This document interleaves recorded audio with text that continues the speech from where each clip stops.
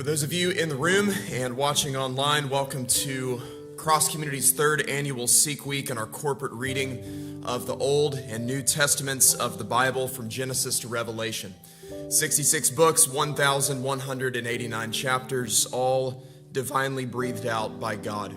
Isaiah chapter 40 verse 8 says, "The grass withers, the flower fades, but the word of our God will stand forever." So may the Lord our God bless the reading of his word. Genesis chapter 1. In the beginning, God created the heavens and the earth. The earth was without form and void, and darkness was over the face of the deep, and the Spirit of God was hovering over the surface of the waters. And God said, "Let there be light," and there was light, and God saw that the light was good. And God separated the light from the darkness. God called the light day, and the darkness he called night. And there was evening and there was morning the first day. And God said, "Let there be an expanse in the midst of the waters, and let it separate the waters from the waters." And God made the expanse and separated the waters that were under the expanse from the waters that were above the expanse, and it was so. And God called the expanse heaven. And there was evening and there was morning the second day. And God said, "Let the waters under the heavens be gathered together into one place, and let the dry land appear," and it was so. God called the dry land earth, and the waters that were gathered together he called seas, and God saw that it was good. And God said, "Let the earth sprout vegetation, plants yielding seed, and fruit trees bearing fruit, in which is their seed, each according to its kind on the earth." And it was so. The earth brought forth vegetation, plants yielding seed according to their own kinds, and trees bearing fruit, in which is their seed, each according to its kind. And God saw that it was good, and there was evening and there was morning the third day. And God said, "Let there be lights in the expanse of the heavens to separate the day from the night, and let them be for signs and for seasons and for days and years. And let them be lights in the expanse of the heavens to give light upon the earth." And it was so. And God made the two great lights, the greater light to rule the day, and the lesser light to rule the night, and the stars. And God set them in the expanse to the heavens of the heavens to give light on the earth, to rule over the day and over the night, and to separate the light from the darkness. And God saw that it was good, and there was evening and there was morning the fourth day. And God said, "Let the waters swarm with swarms of living creatures, and let birds fly above the earth across the expanse of the heavens." So God created the great sea creatures and every living creature that moves, with which the waters swarm according to their kinds, and every winged bird according to its kind. And God saw that it was good. And God blessed them, saying, "Be fruitful and multiply, and fill the waters and the seas, and let birds multiply on the earth." And there was evening and there was morning the fifth day. And God said, "Let the earth bring forth living creatures according to their kinds, livestock and creeping things, and beasts of the earth according to their kinds." And it was so. And God made the beasts of the earth according to their kinds, and the livestock according to their kinds, and everything that creeps on the ground according to its kind. And God saw that it was good. Then God said, "Let us make man in our image, after our likeness, and let them have dominion over the fish of the sea, and over the birds of the heavens, and over the livestock, and over all the earth, and over every creeping thing that creeps on the earth." So God created man in his own image. In the image of God he created him. Male and female he created them. And God blessed them. And God said to them, "Be fruitful and multiply, and fill the earth and subdue it, and have dominion over the fish of the sea, and over the birds of the heavens, and over every living thing that moves on the earth." And God said, "Behold, I have given you every plant yielding seed that is on the face of all the earth, and every tree with seed in its fruit. You shall have them for food. And to every beast of the earth, and to every bird of the heavens, and to everything that creeps on the earth, everything that has the breath of life, I have given every green plant for food." And it was so. And God saw everything that he had made, and behold, it was very good. And there was evening and there was morning the sixth day. Thus the heavens and the earth were finished. Genesis chapter 2. The heavens and the earth were finished, and all the host of them. And on the seventh day God finished his work that he had done, and he rested on the seventh day from all his work that he had done. So God blessed the seventh day and made it holy, because on it God rested from all his work that he had done in creation. These are the generations of the heavens and the earth when they were created, in the day that the Lord God made the earth and the heavens. When no bush of the field was yet in the land, and no small plant of the field had yet sprung up, for the Lord God had not caused it to rain on the land, and there was no man to work the ground, and a mist was going up from the land, and was watering the whole face of the ground. Then the Lord God formed the man of dust from the ground, and breathed into his nostrils the breath of life, and the man became a living creature. And the Lord God planted a garden in Eden in the east, and there he put the man whom he had formed. And out of the ground the Lord God made to spring up every tree that is pleasant to the sight and good for food. The tree of life was in the midst of the garden, and the tree of the knowledge of good and evil.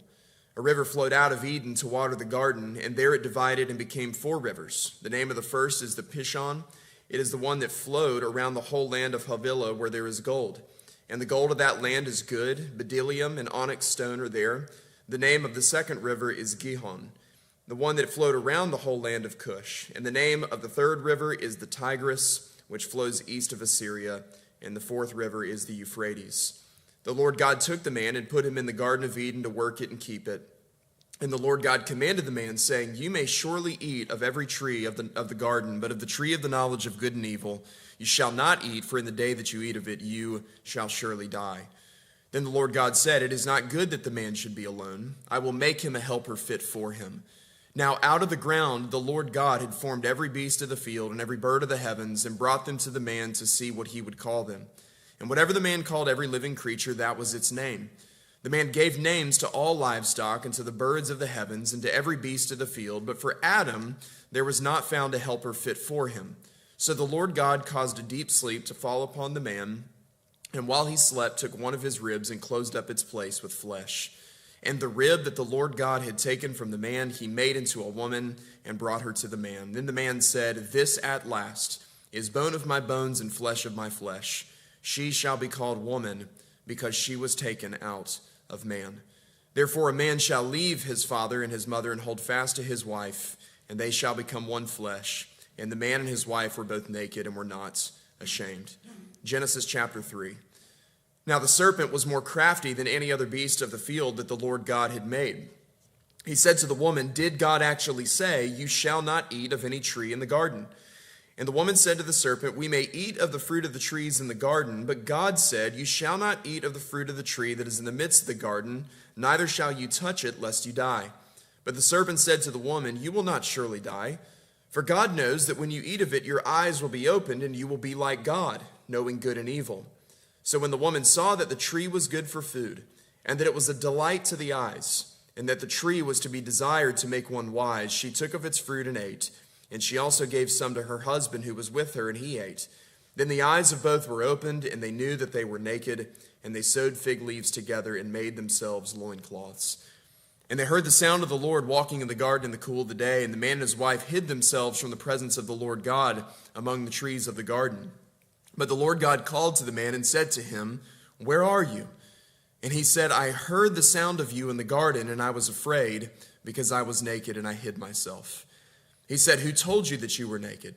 Have you eaten of the tree of which I commanded you not to eat? The man said, The woman whom you gave to be with me, she gave me fruit of the tree, and I ate. Then the Lord God said to the woman, What is this that you have done? The woman said, The serpent deceived me, and I ate. The Lord God said to the serpent, Because you have done this, cursed are you above all livestock and above all beasts of the field. On your belly you shall go all the days, and you shall go, and dust you shall eat all the days of your life. I will put enmity between you and the woman, and between your offspring and her offspring. He shall bruise your head, and you shall bruise his heel. To the woman he said, I will surely multiply your pain in childbearing. In pain you shall bring forth children. Your desire shall be contrary to your husband, but he shall rule over you. And to Adam he said, Because you have listened to the voice of your wife, and have eaten of the tree of which I commanded you, you shall not eat of it. Cursed is the ground because of you. In pain you shall eat of it all the days of your life. Thorns and thistles it shall bring forth for you, and you shall eat the plants of the field. By the sweat of your face you shall eat bread, till you return to the ground, for out of it you were taken. For you are dust, and to dust you shall return.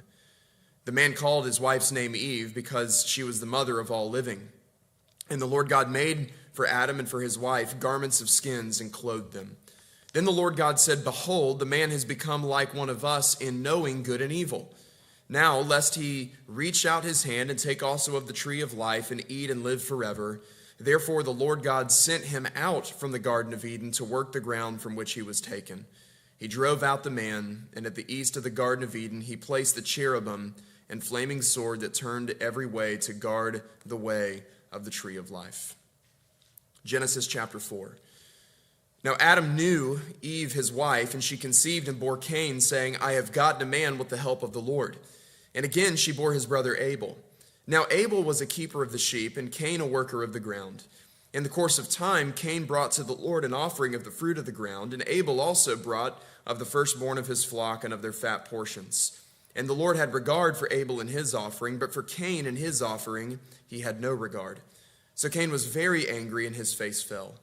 The Lord said to Cain, Why are you angry, and why has your face fallen? If you do well, will you not be accepted? And if you do not do well, sin is crouching at the door. Its desire is contrary to you, but you must rule over it. Cain spoke to Abel his brother, and when they were in the field, Cain rose up against his brother Abel and killed him. Then the Lord said to Cain, Where is Abel your brother? He said, I do not know. Am I my brother's keeper? And the Lord said, What have you done? The voice of your brother's blood is crying to me from the ground. And now you are cursed from the ground, which has opened its mouth to receive your brother's blood from your hand. When you work the ground, it shall no longer yield to you its strength. You shall be a fugitive and a wanderer on the earth. Cain said to the Lord, My punishment is greater than I can bear. Behold, you have driven me today away from the ground, and from your face I shall be hidden. I shall be a fugitive and a wanderer on the earth, and whoever finds me will kill me. Then the Lord said to him, Not so. If anyone kills Cain, vengeance shall be taken on him sevenfold. And the Lord put a mark on Cain, lest any who found him should attack him. Then Cain went away from the presence of the Lord and settled in the land of Nod, east of Eden. Cain knew his wife, and she conceived and bore Enoch. When he built a city, he called the name of the city after the name of his son Enoch.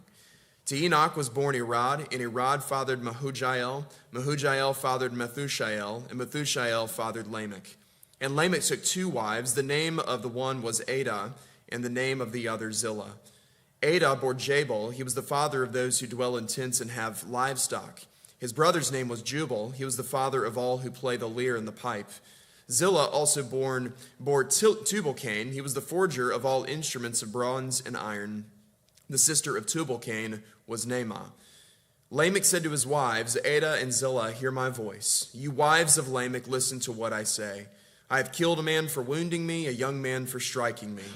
If Cain's revenge is sevenfold, then Lamech's is 77-fold. And Adam knew his wife again, and she bore a son and called his name Seth, for she said, God has appointed for me another offspring instead of Abel, for Cain killed him. To Seth also was born, a son was born, and he called his name Enosh. At that time, people began to call upon the name of the Lord. Genesis chapter 5. This is the book of the generations of Adam. When God created man, he made him in the likeness of God. Male and female he created them, and he blessed them and named them man when they were created. When Adam had lived 130 years, he fathered a son in his own likeness after his image and named him Seth. The days of Adam after he fathered Seth were 800 years, and he had other sons and daughters. Thus all the days that Adam lived were 930 years, and he died. When Seth had lived 105 years, he fathered Enosh. Seth lived after he fathered Enosh 807 years and had other sons and daughters. Thus all the days of Seth were 912 years, and he died. When Enosh had lived 90 years, he fathered Canaan. Enosh lived after he fathered Canaan 815 years and had other sons and daughters. Thus all the days of Enosh were 905 years, and he died. When Canaan had lived 70 years, he fathered Mahalalel. Canaan lived after he fathered Mahalalel 840 years and had other sons and daughters. Thus all the days of Canaan were 910 years, and he died. When Mahalalel had lived 65 years, he fathered Jared.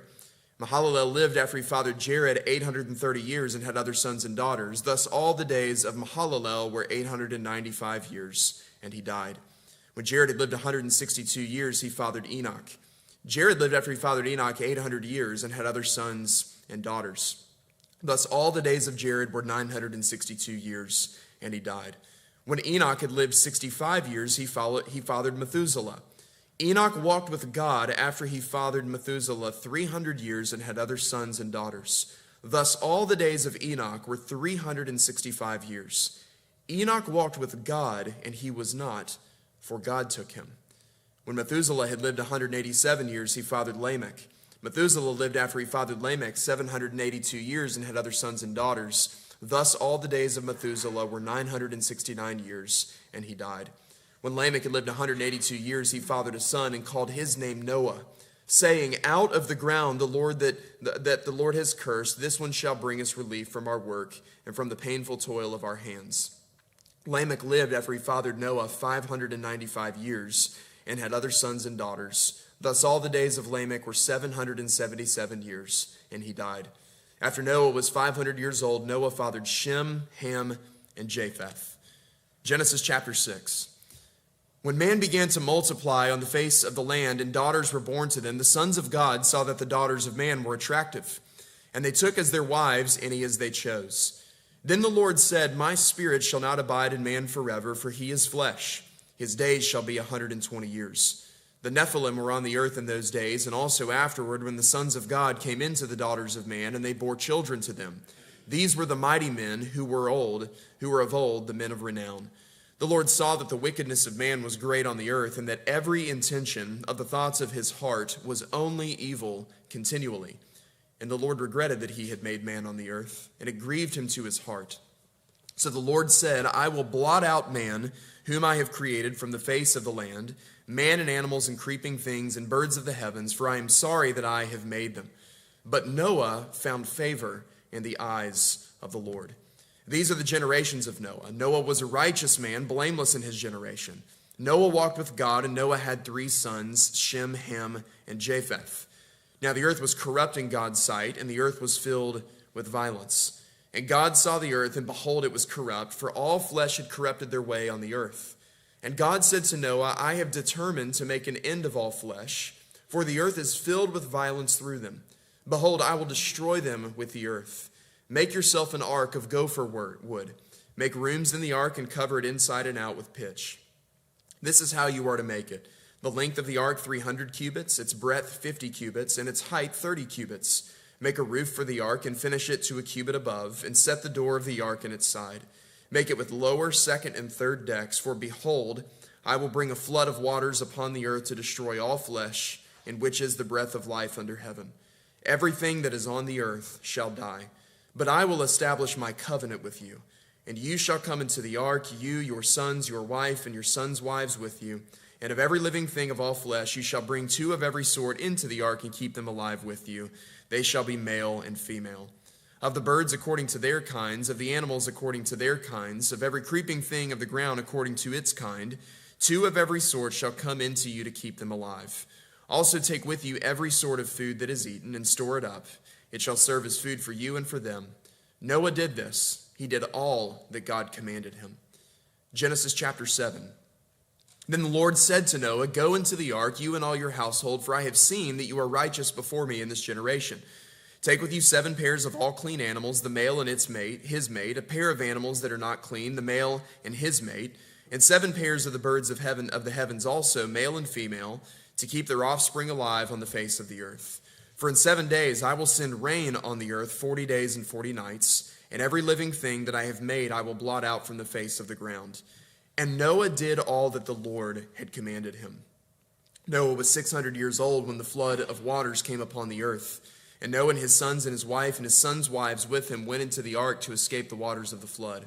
Of clean animals and of animals that are not clean, and of birds and of everything that creeps on the ground, 2 and 2, male and female, went into the ark with Noah, as God had commanded Noah. And after 7 days the waters of the flood came upon the earth. In the 600th year of Noah's life, in the 2nd month, on the 17th day of the month, on that day all the fountains of the great deep burst forth, and the windows of the heavens were open. And rain fell upon the earth 40 days and 40 nights. On the very same day, Noah and his sons, Shem, Ham, and Japheth, and Noah's wife and the 3 wives of his sons with them, entered the ark. They and every beast according to its kind, and all the livestock according to their kinds, and every creeping thing that creeps on the earth according to its kind, and every bird according to its kind, every winged creature. They went into the ark with Noah, 2 and 2 of all flesh, in which there was the breath of life. And those that entered, male and female of all flesh, went in as God had commanded him, and the Lord shut him in. The flood continued 40 days on the earth. The waters increased and bore up the ark, and it rose high above the earth. The waters prevailed and increased greatly on the earth, and the ark floated on the face of the waters. The waters prevailed so mightily on the earth that all the high mountains under the whole heaven were covered. The waters prevailed above the heavens, covering them 15 cubits deep, and all flesh died that moved on the earth, birds, livestock, beasts, all swarming creatures that swarm on the earth, and all mankind. Everything on the dry land in whose nostrils was the breath of life died. He blotted out every living thing that was on the face of the ground, man and animals and creeping things and birds of the heavens. They were blotted out from the earth. Only Noah was left, and those who were with him in the ark. And the waters prevailed on the earth 150 days. Genesis chapter 8. But God remembered Noah, and all the beasts and all the livestock that were with him in the ark.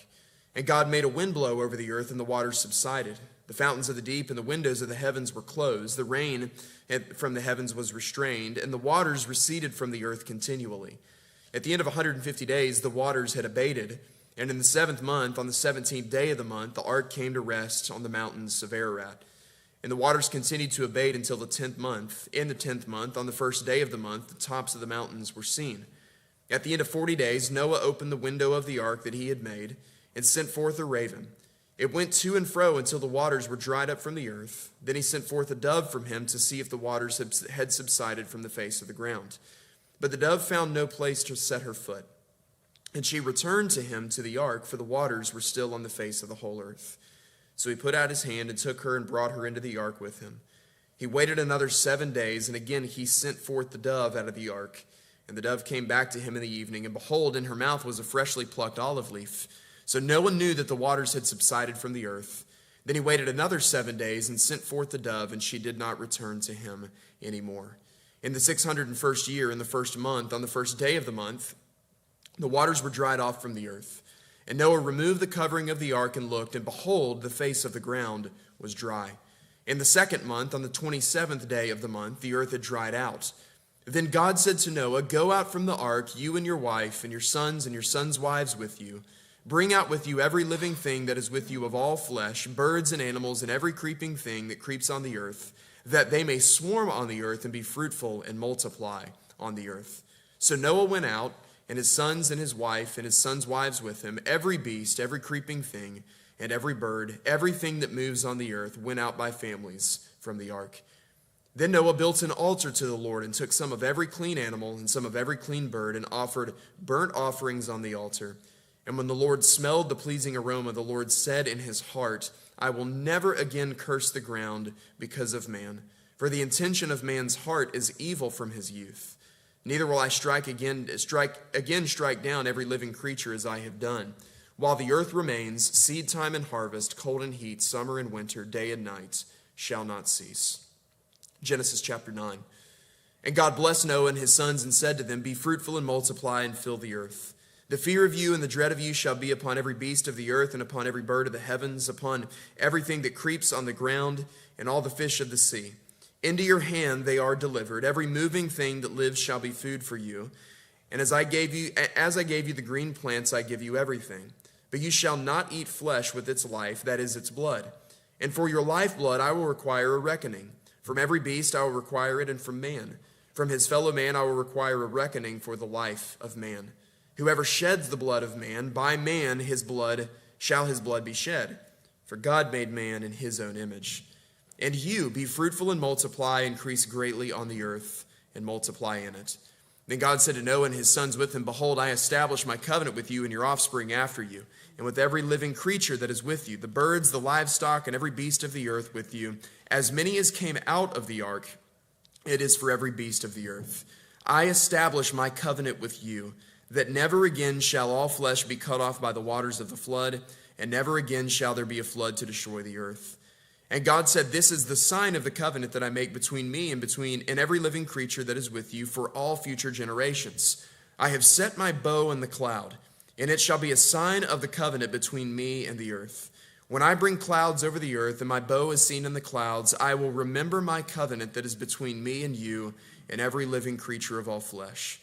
And the waters shall never again become a flood to destroy all flesh. When the bow is in the clouds, I will see it and remember the everlasting covenant between God and every living creature of all flesh that is on the earth."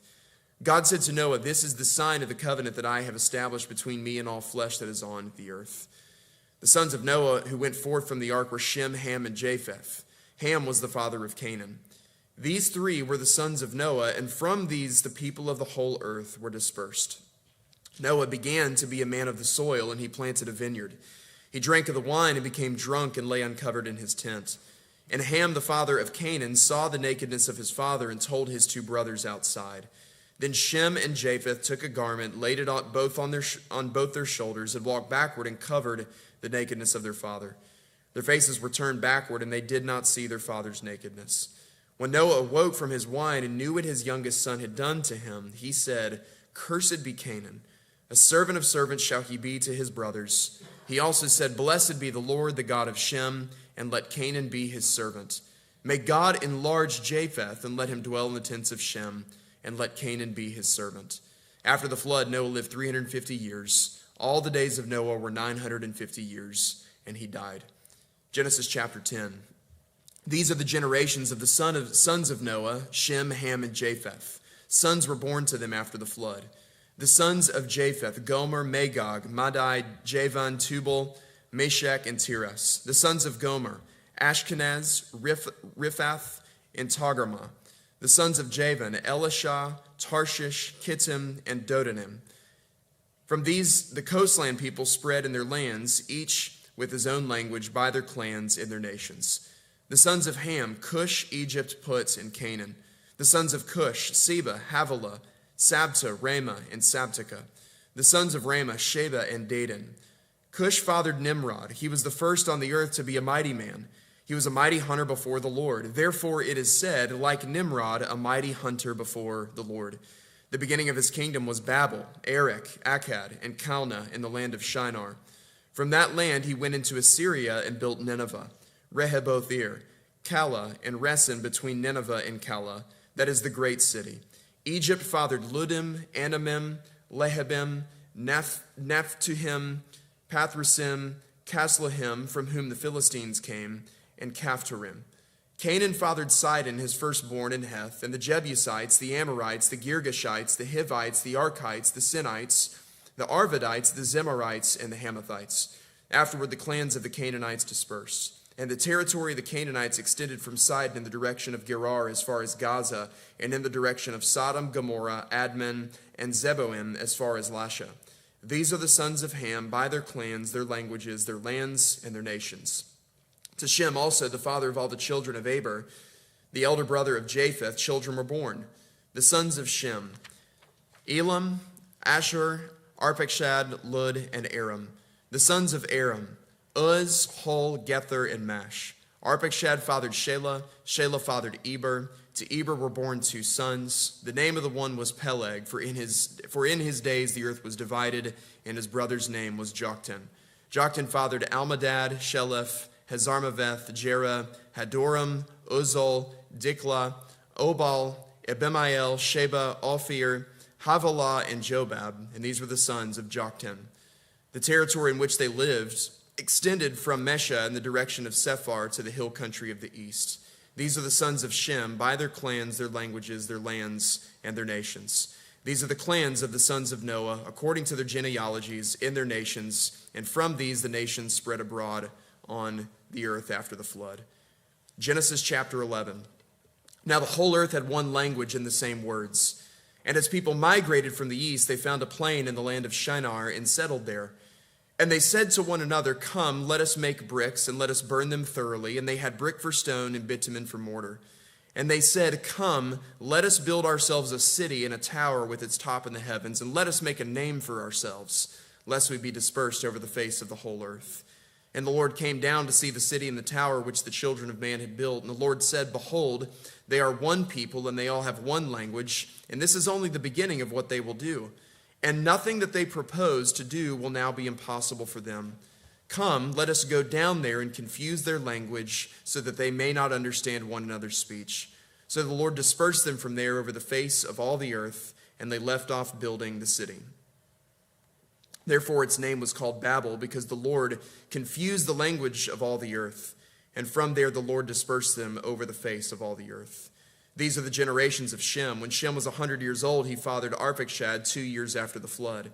And Shem lived after he fathered Arpachshad 500 years and had other sons and daughters. When Arpachshad had lived 35 years, he fathered Shelah, and Arpachshad lived after he fathered Shelah 403 years and had other sons and daughters. When Shelah had lived 30 years, he fathered Eber. And Shelah lived after he fathered Eber 403 years and had other sons and daughters. When Eber had lived 34 years, he fathered Peleg. And Eber lived after he fathered Peleg 430 years and had other sons and daughters. When Peleg had lived 30 years, he fathered Reu. And Peleg lived after he fathered Reu 209 years, and he had other sons and daughters. When Reu had lived 32 years, he fathered Serug.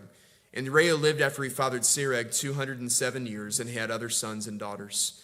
When Serug had lived 30 years, he fathered Nahor. And Serug lived after he fathered Nahor 200 years, and had other sons and daughters. When Nahor had lived 29 years, he fathered Terah. And Nahor lived after he fathered Terah 119 years, and had other sons and daughters. When Terah had lived 70 years, he fathered Abram, Nahor, and Haran. Now these are the generations of Terah. Terah fathered Abram, Nahor, and Haran fathered Lot. Haran died in the presence of his father Terah in the land of his kindred in Ur of the Chaldeans. And Abram and Nahor took wives. The name of Abram's wife was Sarai, the name of Nahor's wife Milcah, the name of Haran, the father of Milcah and Iscah. Now Sarai was barren, she had no child. Terah took Abram his son, and Lot the son of Haran his grandson, and Sarai his daughter-in-law, his son Abram's wife, and they went forth together from Ur of the Chaldeans to go to the land of Canaan. But when they came to Haran, they settled there. The days of Terah were 205 years, and Terah died in Haran.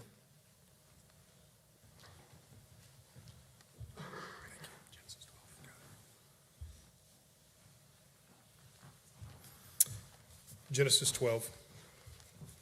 Now the Lord said to Abram, "Go from your country and your kindred and your father's house to the land that I will show you, and I will make of you a great nation, and I will bless you and make your name great, so that you will be a blessing. I will bless those who bless you, and him who dishonors you I will curse, and in you all the families of the earth shall be blessed." So Abram went as the Lord had told him, and Lot went with him. Abram was 75 years old when he departed from Haran. And Abram took Sarah his wife, and Lot his brother's son, and all their possessions that they had gathered, and the people that they had acquired in Haran. And they set out to go to the land of Canaan. When they came to the land of Canaan, Abram passed through the land to the place at Shechem, to the oak of Morah. At the time the Canaanites were in the land. Then the Lord appeared to Abram and said, "To your offspring I will give this land." So he built there an altar to the Lord, whom had appeared to him. From there he moved to the hill country on the east of Bethel and pitched his tent, with Bethel on the west and Ai on the east. And there he built an altar to the Lord and called upon the name of the Lord. And Abram journeyed on, still going towards Negeb. Now there was a famine in the land, so Abram went down to Egypt to sojourn there, for the famine was severe in the land. When he was about to enter Egypt, he said to Sarah his wife, "I know that you are a woman beautiful in appearance, and when the Egyptians see you, they will say, 'This is his wife.' Then they will kill me, but they will let you live. Say you are my sister, that it may go well with me because of you, and that my life be spared for your sake." When Abram entered Egypt, the Egyptians saw that the woman was very beautiful. And when the princess of Pharaoh saw her, they praised her to Pharaoh. And the woman was taken into Pharaoh's house, and for her sake he dealt with Abram. And he had sheep, oxen, male donkeys, male servants, female donkeys, and camels. But the Lord afflicted Pharaoh and his house with a great plague because of Sarah, Abram's wife. So Pharaoh called Abram and said, "What is this you have done to me? Why did you not tell me that this was your wife? Why did you say she is my sister, so that I took her for my wife? Now then, here is your wife, take her and go." And Pharaoh gave men orders concerning him, and they sent him away with his wife and all that he had. Genesis chapter 13. So Abram went up from Egypt, he and his wife and all he had, and Lot with him to Negeb. Now Abram was very rich in livestock, in silver and gold. And he journeyed on from Negeb as far as Bethel, to the place where his tent had been at the beginning, between Bethel and Ai. to the place where he had made an altar at the first. And there Abram called upon the name of the Lord.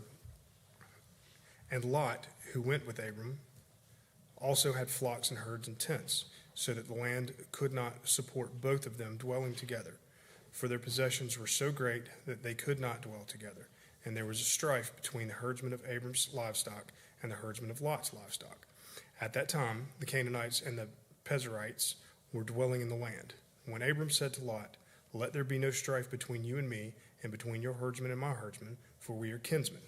This is not the whole land, is not the whole land before you? Separate yourself before me. Separate yourself from me. If you can take the left hand, then I will go to the right.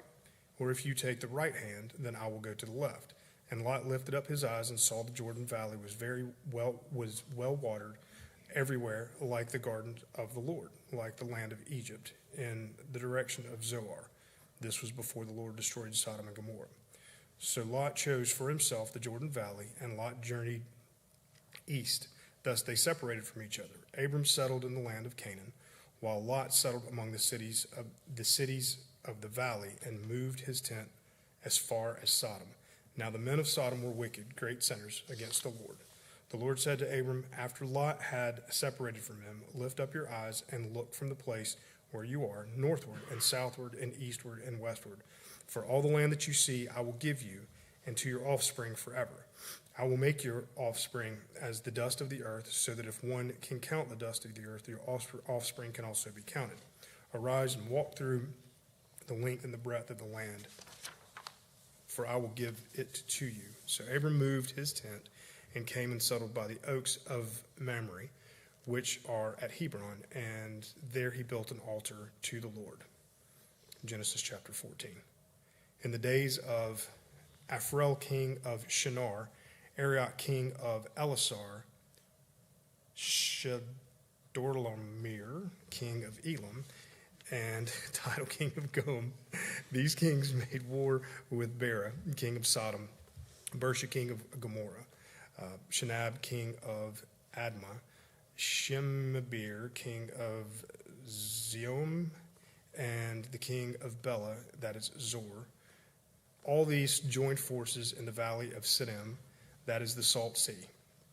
12 years they had served Chedorlaomer, but the 13th year they rebelled, and for the 14th year Chedorlaomer and the king who were with him came and defeated the Rephaim and Asterim Karnaim, and Zuim in Ham, the Emim in Sheverkaim, and the Horites in their hill country of Seir as far as El Paran on the border of the wilderness.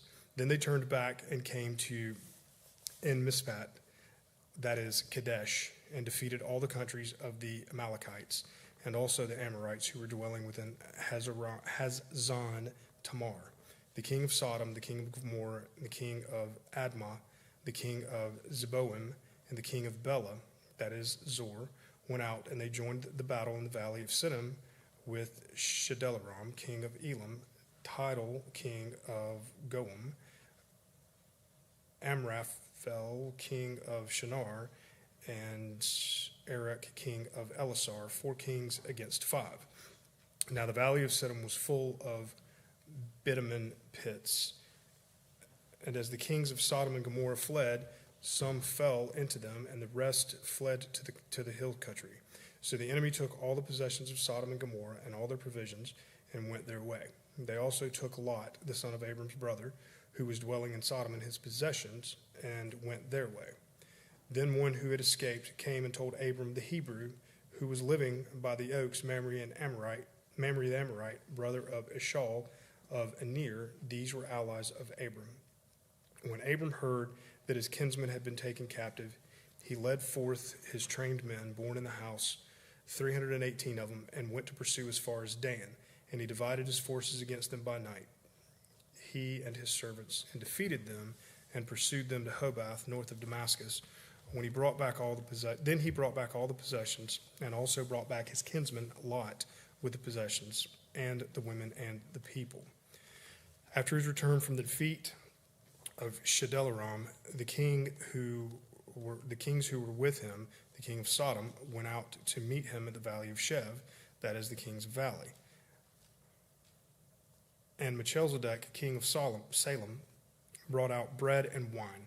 He was priest of the God Most High, and he blessed him and said, "Blessed be Abram by God Most High, possessor of heaven and earth, and blessed be God Most High, who has delivered your enemies into your hands." And Abram gave him a tenth of everything. And the king of Sodom said to Abram, "Give me the persons, but take the goods for yourself." But Abram said to the king of Sodom, "I have lifted my hands to the Lord, God Most High, possessor of heaven and earth, that I would not take a thread or a sandal strap of anything that is yours, lest you say, I have made Abram rich. I will take nothing but what the young men have eaten, and the share of the men who went with me. Let Aner, Eshel, and Mamre take their share." Chapter 15, Genesis. After these things, the word of the Lord came to Abram in a vision. "Fear not, Abram, I am your shield. Your reward shall be very great." But Abram said, "O Lord God, what will you give me? For I continue childless, and the heir of my house is Eliezer of Damascus." And Abram said, "Behold, you have given me no offspring, and the member of my household will be my heir." And behold, the word of the Lord came to him, "This man shall not be your heir. Your very own son shall be your heir." And he brought him outside and said, "Look towards the heaven and the number of the stars, if you are able to number them." Then he said to him, "So shall your offspring be." And he believed the Lord, and he counted it to him as righteous. And he said to him, "I am the Lord who brought you from Ur of Chaldeans to give you this land to possess." But he said, "O Lord God, how am I to know that I shall possess it?" He said to him, "Bring me a heifer 3 years old, a female goat 3 years old, and a ram 3 years old, a turtle dove, and a young pigeon." And he brought him all these things. Cut them in half, and lay each half over against the other. But he did not cut the birds in half. And when the birds of prey came down on the carcasses, Abram drove them away. As the sun was going down, a deep sleep fell on Abram. And behold, dreadful and great darkness fell upon him. The Lord said to Abram, "Know for certain that your offspring will be sojourners in a land that is not theirs, and will be servants there, and they will be afflicted for 400 years. But I will bring judgment on the nation that they serve, and afterwards they shall come out with great possessions. As for you, you shall go to your fathers in peace. You shall be buried at a good old age. And they shall come back here in the 4th generation, for the iniquities of the Amorites is not yet complete." When the sun had gone down and it was dark, behold, a smoking firepot and flaming torch passed between these pieces. On that day the Lord made a covenant with Abram. "To your offspring I give this land from the river of Egypt to the great river, the river Euphrates, the land of Kenites, the Kenizzites, the Kadmonites, the Hittites, the Perizzites, and the Rephaim, the Amorites, the Canaanites, the Girgashites, and the Jebusites." Chapter 16, Genesis. Now Sarah, Abram's wife, had borne him no children. She had a female Egyptian servant whose name was Hagar. And Sarah said to Abram, "Behold, now the Lord has prevented me from bearing a child. Go into my servant. It may be that I shall obtain children by her.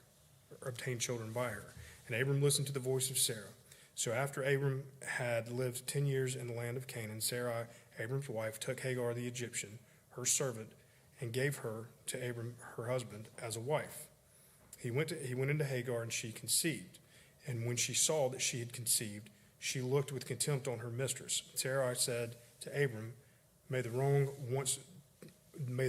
done to me be on you. I gave my servant to you, to your embrace, and she saw, and she has conceived, and she looks upon me with contempt. May the Lord judge between you and me." But Abram said to Sarai, "Behold, your servant is in your power. Do to her as you please." Then Sarai dealt harshly with her, and she fled from her. The angel of the Lord found her by a spring of water in the wilderness.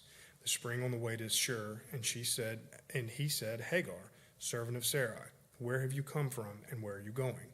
She said, I'm fleeing from my mistress Sarah. The angel of the Lord said to her, return to your mistress and submit to her. The angel of the Lord also said to her, I will surely multiply your offspring so that they cannot be numbered for the multitudes. And the angel of the Lord said to her, behold, you are pregnant, and shall bear a son.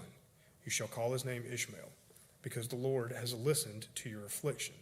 He shall be a wild donkey of a man, his hand against everyone, and everyone's hand against him, and he shall dwell over against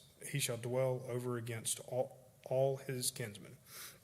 So she called the name of the Lord who spoke to her. You are a God of seeing, for she said, truly, here I have seen him who looks after me. Therefore, the well was called Beer-lahai Roi. It lies between Kadesh and Beerd. And Hagar bore Abram a son, and Abram called the name of the son whom Hagar bore him Ishmael. Abram was 86 years old when Hagar bore Ishmael to Abram. Chapter 17, Genesis. When Abram was 99 years old, the Lord appeared to Abram and said to him, I am God Almighty. Walk before me and be blameless, that I may make my covenant between me and you, and may multiply you greatly. Then Abram fell on his face, and God said to him, behold, my covenant is with you, and you shall be the father of a multitude of nations. No longer shall your name be called Abram, but your name shall be Abraham. For I have made you the father of multitudes of nations. I will make you exceedingly fruitful, and I will make you into nations, and kings shall come from you. And I will establish my covenant between me and you and your offspring after you throughout their generations for an everlasting covenant, to be God to you and your offspring after you. And I will give you and your offspring after you the land of your sojournings, all the land of Canaan, for an everlasting possession, and I will be their God. And God said to Abraham, as for you, you shall be my covenant, and your offspring after you there throughout their generations. This is my covenant which you shall keep between me and you and your offsprings after you. Every male among you shall be circumcised. You shall be circumcised in the flesh of your foreskin, and it shall be a sign of the covenant between me and you. He who is 8 days old among you shall be circumcised. Every male throughout your generations, whether born in your house or bought with your money from any foreigner who is not of your offspring, both he who is born in your house and he who is bought with money shall surely be circumcised. So shall my covenant be in your flesh, an everlasting covenant. Any uncircumcised male who is not circumcised in flesh of his foreskin shall be cut off from his people. He has broken my covenant. And God said to Abraham, as for Sarah your wife, you shall not call her name Sarai, but Sarah shall be her name. I will bless her, and moreover, I will give you a son by her. I will bless her, and she shall become nations. Kings of people shall come from her. Then Abraham fell on his face and laughed and said to him, shall a child be born to a man who is 100 years old? Shall Sarah, who is 90 years old, bear a child? And Abraham said to God, oh, that Ishmael might live before you. God said, no, but Sarah, your wife, shall bear you a son, and you shall call his name Isaac. I will establish my covenant with him as an everlasting covenant for his offspring after him. As for Ishmael, I have heard you. Behold, I have blessed him, and will make him fruitful and multiply him greatly. He shall father 12 princes, and I will make him into a great nation. But I will establish my covenant with Isaac, whom Sarah shall bear to you at this time next year. When he had finished talking with him, God went up from Abraham. Then Abraham took Ishmael his son, and all those born in his house or bought with money, every male among the men of Abraham's house, and he circumcised the flesh of their foreskin that very day. And God said to him, as God had said to him. Abraham was 99 years old when he was circumcised in the flesh of the foreskin, and Ishmael, his son, was 13 years old when he was circumcised in the flesh of his foreskin. That very day, Abraham and his son Ishmael were circumcised, and all the men of his house, those born in the house, and those bought with money from a foreigner, were circumcised with him. Genesis chapter 18. And the Lord appeared to him by the oaks of Mamre, and he sat at the door of his tent in the heat of the day. He lifted up his eyes and looked, and behold, 3 men were standing in front of him. And when he saw them, he ran from the tent door to meet them, and bowed himself to the earth, and said, O Lord, if I have found favor in your sight, do not pass by your servant. Let a little water be brought, and wash your feet, and rest yourselves under the tree, while I bring a morsel of bread, that you may refresh yourselves, and after that you may pass on, since you have come to your servant. So they said, do as you have said. And Abraham went quickly into the tent to Sarah and said, Quick, 3 sheaves of fine flour, knead it, and make cakes. And Abraham ran to the herd and took a calf, tender and good, and gave it to a young man who prepared it quickly. Then he took curds and milk and the calf that he had prepared, and he set it before them. And he stood by them under the tree while they ate. They said to him, Where is Sarah your wife? And he said, She's in the tent. The Lord said, I will surely return to you about this time next year, and Sarah your wife shall have a son. And Sarah was listening at the tent behind them. Now Abram and Sarah were old, advanced in years. The way of the woman had ceased to be with Sarah. So Sarah laughed to herself, saying, After I am worn out and my Lord is old, shall I have pleasure? The Lord said to Abram, Why did Sarah laugh and say, Shall I indeed bear a child now that I am old? Is anything too hard for the Lord? At the appointed time I will return to you about this time next year, and Sarah shall have a son. But Sarah denied it, saying, I did not laugh, for she was afraid. He said, No, but you did laugh. Then the men set out from there, and they looked down towards Sodom, and Abraham went with them to set them on their right way. Then the Lord said, Shall I hide from Abraham what I am about to do, seeing that Abraham shall surely become a great and mighty nation, and all the nations of the earth shall be blessed in him? For I have chosen him, that he may command his children and his household after him to keep the way of the Lord by doing righteousness and justice, so that the Lord may bring to Abraham what he has promised him. Then the Lord said, Because the outcry against Sodom and Gomorrah is great, and their sin is very grave, I will go down to see whether they have done altogether according to the outcry that has come to me, and if not, I will know. So the men turned from there and went towards Sodom, but Abraham still stood before the Lord. Then Abraham drew near and said, Will you indeed sweep away the righteous with the wicked? Suppose there are 50 righteous within the city. Will you then sweep away the place and not spare it for 50 righteous who are in it? Far be it from you to do such a thing, to put the righteous to death with the wicked, so that the righteous fare as the wicked. Far be that from you. Shall not the judge of all the earth do what is good? And the Lord said, If I can find at Sodom 50 righteous in the city, I will spare the whole place for their sake. Abraham answered and said, Behold, I have undertaken to speak to the Lord, I who am but dust and ashes. Suppose 5 of the 50 righteous are lacking. Will you destroy the whole city for lack of 5? And he said, I will not destroy it if I find 45 there. Again he spoke to him and said, Suppose 40 are there. Suppose 40 are found there. He answered, For the sake of 40 I will not do it. And then he said, Oh, let not the Lord be angry, and I will speak. Suppose 30 are found there. He answered, I will not do it if I find 30 there. He said, Behold, I have undertaken to speak to the Lord. Suppose 20 are found. And he answered, For the sake of 20 I will not destroy it. Then he said, Oh, let not the Lord be angry, and I will speak again, but this once. Suppose 10 are found there. He answered, For the sake of 10 I will not destroy it. And the Lord went his way when he had finished speaking to Abraham, and Abraham returned to his place. Chapter 19 of Genesis. The 2 angels came to Sodom in the evening, and Lot was sitting at the gate of Sodom. When Lot saw them, he rose to meet them and bowed himself with his face to the earth and said, My lords, please turn aside to your servant's house and spend the night and wash your feet. Then you may rise up early and go on your way. They said, No, we will spend the night in the town square. But he pressed them strongly, so they turned aside to him and entered his house. And he made them a feast and baked unleavened bread, and they ate. But before they lay down, the men of the city, the men of Sodom, both young and old, all the people to the last time surrounded the house all the people to the last man surrounded the house. And they called to Lot, "Where are the men who came to you tonight? Bring them out to us, that we may know them." When Lot went out to meet men at the entrance, shut the door after him, and said, "I beg you, my brothers, do not act so wickedly. Behold, I have 2 daughters who have not known any man. Let me bring them out to you, and do to them as you please. Only do nothing to these men, for they have come under the shelter of my roof." But they said, "Stand back."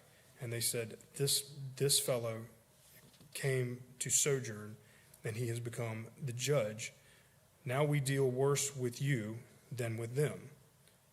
Then they pressed hard against the man, Lot, and drew near to break the door down. But the men reached out their hand and brought Lot into the house with them and shut the door. And they struck with blindness the men who were at the entrance of the house, both small and great. So they wore themselves out groping for the door. When the men said to Lot, "Have you anyone else here, son-in-laws, sons, daughters, or anyone that you have in this city?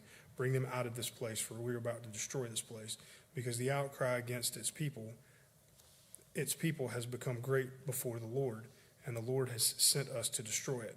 So Lot went out and said to his son-in-law, who were married to his son-in-laws who were married to his daughters, "Up, get out of this place, for the Lord is about to destroy the city." But he seemed to his son-in-laws to be jesting. As morning dawned, the angels urged Lot, saying, "Up, take your wife and your 2 daughters who are here, lest you be swept away in the punishment of the city." But he lingered. So the men seized him and his wife and his 2 daughters by the hand, the Lord being merciful to him. And they brought him out and set him outside the city. And as they brought them out, one said, "Escape for your life. Do not look back or stop anywhere in the valley. Escape to the hills, lest you be swept away." And Lot said to them, "Oh no, my lords, behold, your servant has found favor in your sight. And you have shown me great kindness in saving my life. But I cannot escape to the hills, lest the disaster overtake me and I die. Behold, the city is near enough to flee to. This city is near enough to flee to, and it is a little one. Let me escape there. It is not a little one. Is it not a little one? And my life will be saved." He said to him, "Behold, I grant you this favor also, that I will not overthrow the city of which you have spoken. Escape there quickly, for I can do nothing till you arrive there." Therefore the name of the city was called Zoar. The sun had risen on the earth when Lot came to Zoar. Then the Lord rained on Sodom and Gomorrah sulfur and fire from the Lord out of heaven. And he overthrew those cities and all the valley, and all the inhabitants of the city, and what grew on the ground. But Lot's wife behind him looked back, and she became a pillar of salt. And Abraham went early in the morning to the place where he had stood before the Lord, and he looked down towards Sodom and Gomorrah, and saw the land of valley. And he looked, and behold, the smoke of the land went up like smoke of a furnace. So it was that when God destroyed the cities of the valley, God remembered Abraham and sent Lot out of the midst of the overthrow, when he overthrew the cities at which Lot had lived. Now Lot went up out of Zoar and lived in the hills with his 2 daughters, for he was afraid to live in Zoar. So he lived in a cave with his 2 daughters. And his first son said to the younger, "Our father is old, and there is not a man on earth to come in to us after the manner of all the earth. Come, let us make our father drink wine, and we will lie with him, that we may preserve offspring from our father." So they made their father drink wine that night, and the firstborn went in and lay with her father. He did not know when she was laying down or when she arose. The next day the firstborn said to the younger, "Behold, I lay last night with my father. Let us make him drink wine tonight also. Then you go in and lie with him, that we may preserve offspring from our father." So they made their father drink wine that night also. And the younger arose and lay with him, and he did not know when she lay down or when she arose. Thus both the daughters of Lot became pregnant by their father. The firstborn bore a son and called him Moab. He is the father of the Moabites to this day. The younger also bore a son and called his name Ben-Ammi. He is the father of the Ammonites to this day. Chapter 20.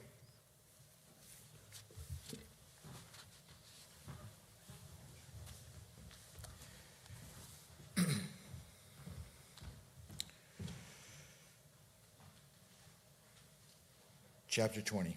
Abraham and Abimelech. From there, Abraham journeyed toward the territory of Negeb and lived between Kadesh and Shur, and he sojourned in Gerar. And Abraham said of Sarah his wife, "She is my sister." And Abimelech, king of Gerar, sent and took Sarah. But God came to Abimelech in a dream by night and said to him, "Behold, you are a dead man because of the woman whom you have taken, for she is a man's wife." Now Abimelech had not approached her, so he said, "Lord, will you kill an innocent people? Did he not himself say to me, 'She is my sister'? And she herself said, 'He is my brother.' In the integrity of my heart and the innocence of my hands, I have done this." Then God said to him in the dream, "Yes, I know that you have done this in the integrity of your heart, and it was I who kept you from sinning against me. Therefore I did not let you touch her. Now then, return the man's wife, for he is a prophet, so that he will pray for you, and you shall live. But if you do not return her, know that you shall surely die, you and all who are yours." So Abimelech rose early in the morning and called all of his servants and told them all these things. And the men were very much afraid. Then Abimelech called Abraham and said to him, "What have you done to us? And now have I sinned against you, that you have brought on me and my kingdom a great sin? You have done to me these things that ought not to be done." And Abimelech said to Abraham, "How did you see that you did this thing?" Abraham said, "I did it because I thought, there is no fear of God at all in this place, and they will kill me because of my wife. Besides, she is indeed my sister, the daughter of my father, though not the daughter of my mother, and she became my wife. And when God caused me to wander from my father's house, I said to her, 'This is the kindness you must do me. At every place to which we come, say of me, he is my brother.' Then Abimelech took sheep and oxen and male servants and female servants, and gave them to Abraham, and returned Sarah his wife to him. And Abimelech said, 'Behold, my land is before you. Dwell where it pleases you.' To Sarah he said, 'Behold, I have given your brother 1,000 pieces of silver. It is a sign of your innocence in the eyes of all who are with you, and before everyone you are vindicated.' Then Abraham prayed to God, and God healed Abimelech, and also healed his wife and female slaves, so that they bore children. For the Lord had closed all the wombs of house of Abimelech because of Sarah, Abraham's wife.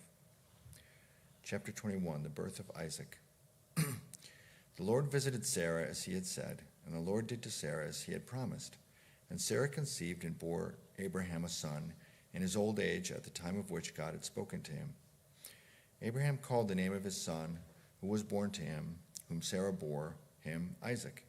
And Abraham circumcised his son Isaac when he was 8 years old, as God had commanded him. Abraham was 100 years old when his son Isaac was born to him. And Sarah said, God has made laughter for me. Everyone who hears will laugh over me. And she said, who would have said to Abraham that Sarah would nurse children? Yet I have borne him a son in his old age. God protects Hagar and Ishmael. And the child grew and was weaned. And Abraham made a great feast on that day that Isaac was weaned. But Sarah saw the son of Hagar the Egyptian, whom she had borne to Abraham, laughing. So she said to Abraham, cast out this slave woman with her son, for the son of this slave woman shall not be heir with my son Isaac. And the thing was very displeasing to Abraham on account of his son. But God said to Abraham, do not displease because of the boy and because of your slave woman. Whatever Sarah says to you, do as she tells you, for through Isaac shall your offspring be named. And I will make a nation of the son and the slave woman also, because he is your offspring. So Abraham rose early in the morning and took bread and a skin of water and gave it to Hagar, putting it on her shoulder along with the child, and sent her away. And she departed and wandered in the wilderness of Beersheba. When the water in the skin was gone, she put the child under one of the bushes. Then she went and sat down opposite him a good way off, about the distance of a bow shot. For she said, Let me not look on the death of the child." And as she sat opposite him, she lifted up her voice and wept. And God heard the voice of the boy, and the angel of God called to Hagar from heaven and said to her, "What troubles you, Hagar? Fear not, for God has held the voice of the boy where he is. Up, lift up the boy and hold him fast with your hands, for I will make him into a great nation." Then God opened her eyes, and she saw a well of water. And she went and filled the skin with water and gave the boy a drink. And God was with the boy, and he grew up. He lived in the wilderness and became an expert with the bow. He lived in the wilderness of Paran, and his mother took a wife for him from the land of Egypt. A treaty with Abimelech. At the time of Abimelech and Phicol, the commander of his army, said to Abraham, "God is with you in all that you do. Now therefore swear to me here by God that you will not deal falsely with me, or with my descendants, or with my posterity. But as I have dealt kindly with you, so you will deal with me and with the land where you are sojourned." And Abraham said, "I will swear." When Abraham removed Abimelech about a well of water that Abimelech's servants had seized, Abimelech said, "I do not know what has done this thing. You did not tell me, and I have not heard of it until today." So Abraham took sheep and oxen and gave them to Abimelech, and the two men made a covenant.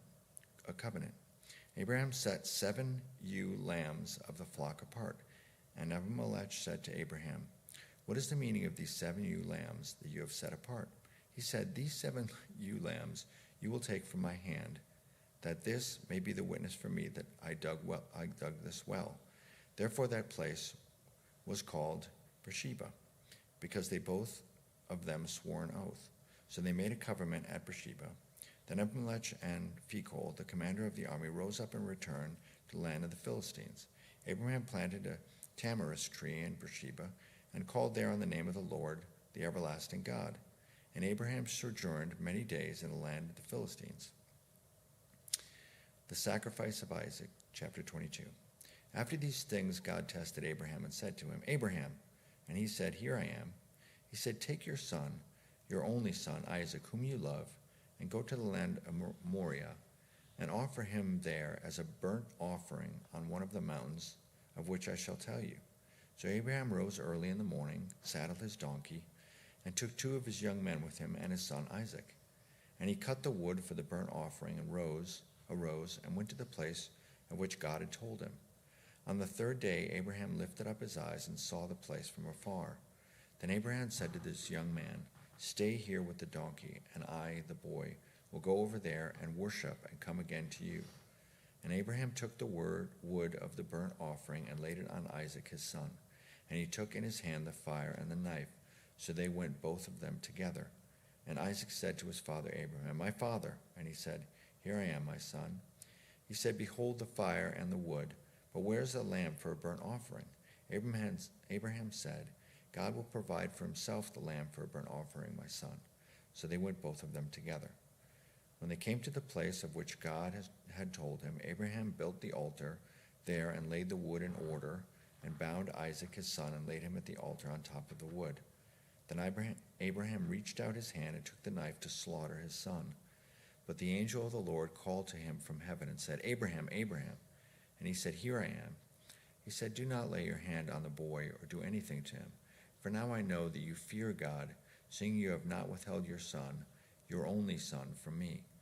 And Abraham lifted up his eyes and looked, and behold, behind him was a ram, caught in a thicket by his horns. And Abraham went and took the ram and offered it up, a burnt offering instead of his son. So Abraham called the name of that place, "The Lord will provide," and it is said to this day, "On the mount of the Lord it shall be provided." And the angel of the Lord called to Abraham a second time from heaven and said, "By myself I have sworn, declares the Lord, because you have done this and have now withheld your son, your only son. I will surely bless you, and I will surely multiply your offsprings as the stars of heaven and as the sand that is on the seashore. And your offspring shall possess the gates of his enemies.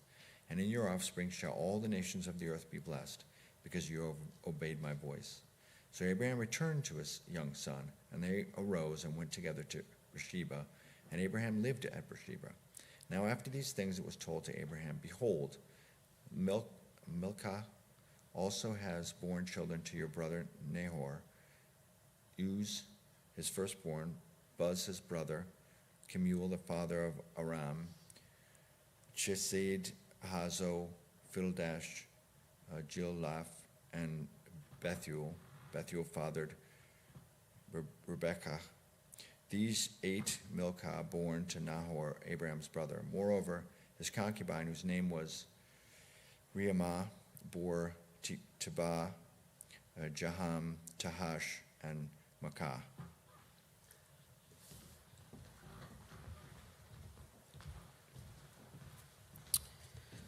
Sarah's death and burial.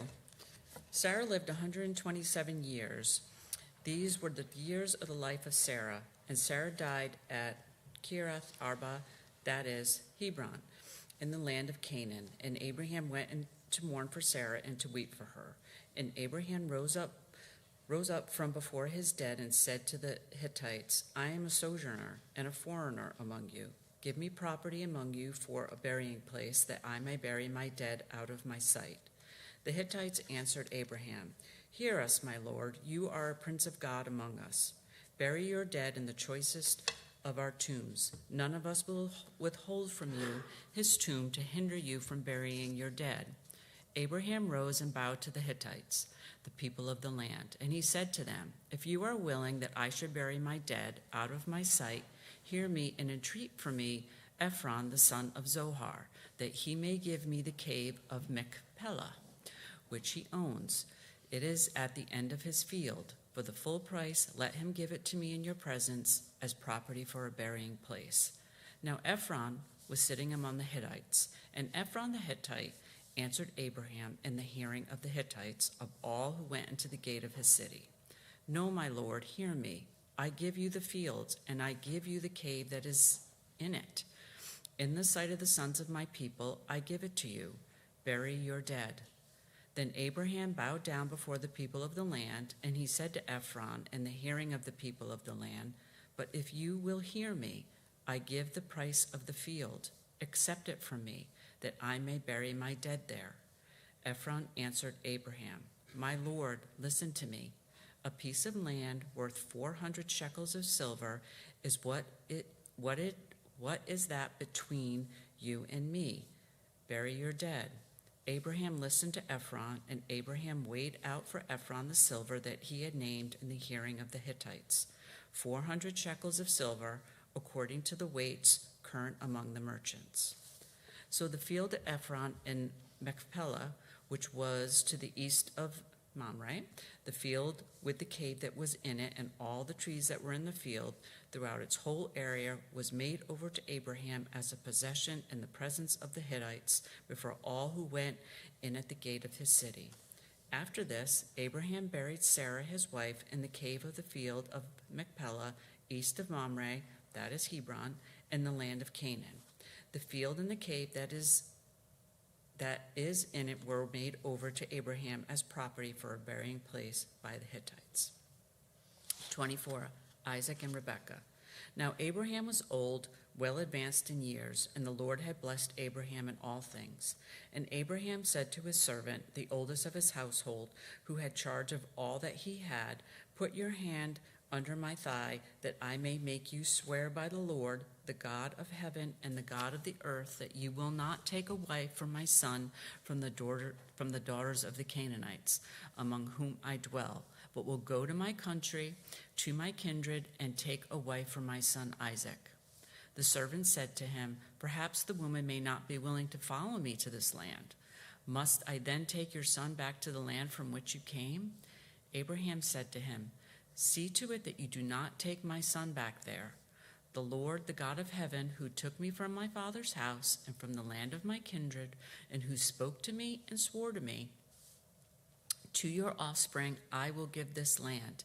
He will send his angel before you, and you shall take a wife for my son from there. But if the woman is not willing to follow you, then you will be free from this oath of mine. Only you must not take my son back there. So the servant put his hand under the thigh of Abraham his master and swore to him concerning this matter.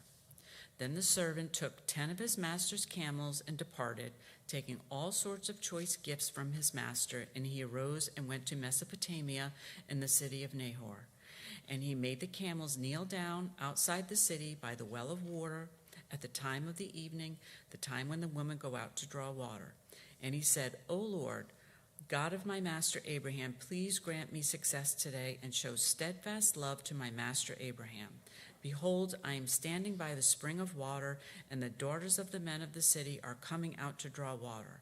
Let the young woman to whom I shall say, please let down your jar that I may drink, and who shall say, drink, and I will water your camels. Let her be the one whom you have appointed for your servant Isaac. By this I shall know that you have shown steadfast love to my master. Before he had finished speaking, behold, Rebekah, who was born to Bethuel, the son of Milcah, the wife of Nahor, Abraham's brother, came out with her water jar on her shoulder. The young woman was very attractive in appearance, a maiden whom no man had known. She went down to the spring and filled her jar and came up. Then the servant ran to meet her and said, please give me a little water to drink from your jar. She said, drink, my lord, and she quickly let down her jar upon her hand and gave him a drink. When she had finished giving him a drink, she said, I will draw water for your camels also until they have finished drinking. So she quickly emptied her jar into the trough and ran again to the well to draw water, and she drew for all his camels. The man gazed at her in silence to learn whether the Lord had prospered his journey or not. When the camels had finished drinking, the man took a gold ring weighing a half a shekel and 2 bracelets for her arms weighing 10 gold shekels, and said, please tell me whose daughter you are. Is there room in your father's house for us to spend the night? She said to him, I am the daughter of Bethuel, the son of Milcah, whom she bore to Nahor. She added, we have plenty of both straw and fodder and room to spend the night. The man bowed his head and worshipped the Lord and said, blessed be the Lord, God of my master to Abraham, who has not forsaken his steadfast love and his faithfulness to my master. As for me, the Lord led me in the way to the house for my master's kinsman. Then the young woman ran and told her mother's household about these things. Rebekah had a brother whose name was Laban. Laban ran out toward the man to the spring. As soon as he saw the ring and the bracelets on his sister's arms, he heard the words of Rebekah his sister. Thus the man spoke to me. He went to the man, and behold, he was standing by the camels at the spring. He said, come in, O blessed of the Lord. Why do you stand outside? For I have prepared the house and a place for the camels. So the man came to the house and unharnessed the camels and gave straw and fodder to the camels, and there was water to wash his feet and the feet of the men who were with him. The food was set before him to eat, but he said, I will not eat until I have said what I have to say. He said, speak on. So he said, I am Abraham's servant. The Lord has greatly blessed my master, and he has become great. He has given him flocks and herds, silver and gold, male servants and female servants, camels and donkeys. And Sarah, my master's wife, bore a son to my master when she was old, and to him he has given all that he has. My master made me swear, saying, you shall not take a wife for my son from the daughters of the Canaanites, in whose land I dwell, but you shall go to my father's house and to my clan and take a wife for my son. I said to my master, perhaps the woman will not follow me. But he said to me, the Lord, before whom I have walked, will send his angel with you and prosper your way. You shall take a wife for my son from my clan and from my father's house.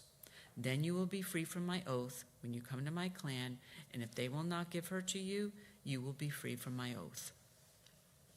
I came today to the spring and said, O Lord, the God of my master Abraham, if now you are prospering the way that I go, behold, I am standing by the spring of water. Let the virgin who comes out to draw water, to whom I shall say, please give me a little water from your jar to drink. And who will say to me, drink, and I will draw for your camels also.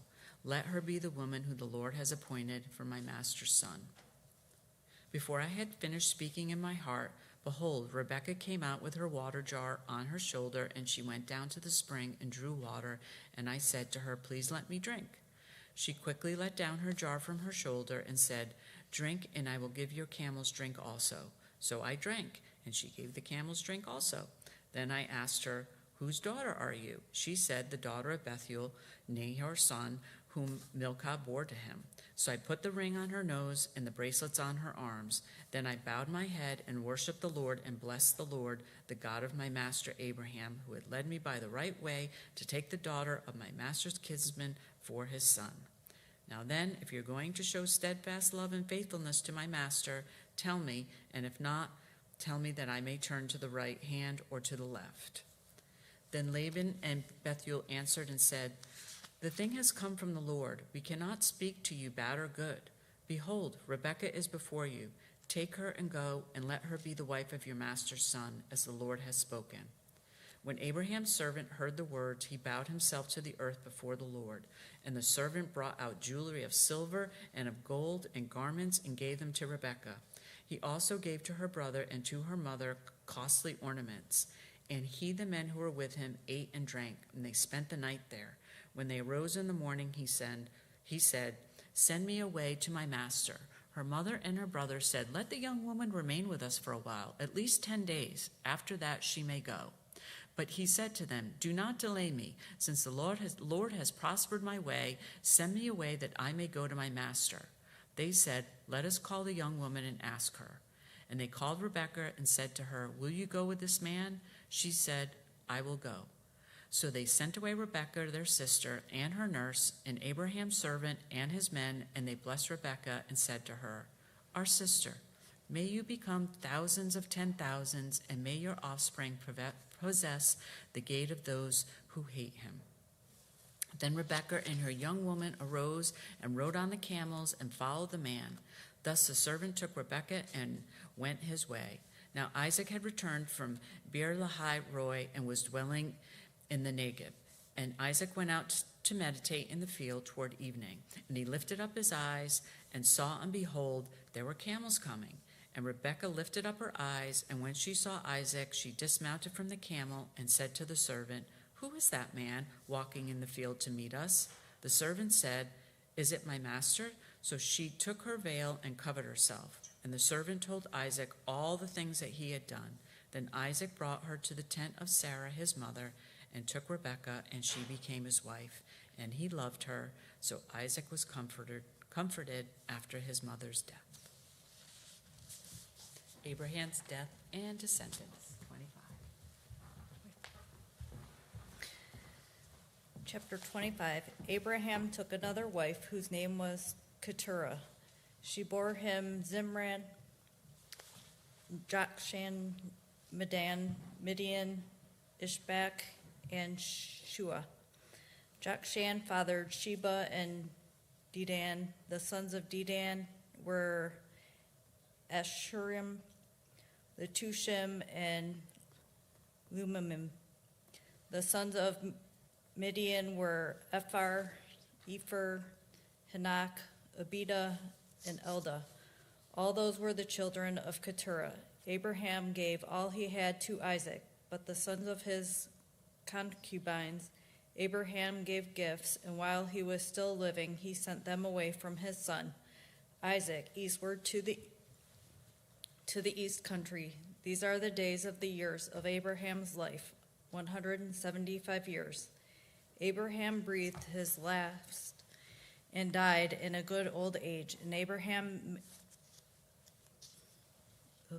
an old man and full of years, and was gathered to his people. Isaac and Ishmael, his sons, buried him in a cave of Machpelah in the field of Ephron, the son of Zohar the Hittite, east of Mamre.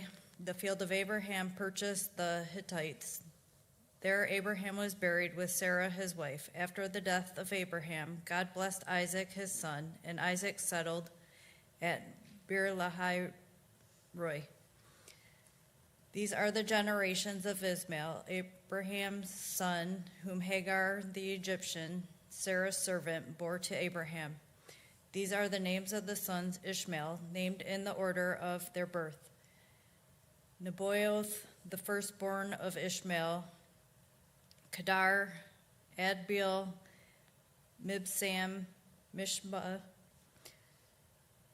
Duma, Massa, Hadad, Tema, Jetur, Nephish, and Kedema.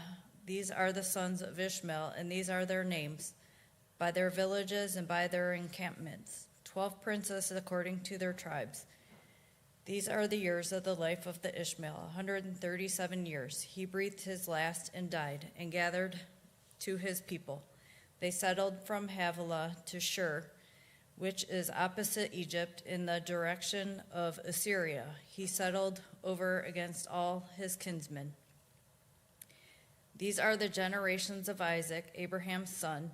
Abraham fathered Isaac, and Isaac was 40 years old when he took Rebekah, the daughter of Bethuel, the Araman, and Padan Araman, the sisters of Laban and Aramin, to be his wife. And Isaac prayed to the Lord for his wife, because she was barren.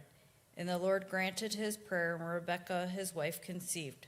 The children struggled together within her, and she said, "It is thus, why is this happening to me?" So she went to inquire of the Lord. And the Lord said to her, 2 nations are in your womb, and 2 peoples from within you shall be divided. The one shall be stronger than the other, and the other shall serve the younger, and the older shall serve the younger. When her days to give birth were completed, behold, there were twins in her womb. The first came out red, all his body was like a hairy cloak, so they called him Esau. Afterward, his brother came out with his hand holding Esau's heel, so his name was called Jacob. Isaac was 60 years old when she bore them. When the boys grew up, Esau was a skillful hunter, a man of the field, while Jacob was a quiet man dwelling in tents. Isaac loved Esau because he ate of his game, but Rebekah loved Jacob. Esau sells his birthright.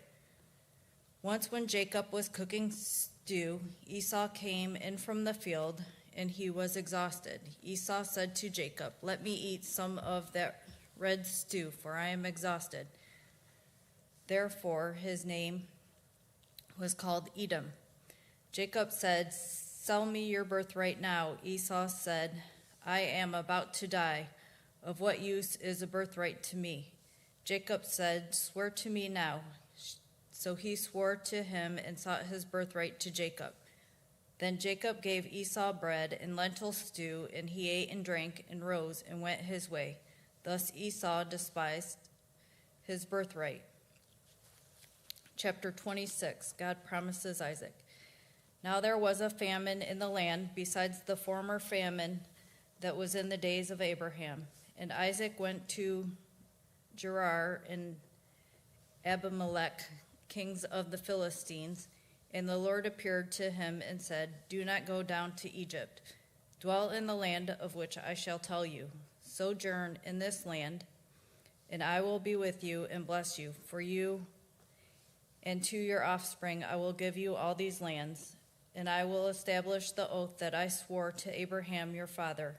I will multiply your offsprings as the stars of heaven, and will give you your offspring all these lands.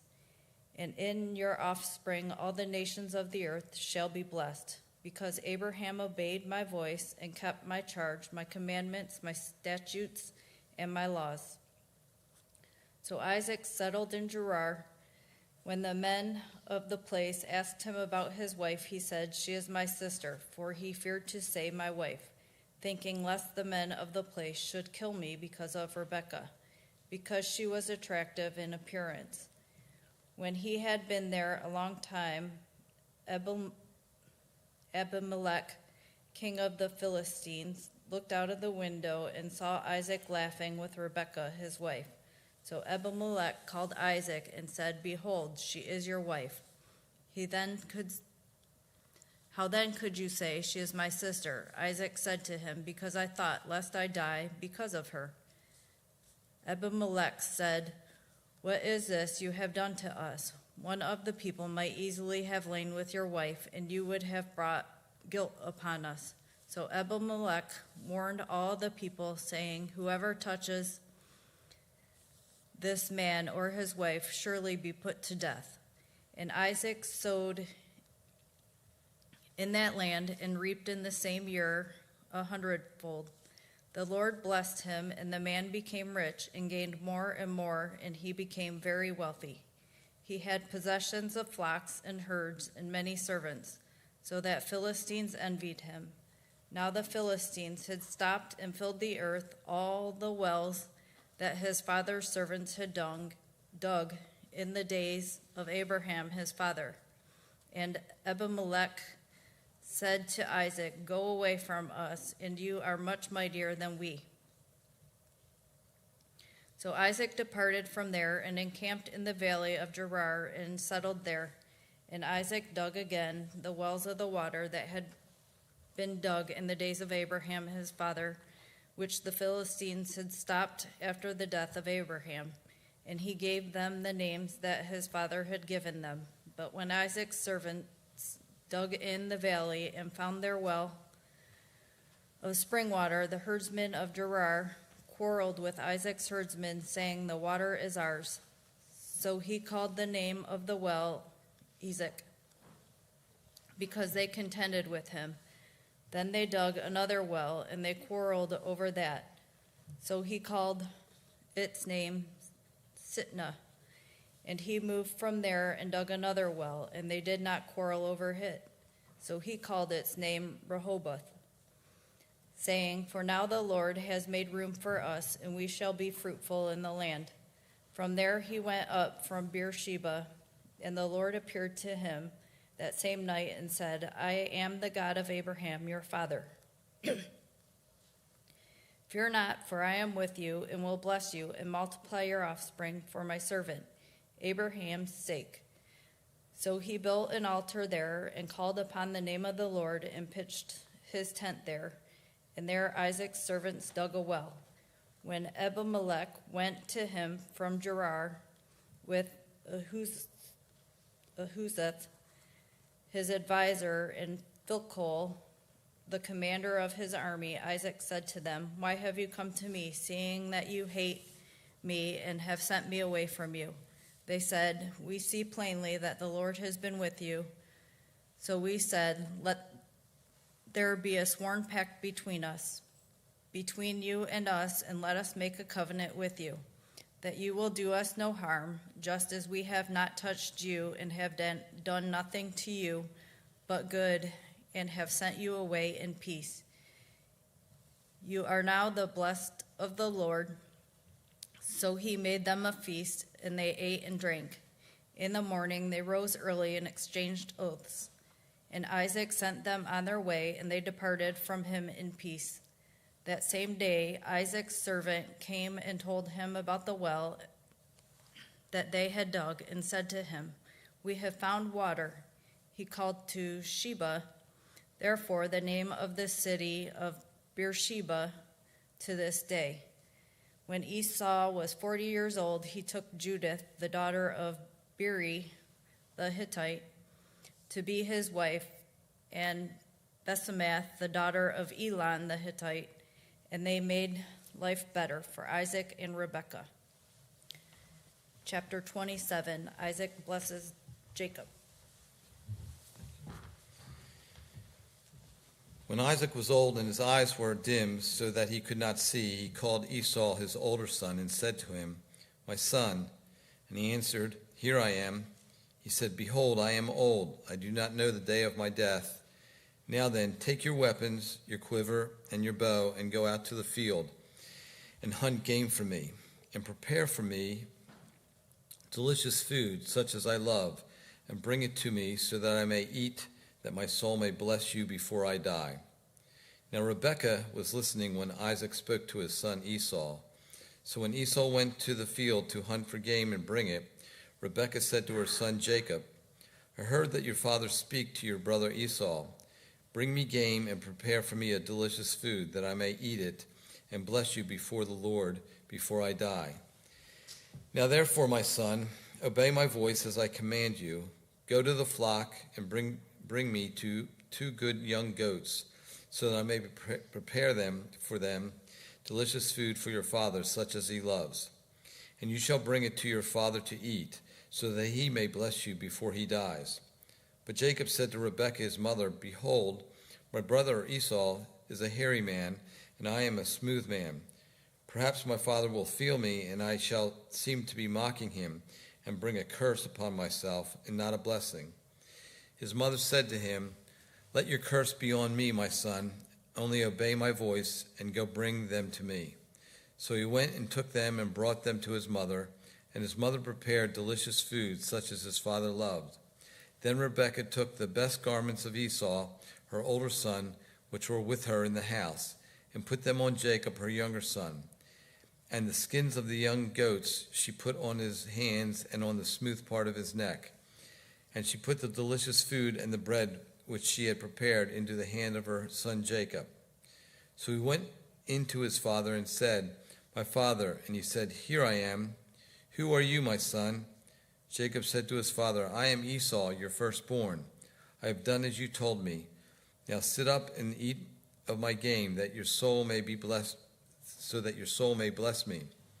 But Isaac said to his son, "How is it that you have found it so quickly, my son?" He answered, "Because the Lord your God granted me success." Then Isaac said to Jacob, "Please come near, that I may feel you, my son, to know whether you are really my son Esau or not." So Jacob went near to Isaac his father, who felt him and said, "The voice is Jacob's voice, but the hands are the hands of Esau." And he did not recognize him, because his hands were hairy like his brother Esau's hands. So he blessed him. He said, "Are you really my son Esau?" He answered him, "I am." Then he said, "Bring it near to me, that I may eat of my son's game and bless you." So he brought it near to him, and he ate, and he brought him wine, and he drank. Then his father Isaac said to him, "Come near and kiss me, my son." So he came near and kissed him. And Isaac smelled the smell of his garments, and blessed him and said, "See, the smell of my son is on the smell of a field that the Lord has blessed. May God give you the dew of heaven and the fatness of the earth and plenty of grain and wine.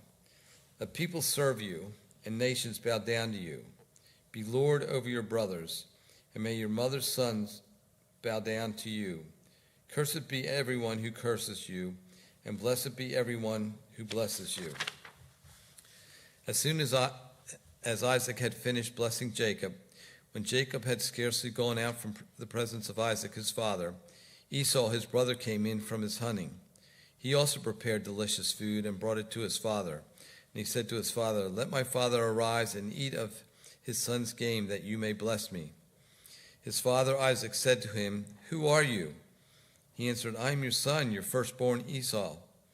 Then Isaac trembled very violently and said, "Who was it then that hunted game and brought it to me, and I ate it all before you came? I have blessed him, yes, and he shall be blessed." As soon as Esau heard the words of his father, he cried out with exceedingly great and bitter cry, and said to his father, "Bless me, even me, also my father." But he said, "Your brother came deceitfully, and he has taken away your blessing." Esau said, "Is he not rightly named Jacob? For he has cheated me these 2 times. He took away my birthright, and now behold, he has taken away my blessing." Then he said, "Have you not reserved a blessing for me? Isaac answered and said to Esau, "Behold, I have made him lord over you, and all his brothers I have given to him for servants, and with grain and wine I have sustained him. What then can I do for you, my son?" Esau said to his father, "Have you but one blessing, my father? Bless me, even me also, O my father." And Esau lifted up his voice and wept.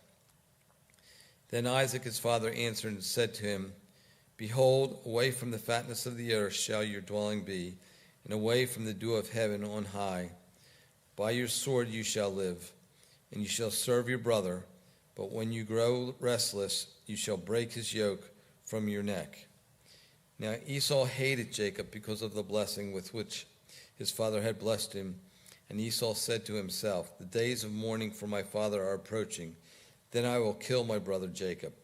But the words of Esau, her older son, were told to Rebekah. So she sent and called Jacob, her younger son, and said to him, "Behold, your brother Esau comforts himself about you by planning to kill you. Now therefore, my son, obey my voice. Arise, flee to Laban, my brother in Haran, and stay with him a while until your brother's fury turns away, until your brother's anger turns away from you, and he forgets what you have done to him. Then I will send and bring you from there. Why should I be bereft of you both in one day?" Then Rebekah said to Isaac, "I loathe my life because of the Hittite woman. If Jacob marries one of the Hittite women like these, one of the women of the land, what good will my life be to me?" Jacob sent to Laban.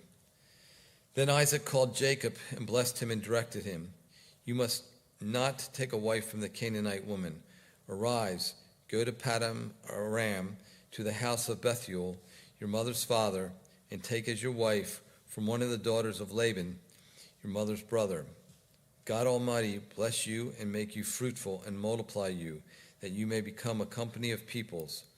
May he give the blessing of Abraham to you and to your offspring with you, that you may take possession of the land of your sojourning that God gave to Abraham."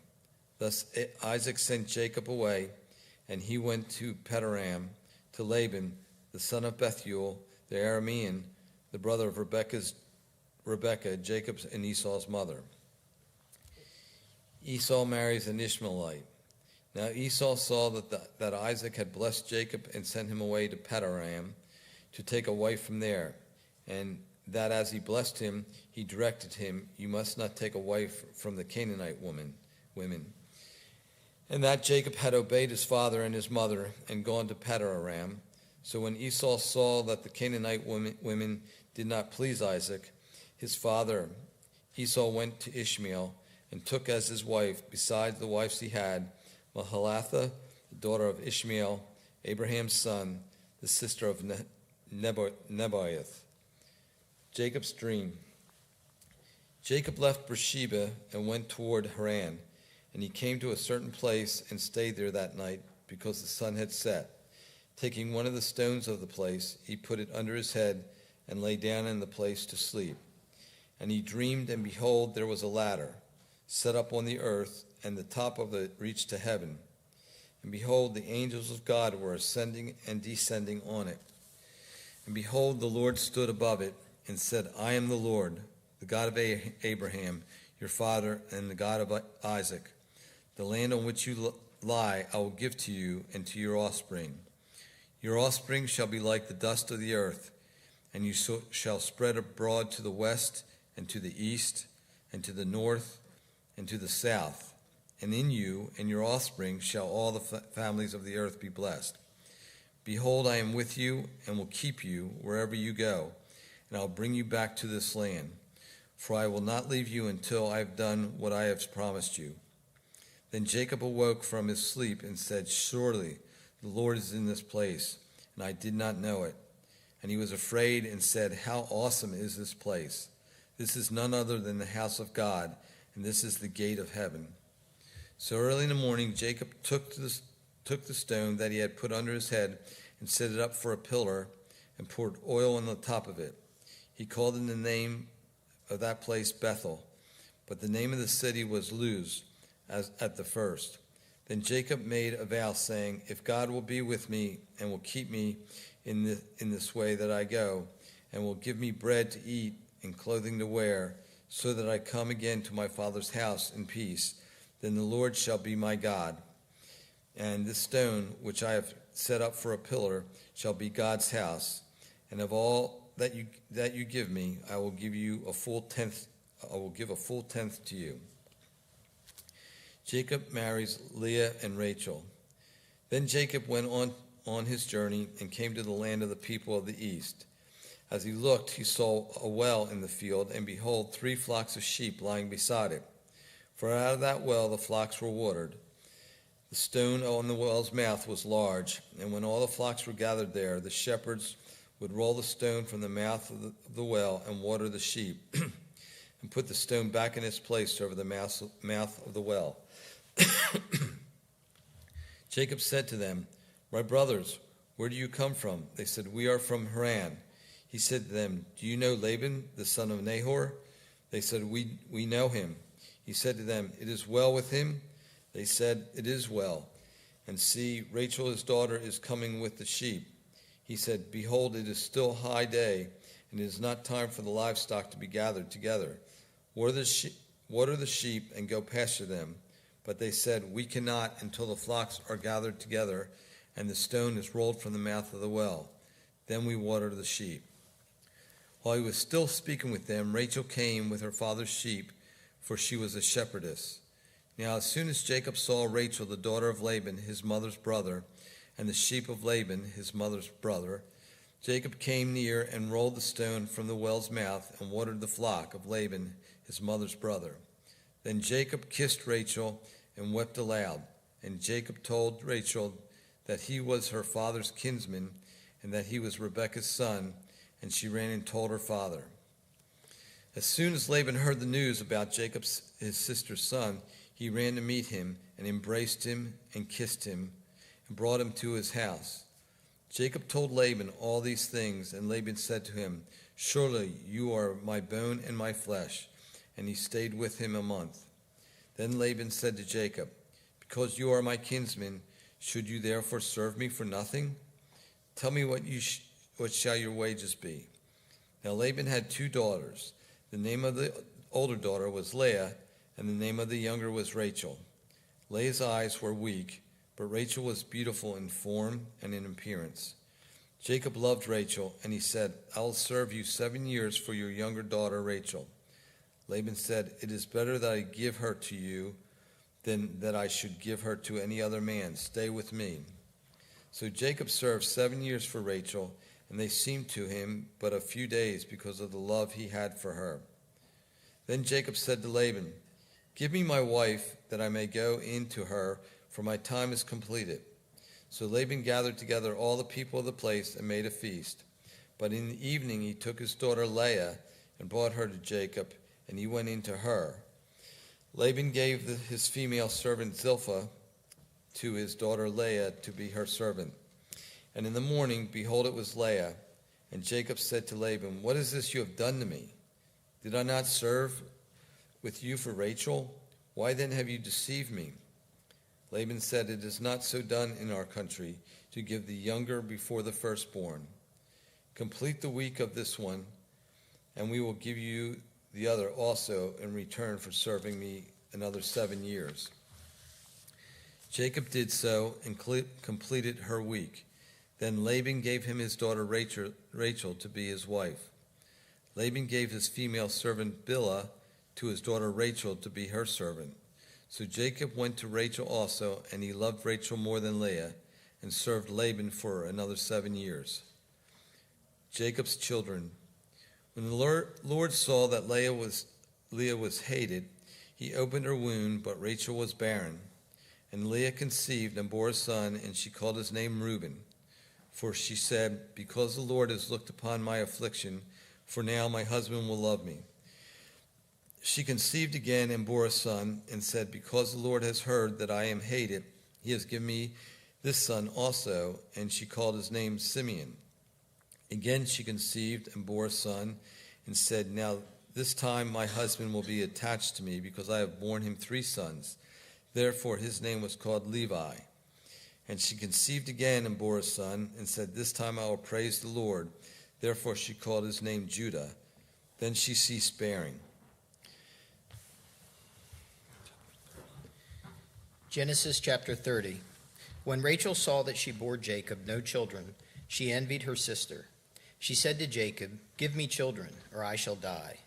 Jacob's anger was kindled against Rachel, and he said, "Am I in the place of God, who has withheld from you the fruit of the womb?" Then she said, "Here is my servant Bilhah. Go into her, so that she may give birth on my behalf, that even I may have children through her." So she gave him her servant Bilhah as a wife, and Jacob went into her. And Bilhah conceived and bore Jacob a son. Then Rachel said, "God has judged me, and has also heard my voice and given me a son. Therefore she called his name Dan. Rachel's servant Bilhah conceived again and bore Jacob a second son. Then Rachel said, with mighty wrestlings I have wrestled with my sister, and I have prevailed. So she called his name Naphtali. When Leah saw that she had ceased bearing children, she took her servant Zilpah and gave her to Jacob as a wife. Then Leah's servant Zilpah bore Jacob a son, and Leah said, good fortune has come. So she called his name Gad. Leah's servant Zilpah bore Jacob a second son, and Leah said, happy am I, for women have called me happy. So she called his name Asher. In the days of wheat harvest, Reuben went and found mandrakes in the field and brought them to his mother Leah. Then Rachel said to Leah, please give me some of your son's mandrakes. But she said to her, is it a small matter that you have taken away my husband? Would you take away my son's mandrakes also? Rachel said, then he may lie with you tonight in exchange for your son's mandrakes. When Jacob came from the field in the evening, Leah went out to meet him and said, you must come in to me, for I have hired you with my son's mandrakes. So he lay with her that night. And God listened to Leah, and she conceived and bore Jacob a fifth son. Leah said, God has given me my wages because I gave my servant to my husband. So she called his name Issachar. And Leah conceived again, and she bore Jacob a sixth son. Then Leah said, God has endowed me with a good endowment. Now my husband will honor me, because I have borne him 6 sons. So she called his name Zebulun. Afterward she bore a daughter and called her name Dinah. Then God remembered Rachel, and God listened to her and opened her womb. She conceived and bore a son and said, God has taken away my reproach. And she called his name Joseph, saying, my Lord, add to me another son. Jacob's prosperity. As soon as Rachel had borne Joseph, Jacob said to Laban, send me away that I may go to my own home and country. Give me my wives and my children for whom I have served you, that I may go. For you know the service that I have given you. But Laban said to him, if I have found favor in your sight, I have learned by divination that Lord has blessed me because of you. Name your wages and I will give it. Jacob said to him, you yourself know that I have served you, and how your livestock has fared with me. For you had little before I came, and it has increased abundantly, and the Lord has blessed you wherever I turned. But now, when shall I provide for my own household also? He said, what shall I give you? Jacob said, you shall not give me anything. If you will do this for me, I will again pasture your flock and keep it. Let me pass through all your flock today, removing from it every speckled and spotted sheep and every black lamb, and the spotted and speckled among the goats, and they shall be my wages. So my honesty will answer for me later, when you come to look into my wages with you. Every one that is not speckled or spotted among the goats and black among the lambs, if found with me, shall be counted stolen. Laban said, good. Let it be as you have said. But that day Laban removed the male goats that were striped and spotted, and all the female goats that were speckled and spotted, every one that had white on it, and every lamb that was black, and put them in the charge of his sons. And he set a distance of 3 days' journey between himself and Jacob. And Jacob pastured the rest of Laban's flock. Then Jacob took fresh sticks of poplar and almond and plane trees, and peeled white streaks in them, exposing the white of the sticks. He set the sticks that he had peeled in front of the flocks in the troughs, that is, the watering places, where the flocks came to drink. And since they bred when they came to drink, the flocks bred in front of the sticks, and so the flocks brought forth striped and speckled and spotted. And Jacob separated the lambs and set the faces of the flocks towards the striped and all the black in the flock of Laban. He put his own droves apart and did not put them with Laban's flock. Whenever the stronger of the flock were breeding, Jacob would lay the sticks in the troughs before the eyes of the flock, that they might breed among the sticks. But for the feebler of the flock, he would not lay them there. So the feebler would be Laban's, and the stronger Jacob's. Thus the man increased greatly, and had large flocks, female servants and male servants, and camels and donkeys. Jacob flees from Laban. Chapter 31. Now Jacob heard that the sons of Laban were saying, Jacob has taken all that was our father's, and from what was our father's he has gained all his wealth. And Jacob saw that Laban did not regard him with favor as before. Then the Lord said to Jacob, return to the land of your fathers and to your kindred, and I will be with you.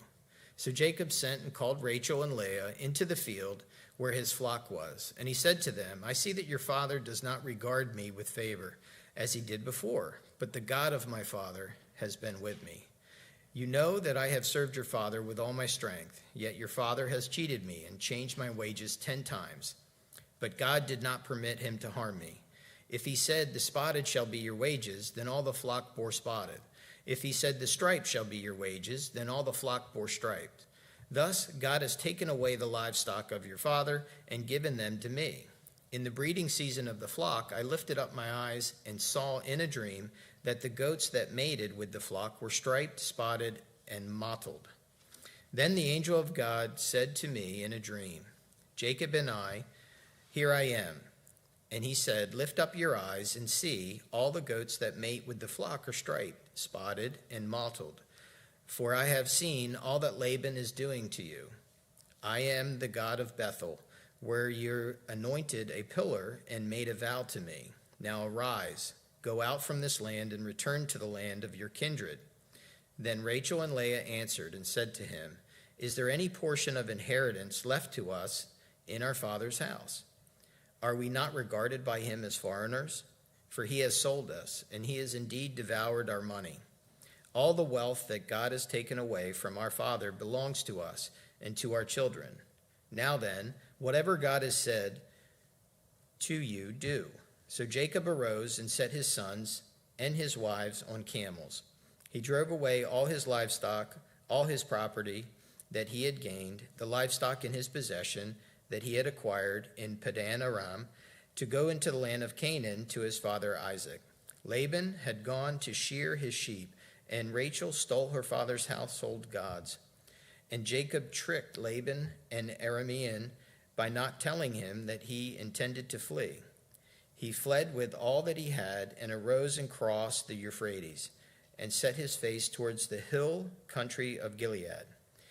When it was told Laban on the third day that Jacob had fled, he took his kinsmen with him and pursued him for 7 days and followed close after him into the hill country of Gilead. But God came to Laban the Aramean in a dream by night and said to him, be careful not to say anything to Jacob, either good or bad.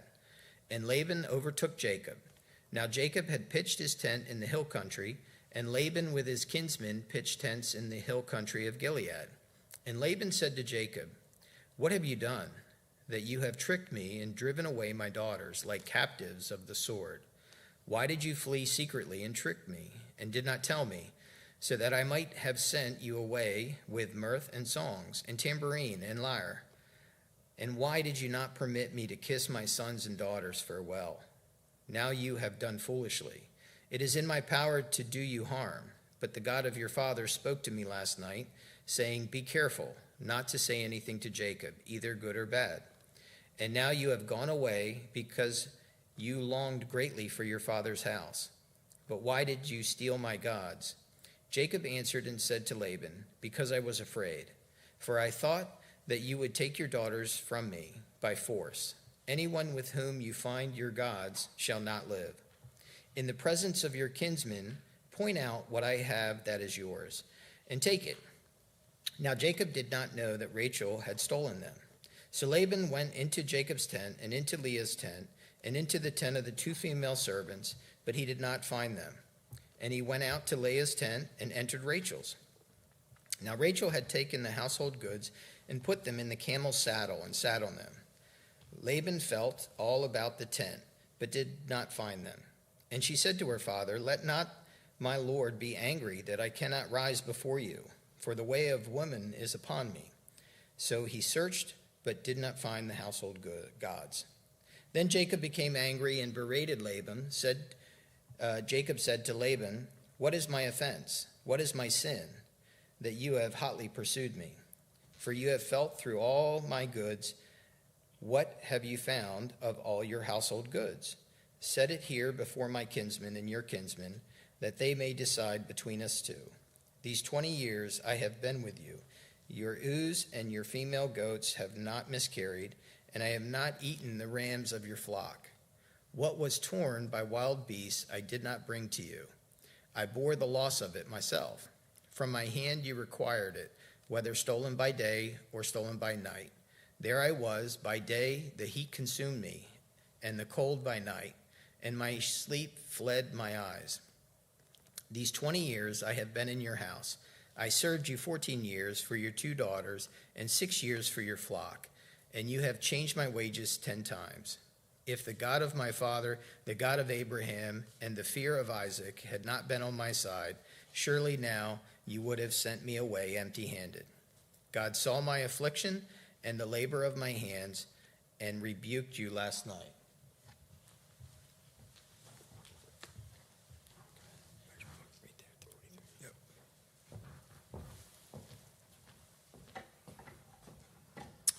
Verse 43. Then Laban answered and said to Jacob, the daughters are my daughters, the children of my children. The flocks are my flock, and all that you see is mine. But what can I do this day for these my daughters, or for their children whom they have borne? Come now, let us make a covenant, you and I, and let it be a witness between you and me. So Jacob took a stone and set it up as a pillar. And Jacob said to his kinsmen, gather stones. And they took stones and made a heap. And they ate there by the heap. Laban called it Jegar-Shedutha. But Jacob called it Gilead. Laban said, this heap is a witness between you and me today. Therefore he named it Gilead and Mizpah. For he said, the Lord watch between you and me when we are out of one another's sights. If you oppress my daughters, or if you take wives besides my daughters, although no one is with us, see, God is witness between you and me. Then Laban said to Jacob, see this heap and the pillar which I have set between you and me. This heap is a witness, and this pillar is a witness, that I will not pass over this heap to you, and you will not pass over this heap and this pillar to me to do harm. The God of Abraham and the God of Nahor and the God of their father judge between us. So Jacob swore by the fear of his father Isaac. And Jacob offered sacrifices in the hill country, and called his kinsmen to eat bread. They ate bread and spent the night in the hill country. Early in the morning Laban arose and kissed his grandchildren and his daughters and blessed them. And Laban departed and returned home. Chapter 32, Genesis. Jacob went on his way, and the angels of God met him. And when Jacob saw them, he said, this is God's camp. So he called the name of that place Manaim. And Jacob sent messengers before him to Esau, his brother, in the land of Seir, the country of Edom, instructing them, thus you shall say to my lord Esau, thus says your servant Jacob, I have sojourned with Laban and stayed until now. I have oxen, donkeys, flocks, male servants, and female servants. I have sent to tell my lord in order that I may find favor in your sight. And the messengers returned to Jacob, saying, we came to your brother Esau, and he is coming to meet you, and there are 400 men with him. Then Jacob was greatly afraid and distressed. He divided the people whom were with him, and the flocks and herds and camels, into 2 camps, thinking, if Esau comes to one camp and attacks it, then the camp that's left will escape. And Jacob said, O God of my father Abraham, and God of my father Isaac, O Lord, who said to me, return to your country and to your kindred, that I may do you good. I am not worthy of the least of all the deeds of steadfast love and all the faithfulness that you have shown your servant. For with only my staff I have crossed this Jordan, and now I have become 2 camps. Please deliver me from the hand of my brother, from the hand of Esau, for I fear him, that he may come and attack me, the mothers with the children. But you said, I will surely do you good, and make you offspring as the sand of the sea, which cannot be numbered for multitudes. So he stayed there that night, and from that he took a present for his brother Esau, 200 female goats, 20 male goats, 200 ewes, and 20 rams, 30 milking camels and their calves, 40 cows, 10 bulls, 20 female donkeys and 10 male donkeys. These he handed over to his servants. Every drove by itself, and he said to his servants, Pass on ahead of me, and put a space between drove and drove. He instructed the first, When Esau my brother meets you and asks you, To whom do you belong? Where are you going? And whose are these ahead of you? Then you shall say, They belong to your servant Jacob. They are presents sent to my lord Esau, and moreover, he is behind us. He likewise instructed the second and the third, and all who follow the droves. You shall say the same thing to Esau when you find him, and you shall say, Moreover, your servant Jacob is behind us. For he thought, I may appease him with the presents that go ahead of me, and afterwards I shall see his face. Perhaps he will accept me. So the presents passed on ahead of him, and he himself stayed that night in the camp. The same night he arose and took his 2 wives, his 2 female servants, and his 11 children, and crossed the ford of Jabbok. He took them and sent them across the stream and everything else that he had. And Jacob was left alone, and a man wrestled with him until the break of day. When the man saw that he did not prevail against Jacob, he touched his hip socket, and Jacob's hip was put out of joint as he wrestled with him. Then he said, Let me go, for the day is broken. But Jacob said, I will not let you go unless you bless me. And he said to him, What is your name? And he said, Jacob.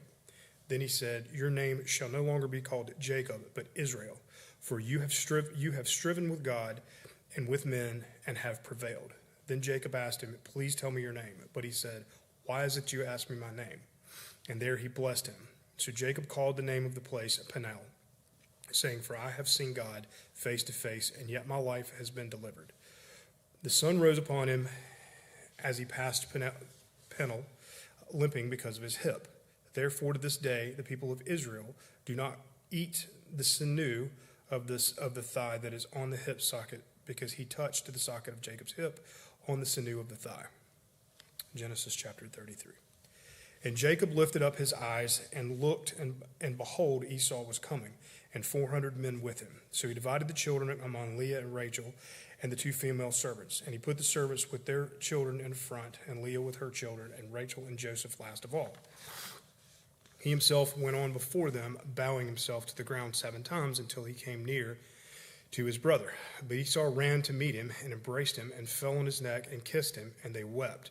And when Esau lifted his eyes and saw the women and children, he said, Who are these with you? And Jacob said, The children whom God has graciously given your servant. Then the servants drew near, they and their children, and bowed down. Leah likewise and her children drew near and bowed down. And last Joseph and Rachel drew near, and they bowed down. Esau said, What do you mean by all this company that I met? Jacob answered, To find favor in the sight of my Lord. But Esau said, I have enough, my brother. Keep what you have for yourself. Jacob said, No, please. If I have found favor in your sight, then accept my present from my hand. For I have seen your face, which is like seeing the face of God, and you have accepted me. Please accept my blessing that is brought to you, because God has dealt graciously with me, and because I have enough. Thus he urged him, and he took it. Then Esau said, Let us journey on our way, and I will go ahead of you. But Jacob said to him, My Lord knows that the children are frail, and that the nursing flocks and herds are a care to me. If they are driven hard for one more day, the flocks will die. Let my Lord pass on ahead of his servant, and I will lead on slowly at the pace of the livestock, that they are ahead of me, and the pace of the children until I come to my Lord in Seir. So Esau said, Let me leave with you some of the people who are with me. But he said, What need is there? Let me find favor in the sight of the Lord. So Esau returned that day on his way to Seir. But Jacob journeyed to Succoth and built himself a house and made booths for his livestock. Therefore the name of the place is called Succoth. And Jacob came safely to the city of Shechem, which is the land of Canaan, on his way from Paddan Aram, and he camped before the city. And from the son of Hamor, Shechem's father, he bought for 100 pieces of money the piece of land on which he pitched his tents.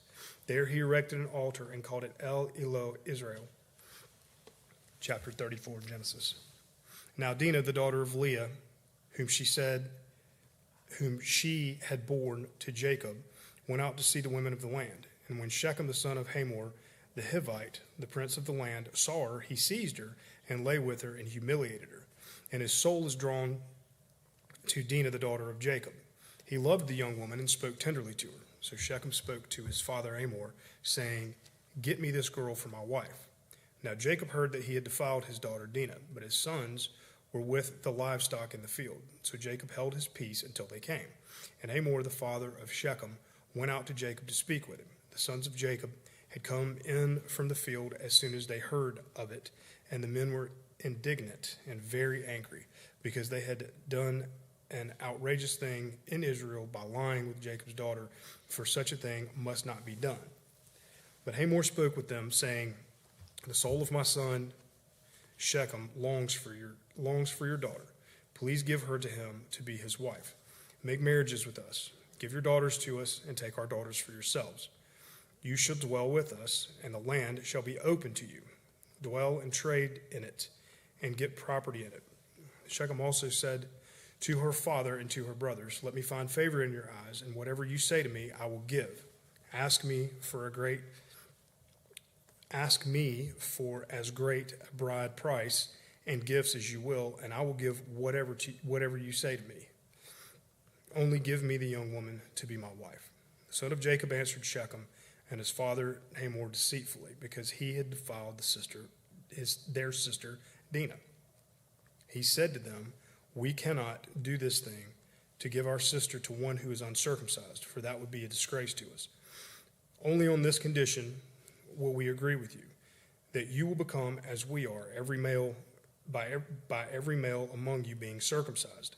Then we will give our daughters to you, and we will take your daughters to ourselves, and we will dwell with you and become one people. But if you will not listen to us and be circumcised, then we will take our daughters and we will be gone." Their words pleased Hamor and Hamor's son Shechem, and the young man did not delay to do the thing, because he delighted in Jacob's daughter. Now he was the most honored of all his father's house. So Hamor and his son Shechem came to the gate of their city and spoke to the men of their city, saying, "These men are at peace with us. Let them dwell in the land and trade in it. For behold, the land is large enough for them. Let us take their daughters as wives, and let us give them our daughters. Only on this condition will the men agree to dwell with us to become one people, when every male among us is circumcised, as they are circumcised. Will not their livestock, their property, and all their beasts be ours? Only let us agree with them, and they will dwell with us." And all who went out of the gate of the city listened to Hamor and his son Shechem, and every male was circumcised, all who went out of the gates of the city. On the third day, when they were sore, two of the sons of Jacob, Simeon and Levi, Dinah's brothers, took their swords and came against the city, while it felt secure, and killed all the males. They killed Hamor and his son Shechem with the sword, and took Dinah out of Shechem's house and went away. The sons of Jacob came upon the slain and plundered the city, because they had defiled their sister. They took their flocks and their herds, their donkeys, and whatever was in the city and in the fields. All their wreath, all their little ones, their wives, all that was in the house, they captured and plundered. Then Jacob said to Simeon and Levi, "You have brought trouble on me by making me stink to the inhabitants of the land, the Canaanites and the Perizzites. My numbers are few, and if they gather themselves against me and attack me, I shall be destroyed, both I and my household." But they said, "Should he treat our sister like a prostitute?" Genesis chapter 35. God said to Jacob, "Arise, go up to Bethel and dwell there. Make an altar there to the God who appeared to you when you fled from your brother Esau." So Jacob said to his household and to all who were with him, "Put away the foreign gods that are among you, and purify yourselves and change your garments. Then let us arise and go up to Bethel, so that I may make there an altar to the God who answers me in the day of my distress and has been with me wherever I have gone." So they gave to Jacob all the foreign gods they had, and the rings that were in their ears. Jacob hid them under the terebinth tree that was near Shechem. And as they journeyed, a terror from God fell upon the cities that they were around, so that they did not pursue the sons of Jacob. And Jacob came to Luz, that is Bethel, which is in the land of Canaan, he and all the people who were with him. And there he built an altar and called the place El Bethel, because their God had revealed himself to him when he fled from his brother. And Deborah, Rebekah's nurse, died, and she was buried under an oak below Bethel. So he called its name Elon Bakuth. God appeared to Jacob again when he came from Pad Aram and blessed him. And God said to him, "Your name is Jacob. No longer shall your name be called Jacob, but Israel shall be your name." So he called his name Israel. And God said to him, "I am God Almighty. Be fruitful and multiply. A nation and a company of nations shall come from you, and kings shall come from your own body. The land that I gave Abraham and Isaac I will give to you, and I will give the land to your offspring after you." Then God went up from him in the place where he had spoken with him, and Jacob set a pillar in the place where he had spoken with him, a pillar of stone. He poured out a drink offering on it and poured oil on it. So Jacob called the name of the place where God had spoken with him Bethel. Then they journeyed from Bethel. When they were still some distance from Ephrath, Rachel went into labor, and she had a hard labor. And when her labor was at its hardest, the midwife had said to her, "Do not fear, for you have another son." And as her soul was departing, for she was dying, she called his name Ben-Ani. But his father called him Benjamin. So Rachel died, and she was buried on the way to Ephrath, that is Bethlehem. And Jacob set up a pillar over her tomb. It is the pillar of Rachel's tomb, which is there to this day. Israel journeyed on and pitched his tent beyond the tower of Eder. While Israel lived in the land, Reuben went and lay with Bilhah, his father's concubine, and Israel heard of it. Now the sons of Jacob were 12. The sons of Leah, Reuben, Jacob's firstborn, Simeon, Levi, Judah, Issachar, and Zebulun. The sons of Rachel, Joseph and Benjamin. The sons of Bilhah, Rachel's servant, Dan, Naphtali. The sons of Zilpath, Leah's servant, Gad, and Asher. These were the sons of Jacob who were born to him in Paddan Aram. And Jacob came to his father Isaac at Mamre, or Kirath Arba, that is Hebron, where Abraham and Isaac had sojourned. Now the days of Isaac were 180 years, and Isaac breathed his last, and he died and was gathered to his people, old and full of days, and his son Esau and Jacob buried him. Chapter 36, Genesis. These are the generations of Esau, that is Edom. Esau took his wife from the Canaanites, Ada the daughter of Elon the Hittite, Obamah the daughter of Anna, the daughter of Zibeon the Hivite, Basemath, Ishmael's daughter, the sister of Naboth, and Ada bore to Esau. Eliphaz, Basemath bore Reuel, and Oholibam bore Jeush, Jamal, and Korah.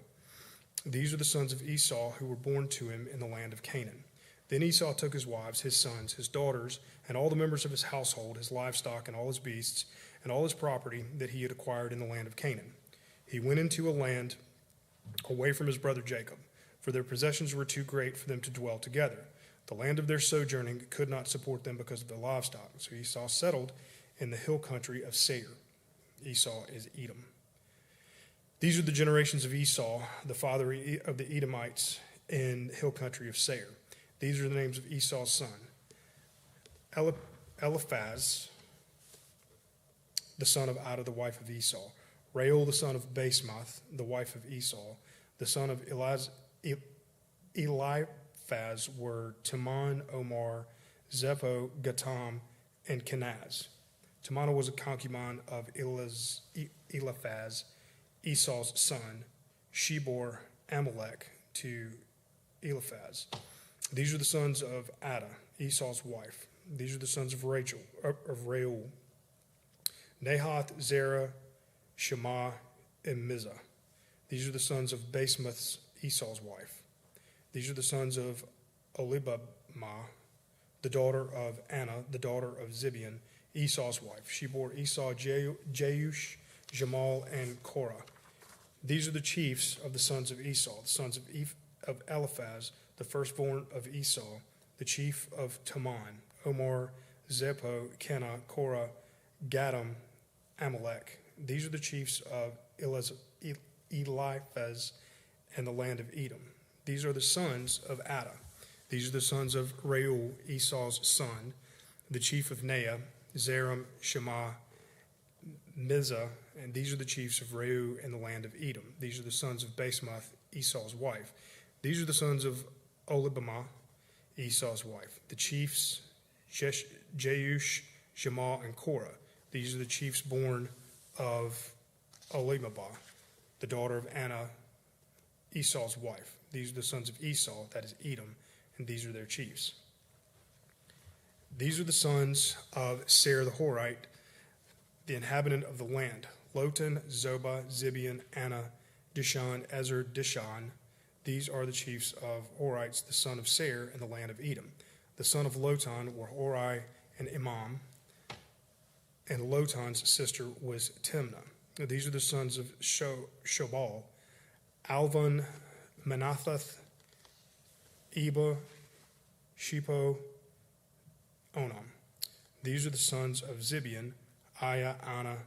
He is Anna who found the hot spring in the wilderness as he pastured the donkeys of Zibeon his father. These are the children of Anna: Dishan, Obamoth, the daughter of Anna.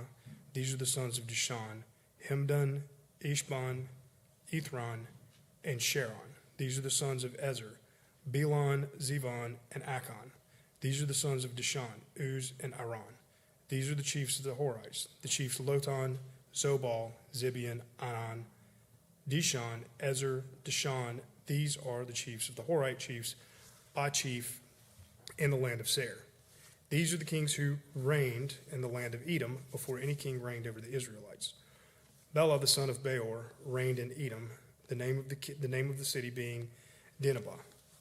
Bela died, and Jobab, the son of Zerah of Bosra, reigned in his place. Jobab died, and Husham of the land of the Timonites reigned in his place. Husham died, and Hadad, the son of Bidad, who defeated Midian in the country of Moab, reigned in his place, and the name of his city being Avith.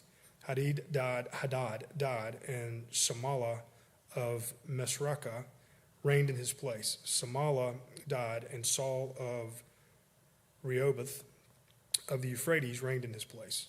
Shaul died, and Baalana, the son of Achbor, reigned in his place. Baal-Hanan, the son of Achbor, died, and Hadar reigned in his place, and the name of the city being Pau. The wife's name was Mithobel, the daughter of Matred, the daughter of Mezab. These are the names of the chiefs of Esau according to their clans and their dwellings, placed by their name: the chief of Timon, Alva; Jethes, Olibamah, Elah, Pinon, Kenaz, Timon, Mibzar, Magdal, Iram. These are the chiefs of Edom, that is Esau, the father of Edom, according to their dwelling place in the land of their possession. Chapter 37, Genesis. Jacob lived in the land of his fathers, sojourning in the land of Canaan. These are the generations of Jacob. Jacob, being 17 years old, was pasturing the flocks with his brother. He was a boy with the son of Bilhah and Zippath, his father's wives. And Joseph brought a bad report of them to their father. Now Israel loved Joseph more than any other of his sons, because he was the son of his old age. And he made him a robe of many colors. But when his brothers saw that their father loved him more than all his brothers, they hated him and could not speak peacefully to him. Now Joseph had a dream, and when he told it to his brothers, they hated him even more. He said to him, "Hear this dream that I have dreamed. Behold, we were binding sheaves in the field, and behold, my sheaf arose and stood upright. And behold, your sheaves gathered around it and bowed down to my sheaf." His brothers said to him, "Are you indeed to reign over us, or are you indeed to rule over us?" So they hated him even more for his dream and for his words. Then he dreamed another dream and told it to his brother and said, "Behold, I have dreamed another dream. Behold, the sun, the moon, and 11 stars were bowing down to me. But when he told it to his father and his brothers, his father rebuked him and said to him, "What is this dream that you have dreamed? Shall I and your mother and your brothers indeed come to bow ourselves to the ground before you?" And his brothers were jealous of him, but his father kept the saying in mind. Now his brothers went to pasture their father's flock in Shechem. And Israel said to Joseph, "Are not your brothers pasturing the flock at Shechem? Come, I will send you to them." And he said to him, "Here I am." So he said to him, "Go now, see if it is well with your brothers and with the flock, and bring me word." So he sent him from the valley of Hebron, and he came to Shechem, and all the man found, and a man found him wandering in the field, and the man asked him, "What are you seeking?" "I'm seeking my brothers," he said. "Tell me, please, where are they pasturing the flock?" And the man said, "They've gone away, for I've heard them say, 'Let us go to Dothan.'" So Joseph went after his brothers and found them in Dothan. They saw him from afar, and before he came near, they conspired against him to kill him. They said to one another, "Here comes the dreamer. Come now, let us kill him and throw him into one of the pits. Then we will say that a fierce animal has devoured him, and we will see what will become of his dreams." But when Reuben heard it, he rescued him out of their hands, saying, "Let us not take his life." And Reuben said to them, "Shed no blood. Throw him in this pit here in the wilderness, but do not lay a hand on him, that he might rescue him out of their hands, to restore him to his father."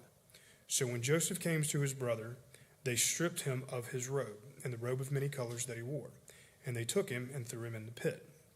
The pit was empty, and there was no water in it. Then they sat down to eat, and looking up, they saw a caravan of Ishmaelites coming from Gilead, with their camels bearing gum, balm, myrrh, and their way to carry it down to Egypt. Then Judah said to his brother, "What profit is it if we kill our brother and conceal his blood? Come, let us sell him to the Ishmaelites, and let not our hand be upon him, for he is our brother, our own flesh." And his brothers listened to him. The Midianite traders passed by, and they drew Joseph up and lifted him out of the pit and sold him to the Ishmaelites for 20 shekels of silver. They took Joseph to Egypt. When Reuben returned to the pit and saw that Joseph was not in the pit, he tore his clothes and returned to his brothers and said, "The boy is gone, and where shall I go?" Then they took Joseph's robe and slaughtered a goat and dipped the robe in the blood, and they sent the robe of many colors and brought it to their father and said, "This we have found. Please identify whether it is your son's robe or not." He identified it and said, "It is my son's robe. A fierce animal has devoured him. Joseph is without doubt torn to pieces."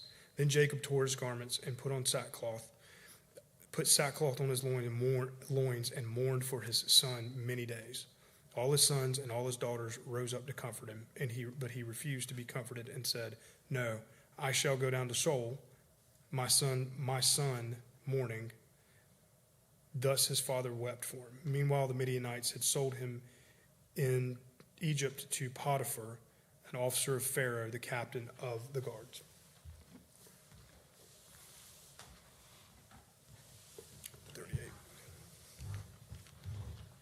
Chapter 38. It happened at the time that Judah went down from his brothers and turned aside to a certain Adulamite, whose name was Hera. There Judah saw the daughter of a certain Canaanite, whose name was Shua. He took her and went in to her, and she conceived and bore a son, and he called his name Er. She conceived again and bore a son, and she called his name Onan. Yet again she bore a son, and she called his name Shelah. Judah was in Chezib when she bore him. And Judah took a wife for Er, his firstborn, and her name was Tamar. But Er, Judah's firstborn, was wicked in the sight of the Lord, and the Lord put him to death. Then Judah said to Onan, "Go in to your brother's wife and perform the duty of a brother-in-law to her, and raise up offspring for your brother." But Onan knew that the offspring would not be his. So whenever he went in to his brother's wife, he would not waste the semen on the ground, so as not to give offspring to his brother. And what he did was wicked in the sight of the Lord, and he put him to death also. Then Judah said to Tamar, his daughter-in-law, remain a widow in your father's house, till Shelah my son grows up. For he feared he would die like his brothers. So Tamar went and remained in her father's house. In the course of the time, the wife of Judah, Shua's daughter, died. When Judah was comforted, he went up to Timnah to the sheep shearers, he and his friend Hira the Oldamite.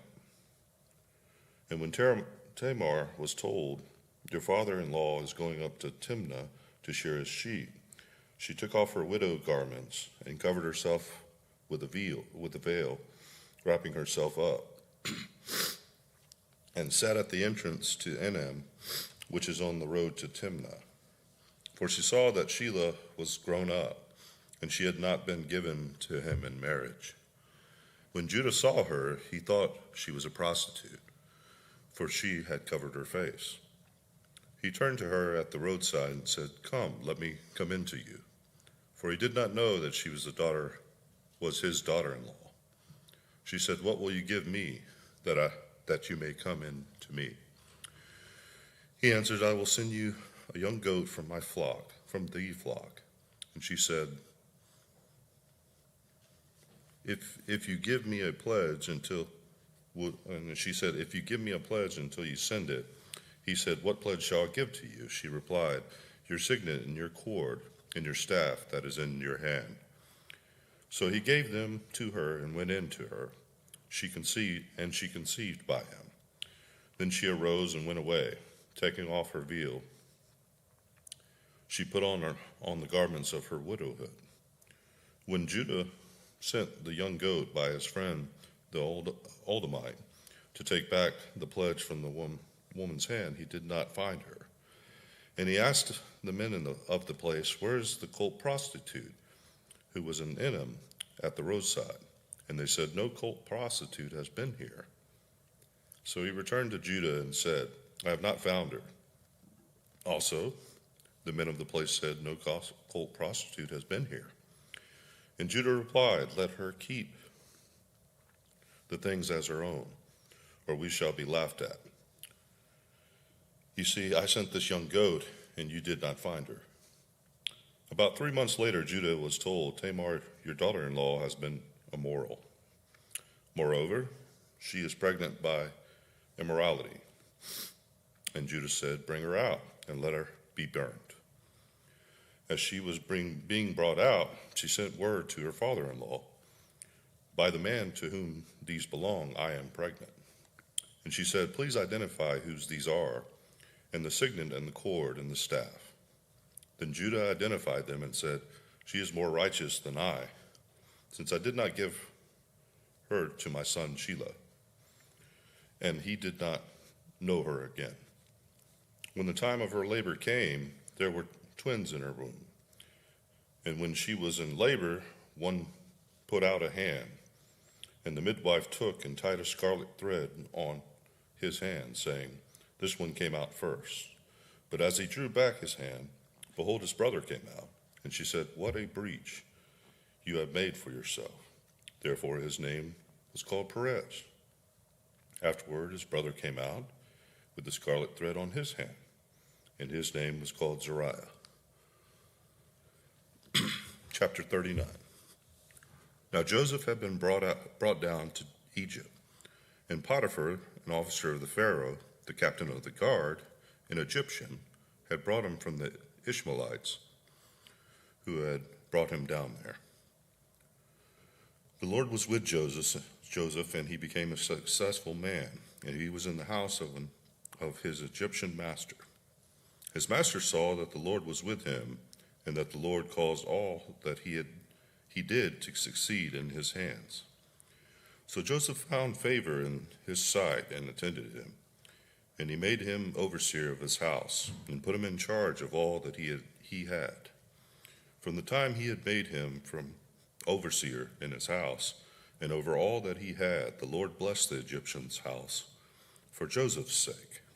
The blessing of the Lord was on all that he had, in house and field. So he left all that he had in Joseph's charge, and because of him he had no concern about anything but the food he ate. Now Joseph was handsome in form and appearance, and after a time his master's wife cast her eyes on Joseph and said, "Lie with me." But he refused and said to the master's wife, "Behold, because of me my master has no concern about anything in the house, and he has put everything that he has in my charge. He is not greater in this house than I am, nor has he kept back anything from me except you, because you are his wife. How then can I do this great wickedness and sin against God?" And as she spoke to Joseph day after day, he would not listen to her, to lie beside her, or to be with her. But one day when he went into the house to do his work, and none of the men of the house was there in the house, she caught him by his garment, saying, "Lie with me." But he left his garment in her hand and fled, and got out of the house. And as soon as she saw that he had left his garment in her hand and had left the house, she called to the men of the household and said to them, "See, he has brought this among us, a Hebrew, to laugh at us. He came in to me to lie with me." And I cried out with a loud voice. And as soon as he heard that I lifted up my voice and cried out, he left his garment beside me and fled and got out of the house. Then she laid up his garment by her until his master came home. And she told him the same story, saying, "The Hebrew servant whom you have brought among us came in to me to laugh at me. But as soon as I lifted up my voice and cried, he left his garment beside me and fled out of the house." As soon as his master heard the words that his wife spoke to him, "This is the way your servant treated me," his anger was kindled.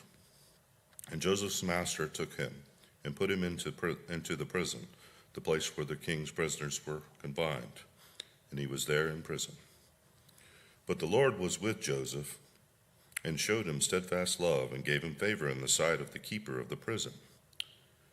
And the keeper of the prison put Joseph in charge of all the prisoners who were in the prison.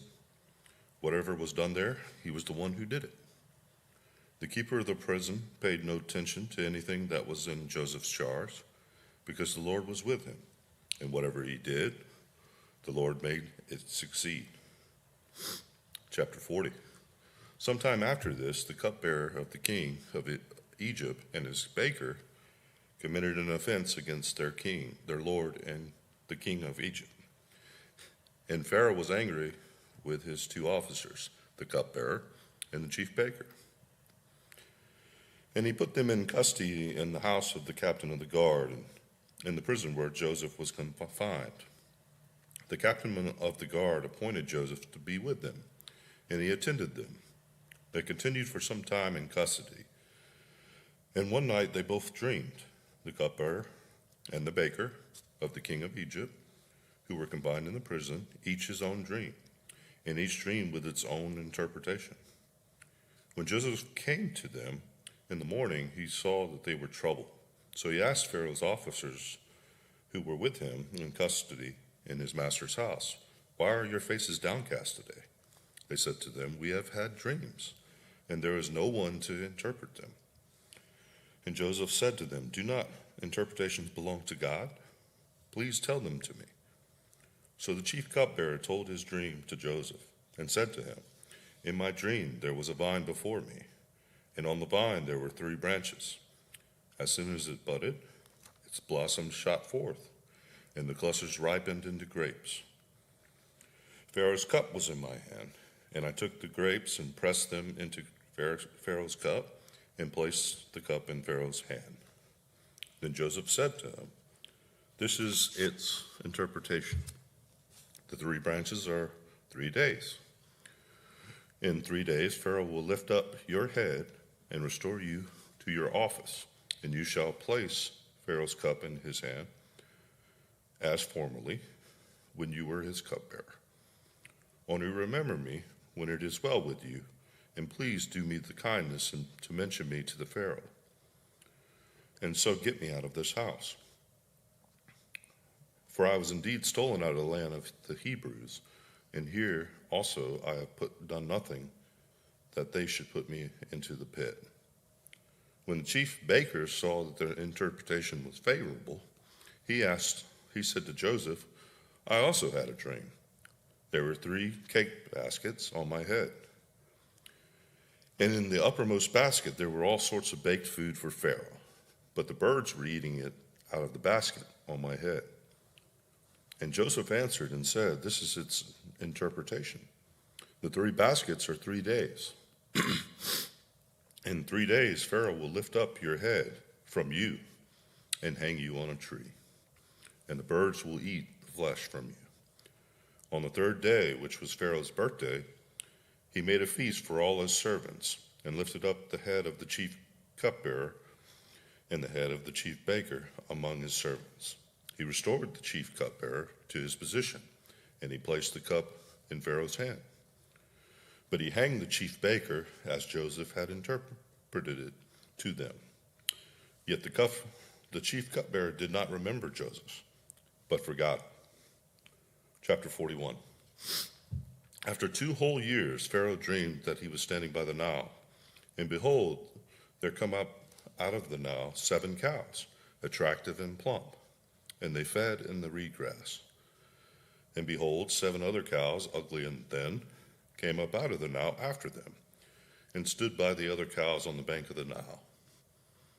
And the ugly thin cows ate up the 7 attractive plump cows. And Pharaoh awoke. And he fell asleep and dreamed a second time. And behold, 7 ears of grain, plump and good, were growing on one stalk. And behold, after them sprouted 7 ears, thin and blighted by the east wind. And the thin ears swallowed up the 7 plump, full ears. And Pharaoh awoke. And behold, it was a dream. So in the morning his spirit was troubled, and he sent and called all the magicians of Egypt and all its wise men. Pharaoh told them his dreams, but there were none who could interpret them to Pharaoh. Then the chief cupbearer said to Pharaoh, "I remember my offenses today, when Pharaoh was angry with his servants and put me and the chief baker in custody in the house of the captain of the guard. We dreamed on the same night, and he and I, and each having a dream with its own interpretation. And a young Hebrew was there with us, a servant of the captain of the guard. When we told him, he interpreted our dreams to us, giving an interpretation to each man according to his dream. And as he interpreted to us, so it came about. I was restored to my office, and the baker was hanged. Then Pharaoh sent and called Joseph, and they quickly brought him out of the pit. And when he had shaved himself and changed his clothes, he came in before Pharaoh. And Pharaoh said to Joseph, I have had a dream, and there is no one who can interpret it. I have heard it said of you that when you hear a dream, you can interpret it. Joseph answered Pharaoh, it is not in me. God will give Pharaoh a favorable answer. Then Pharaoh said to Joseph, behold, in my dream I was standing on the banks of the Nile. 7 cows, plump and attractive, came up out of the Nile and fed in the reed grass. 7 other cows came up after them, poor and ugly and thin, such as I have never seen in the land of Egypt. And then the thin, ugly cows ate up the first 7 plump cows. But when they had eaten them, no one would have known that they had eaten them, for they were still as ugly as at the beginning. Then I awoke. I also saw in my dream 7 ears of growing on one stalk, full and good.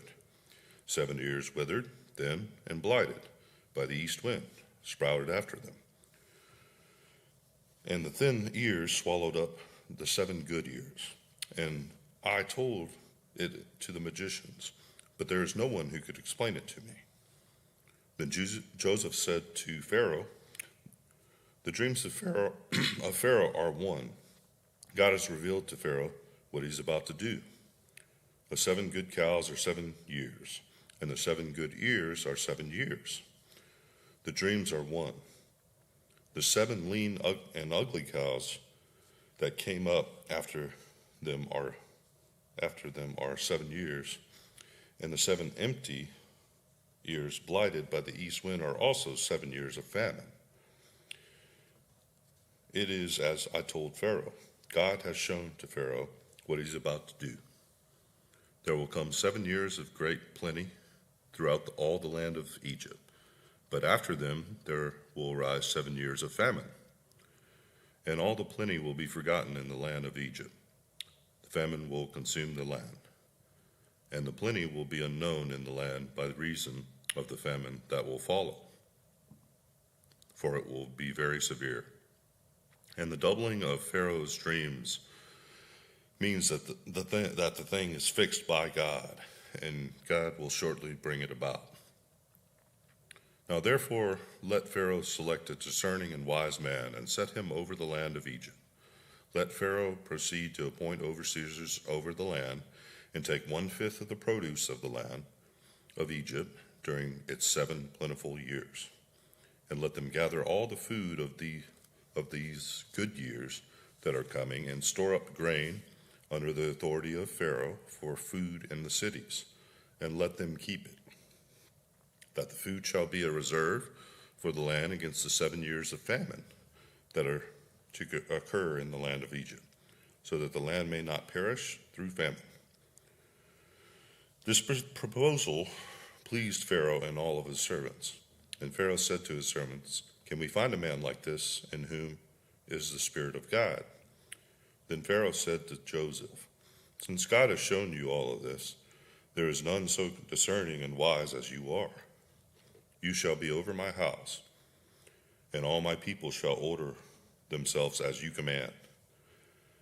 Only as regards the throne will I be greater than you." And Pharaoh said to Joseph, "See, I have set you over all the land of Egypt." Then Pharaoh took his signet ring from his hand and put it on Joseph's hand, and clothed him in garments of fine linen, and put a gold chain about his neck. And he made him ride in his second chariot. And they called out before him, "Bow the knee." Thus he set him over all the land of Egypt. Moreover, Pharaoh said to Joseph, "I am Pharaoh, and without your consent no one shall lift up your hand or foot in all of the land of Egypt." And Pharaoh called Joseph's name Zaphenath-Paneah, and he gave him in marriage Asenath, the daughter of Potiphar, priest of Oni. So Joseph went out over the land of Egypt. Joseph was 30 years old when he entered the service of Pharaoh, king of Egypt. And Joseph went out from the presence of Pharaoh and went through all the land of Egypt. During the 7 plentiful years, the earth produced abundantly. And he gathered up all the food of these 7 years, which occurred in the land of Egypt, and put the food in the cities. He put in every city the food from the fields around it. And Joseph stored up grain in great abundance, like the sand of the sea, until he ceased to measure it, for it could not be measured. Before the year of famine came, 2 sons were born to Joseph. Asenath, the daughter of Potiphar's priest of On, bore them to him.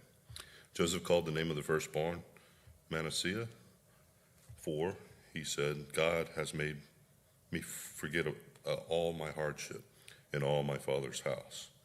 The name of the second he called Ephraim, for God has made me fruitful in the land of my affliction. The 7 years of plenty that occurred in the land of Egypt came to an end, and the 7 years of famine began to come, as Joseph had said. There were famine in all lands, but in all the land of Egypt there was bread. When all the land of Egypt was famished, the people cried to Pharaoh for bread. Pharaoh said to all the Egyptians, "Go to Joseph. What he says to you, do." So when the famine had spread over all the land, Joseph opened up the storehouses and sold to the Egyptians, for the famine was severe in the land of Egypt. Moreover, all the earth came to Egypt to Joseph to buy grain, because the famine was severe over all the earth. Chapter 42. When Jacob learned that there was grain for sale in Egypt, he said to his sons, "Why do you look at one another?" And he said, "Behold, I have heard that there is grain for sale in Egypt. Go down and buy grain for us there, that we may live and not die." So 10 of Joseph's brothers went down to buy grain in Egypt. But Jacob did not send Benjamin, Joseph's brother, with his brothers, for he feared that harm might happen to him. Thus the sons of Israel came to buy among the others who came, for the famine was in the land of Canaan. Now Joseph was governor over the land. He was the one who sold to all the people of the land. And Joseph's brothers came and bowed themselves before him with their faces to the ground. Joseph saw his brothers and recognized them, but he treated them like strangers and spoke roughly to them. "Where do you come from?" he said. They said, "From the land of Canaan, to buy food." And Joseph recognized his brothers, but they did not recognize him. And Joseph remembered the dreams that he had dreamed of them. And he said to them, "You are spies. You have come to see the nakedness of the land." They said to him, "No, my lord. Your servants have come to buy food. We are all sons of one man. We are honest men. Your servants have never been spies." He said to them, "No, it is the nakedness of the land that you have come to see." And they said, "We, your servants, are 12 brothers, the sons of one man in the land of Canaan. And behold, the youngest is this day with our father, and one is no more." But Joseph said to them, "It is as I said to you, you are spies. By this you shall be tested. By the life of Pharaoh, you shall not go from this place unless your youngest brother comes here. Send one of you and let him bring your brother while you remain confined, that your words may be tested, whether there is truth in you. Or else by the life of Pharaoh, surely you are spies." And he put them all together in custody for 3 days. And on the 3rd day Joseph said to them, "Do this and you will live, for I fear God. If you are honest men, let one of your brothers remain confined where you are in custody, and let the rest go and carry grain for the famine of your households. And bring your youngest brother to me, so your words will be verified, and you shall not die." And they did so. Then they said to one another, "In truth, we are guilty concerning our brother, in that we saw the distress of his soul when he begged us, and we did not listen. This is why this distress has come upon us." And Reuben answered him, "Did I not tell you not to sin against the boy? But you did not listen. So now there comes a reckoning for his blood." They did not know that Joseph understood them, for there was an interpreter between them. Then he turned away from them and wept, and he returned to them and spoke to them. And he took Simeon from them and bound him before their eyes. And Joseph gave orders to fill their bags with grain, and replace every man's money in his sack, and to give them provisions for the journey. This was done for them. Then they loaded their donkeys with grain and departed. And as one of them opened his sack to give his donkey fodder at a lodging place, he saw his money in the mouth of the sack. And he said to his brothers, "My money has been put back. Here it is in the mouth of my sack." At this their hearts failed them, and they turned trembling to one another, saying, "What is this that God has done to us?" When they came to Jacob, their father, in the land of Canaan, they told him all that had happened to them, saying, the Lord of the land, spoke roughly to us and took us to be spies of the land. But we said to him, "We are honest men. We have never been spies. We are 12 brothers, sons of our father, one is no more, and the youngest is this day with our father in the land of Canaan. Then the man, the Lord of the land, said to us, By this I shall know that you are honest men. Leave one of your brothers with me, and take grain for the famine of your households, and go away. Bring your youngest brother to me, then I shall know that you are not spies, but honest men, and I will deliver your brother to you, and you shall trade in the land. As they emptied their sacks, behold, every man's bundle of money was in his sack. And when they and their father saw the bundles of money, they were afraid. And Jacob, their father, said to them, You have bereaved me of my children. Joseph is no more, and Simeon is no more. And now you would take Benjamin? All this has come against me. Then Reuben said to his father, Kill my 2 sons, if I do not bring him back to you. Put him in my hands, and I will bring him back to you. But he said, My son shall not go down with you, for his brother is dead, and he is the only one left. If harm should happen to him on the journey that you are to make, you would bring down my gray hairs with sorrow to Sheol. Chapter 43. Now the famine was severe in the land, and when they had eaten the grain that they had bought from Egypt, their father said to them, Go again, buy us a little food. But Judah said to him, The man solemnly warned us, saying, You shall not see my face unless your brother is with you. If you will send our brother with us, we will go down and buy you food. But if you will not send him, we will not go down. For the man said to us, You shall not see my face unless your brother is with you. Israel said, Why did you treat me so badly as to tell the man that you had another brother? They replied, The man questioned us carefully about ourselves and our kindred, saying, Is your father still alive?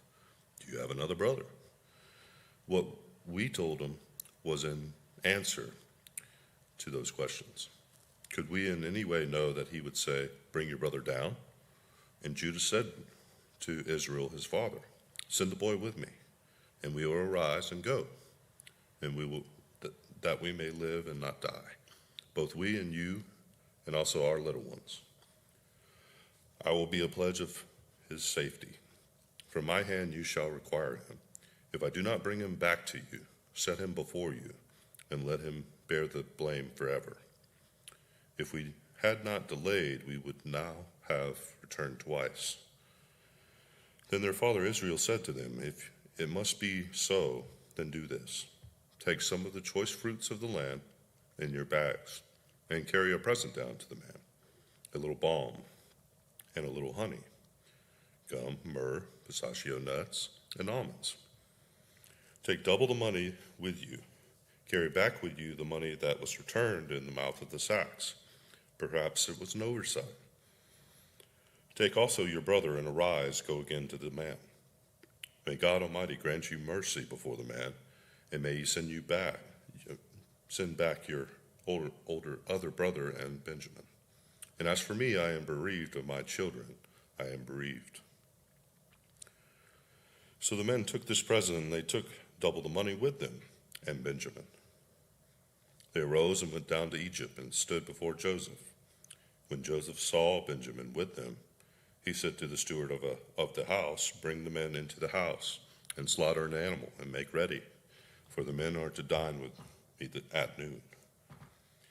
The man did as Joseph told him, and brought the men to Joseph's house. And the men were afraid because they were brought to Joseph's house, and they said, It is because of the money, which was replaced in our sacks the first time, that we are brought in, so that he may assault us and fall upon us to make us servants and seize our donkeys. So they went up to the steward of Joseph's house and spoke with him at the door of the house and said, O my lord, we came down the first time to buy food, and when we came to the lodging place, we opened our sacks, and there was each man's money in the mouth of the sack, our money in full weight. So we have brought it again with us, and we have brought other money down with us to buy food. We do not know who put our money back our money in our sacks?" He replied, "Peace to you. Do not be afraid. Your God and the God of your father has put treasure in your sacks for you. I received your money." Then he brought Simeon out to show them. And when the man had brought the men into Joseph's house and given them water, and they had washed their feet, and when he had given their donkeys fodder, they prepared the present for Joseph's coming at noon, for they heard that they should eat bread there. When Joseph came home, they brought into the house to him the present that they had with them, and bowed down to the ground. And then he inquired about their welfare and said, "Is your father well? The old man of whom you spoke, is he still alive?" They said, "Your servant, our father, is well. He is still alive." And they bowed their heads and prostrated themselves. And he lifted up his eyes and saw his brother Benjamin, his mother's son, and said, "Is this your youngest brother, of whom you spoke to me? God be gracious to you, my son." Then Joseph hurried out, for his compassion grew warm for his brother, and he sought a place to weep. And he entered his chamber and wept there. Then he washed his face and came out, and controlling himself, he said, "Serve the food." They served him by himself, and them by themselves, and the Egyptians who ate with them by themselves, because the Egyptians could not eat with the Hebrews, for that is an abomination to the Egyptians. And they sat before him, the firstborn according to his birthright, and the youngest according to his youth. And the men looked at one another in amazement. Portions were taken to them from Joseph's table, but Benjamin's portion was 5 times as much as any of theirs, and they drank and were merry with them. Chapter 44. Then he commanded the steward of his house, "Fill the men's sacks with food, as much as they can carry, and put each man's cup in the mouth of his sack. And put my cup, the silver cup, in the mouth of the sack of the youngest, with his money for the grain." And he did as Joseph told him. As soon as the morning was light, the men were sent away with their donkeys. They had gone only a short distance from the city. Now Joseph said to his steward, "Up, follow after the men. And when you overtake them, say to them, 'Why have you repaid evil for good? It is not from this that my Lord drinks, and by this that he practices divination. You have done evil in doing this.' When he overtook them, he spoke to them these words. They said to him, 'Why does my Lord speak such words as these? Far be it from your servants to do such a thing. Behold, the money that we found in the mouths of our sacks we brought back to you from the land of Canaan. How then could we steal silver or gold from your Lord's house? Whichever of your servants is found with it shall die, and we also will be my Lord's servants.' And he says, 'Let it be as you say. He who is found with it shall be my servant, and the rest of you shall be innocent.' Then each man quickly lowered his sack to the ground, and each man opened his sack. And he searched, beginning with the eldest and ending with the youngest. And the cup was found in Benjamin's sack. Then they tore their clothes, and every man loaded his donkey, and they returned to the city. When Judah and his brothers came to Joseph's house, he was still there. They fell before him to the ground. Joseph said to them, 'What deed is this that you have done? Do you not know that a man like me can indeed practice divination?' And Judah said, 'What shall we say to my Lord? What shall we speak? Or how can we clear ourselves?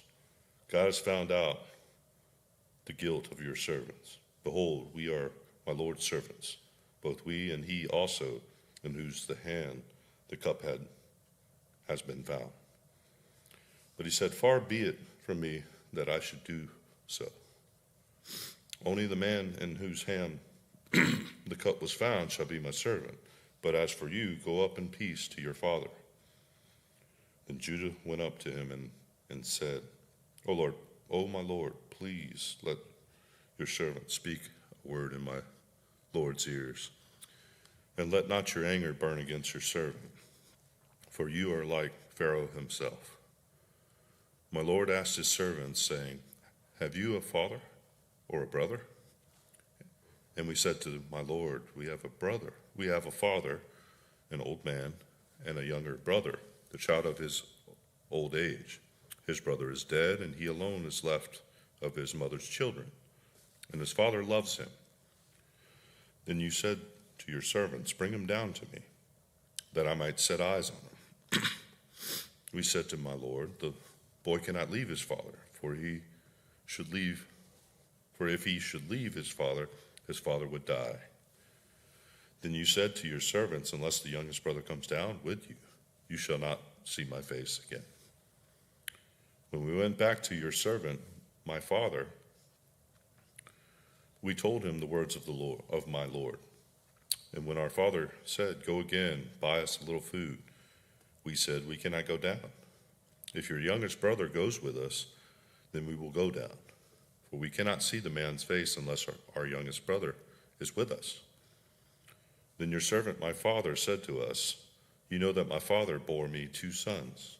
One left me, and I said, 'Surely he has been torn to pieces,' and I have never seen him again. If you take this one also from me, and harm happens to him, you will bring down my gray hairs in evil to Sheol. To Sheol. Now therefore, as soon as I come to your servant my father, and the boy is not with us, then, as his life is bound up in the boy's life, as soon as he sees that the boy is not with us, he will die, and your servants will bring down the gray hairs of your servant our father with sorrow to Sheol." For your servant became a pledge of safety for the boy to my father, saying, "If I do not bring him back to you, then I shall bear the blame before my father all my life. Now, therefore, please let your servant remain instead of the boy as a servant to my Lord, and let the boy go back with his brothers. For how can I go back to my father if the boy is not with me? I fear to see the evil that would find my father." Chapter 45. Then Joseph could not control himself before all those who stood by him. He cried, "Make everyone go out from me." So no one stayed with him when Joseph made himself known to his brothers. And he wept aloud, so that the Egyptians heard it, and the household of Pharaoh heard it. And Joseph said to his brothers, "I am Joseph. Is my father still alive?" But his brothers could not answer him, for they were dismayed at his presence. So Joseph said to his brothers, "Come near to me, please." And they came near. And he says, "I am your brother Joseph, whom you sold into Egypt. And now do not be distressed or angry with yourselves because you sold me here, for God sent me here, sent me before you to preserve life. For the famine has been in the land these 2 years, and there are yet 5 years in which there will be neither plowing nor harvest. And God sent me before you to preserve for you a remnant on earth, and to keep alive for you many survivors. So it was not you who sent me here, but God.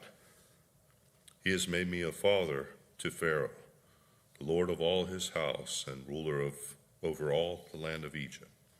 Hurry and go up to my father and say to him, 'Thus says your son Joseph, God has made me Lord of all of Egypt. Come down to me, do not tarry. You shall dwell in the land of Goshen, and you shall be near me, you and your children, and your children's children, and your flocks, your herds, and all you have. There I will provide for you. For there are yet 5 years of famine to come, so that you and your household and all that you have do not come to poverty.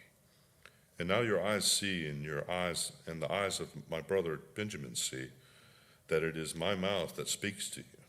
You must tell my father of all my honor in Egypt, and of all that you have seen.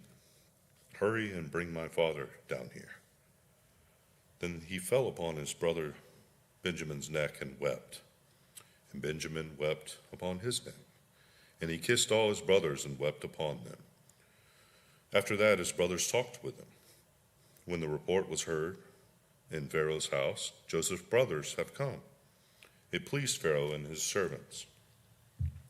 And Pharaoh said to Joseph, "Say to your brothers, do this: load your beast and go back to the land of Canaan, and take your father and your households and come to me. And I will give you the best of the land of Egypt, and you shall eat of the fat of the land. And you, Joseph, are commanded to say, do this: take wagons from the land of Egypt for your little ones and for your wives, and bring your father and come. Have no concern for your goods, for the best of all the land of Egypt is yours." The sons of Israel did so, and Joseph gave them wagons, according to the command of Pharaoh, and gave them provisions for the journey. To each and all of them he gave a change of clothes, but to Benjamin he gave 300 shekels of silver and 5 changes of clothes. To his father he sent as follows: 10 donkeys loaded with the good things of Egypt, 10 female donkeys loaded with grain, bread, and provision for his father on the journey. Then he sent his brothers away, and as they departed, he said to them, "Do not quarrel on the way." So they went out of Egypt and came to the land of Canaan, to their father Jacob.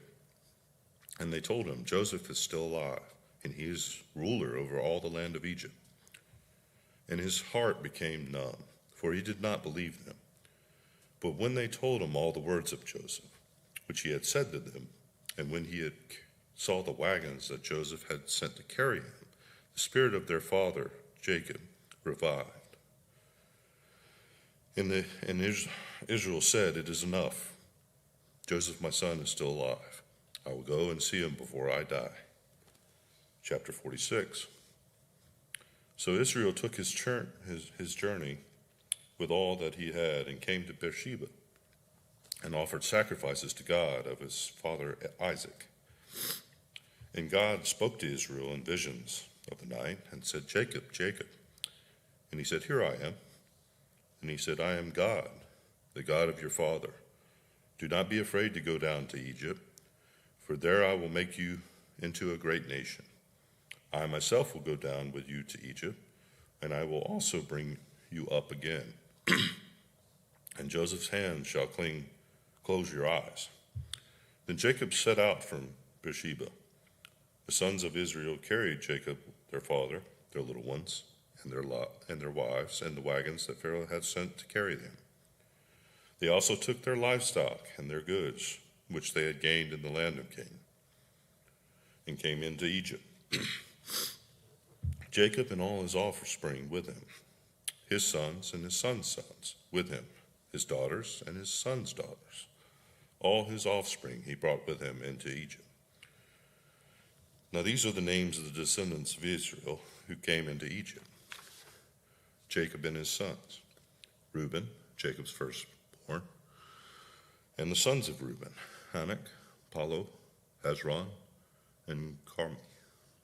The sons of Simeon: Jemuel, Jamin, Ohad, Jachin, Zoar, and Sheol, the son of a Canaanite woman. The sons of Levi: Gershon, Kohath, and Merari. The sons of Judah: Er, Onan, Shelah, Perez, Zariah. But Er and Onan died in the land of Canaan. And the sons of Perez were Hezron and Hamul. The sons of Issachar: Tol, Puvah, Job, Shimeron. The sons of Zebonan, Sered, Elon, Jaleel. These are the sons of Leah, whom she bore to Jacob in Paddan, together with his daughter Dinah. Altogether his sons and his daughters numbered 33.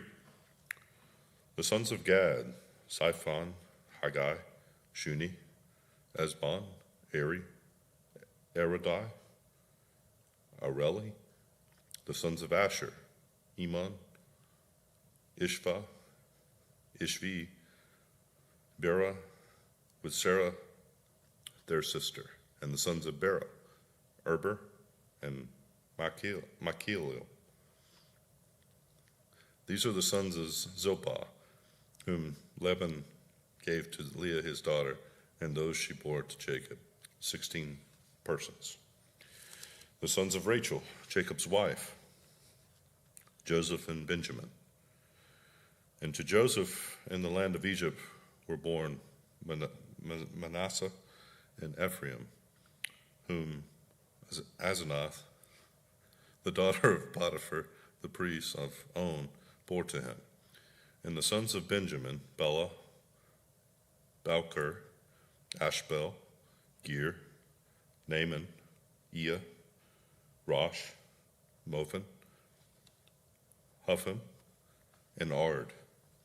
These are the sons of Rachel, whom were born to Jacob, 14 persons in all.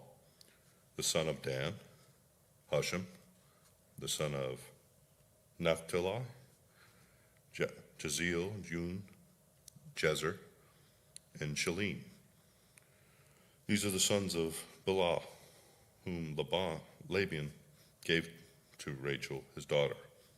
And these she bore to Jacob, 7 persons in all.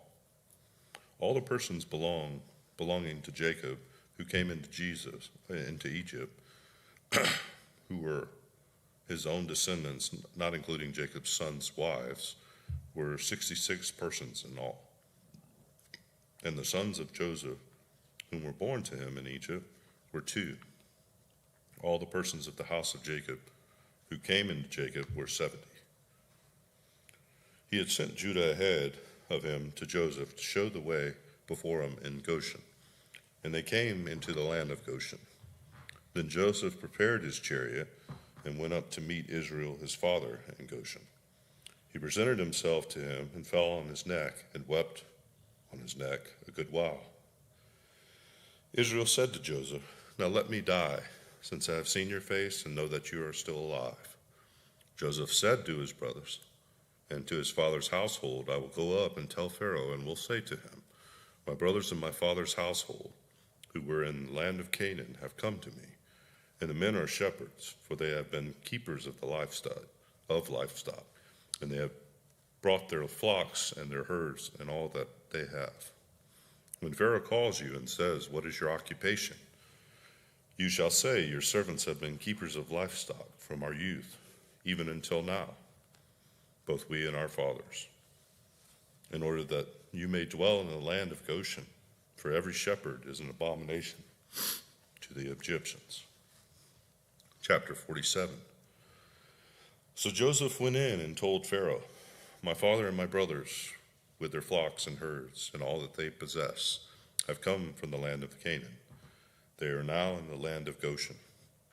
And from among his brothers he took 5 men and presented them to Pharaoh. Pharaoh said to his brothers, "What is your occupation?" And they said to Pharaoh, "Your servants are shepherds, as our fathers were."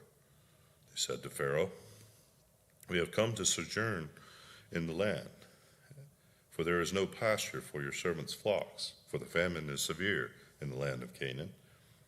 And now, please, let your servants dwell in the land of Goshen." Then Pharaoh said to Joseph, "Your father and your brothers have come to you. The land of Egypt is before you. Settle your father and your brothers in the best of the land. Let them settle in the land of Goshen. And if you know any able men among them, put them in charge of my livestock." Then Joseph brought in Jacob his father and stood him before Pharaoh. And Jacob blessed Pharaoh. And Pharaoh said to Jacob, "How many are the days of the years of your life?" And Jacob said to Pharaoh, "The days of the years of my sojourning are 130 years. Few and evil have been the days of the years of my life, and they have not attained to the days of the years of my life of my fathers in the days of their sojourning." And Jacob blessed Pharaoh and went out from the presence of Pharaoh. Then Joseph settled his father and his brothers and gave them a possession in the land of Egypt, in the best of the land, in the land of Rameses, as Pharaoh had commanded. And Joseph provided his father, his brothers, and all his father's household with food, according to the number of their dependents. Now there was no food in all the land, for the famine was very severe, and so that the land of Egypt and the land of Canaan languished by reason of the famine. And Joseph gathered up all the money that was found in the land of Egypt and in the land of Canaan, in exchange for the grain that they bought. And Joseph brought the money into Pharaoh's house. And when the money was all spent in the land of Egypt and in the land of Canaan, all the Egyptians came to Joseph and said, "Give us food. Why should we die before your eyes? For our money is gone."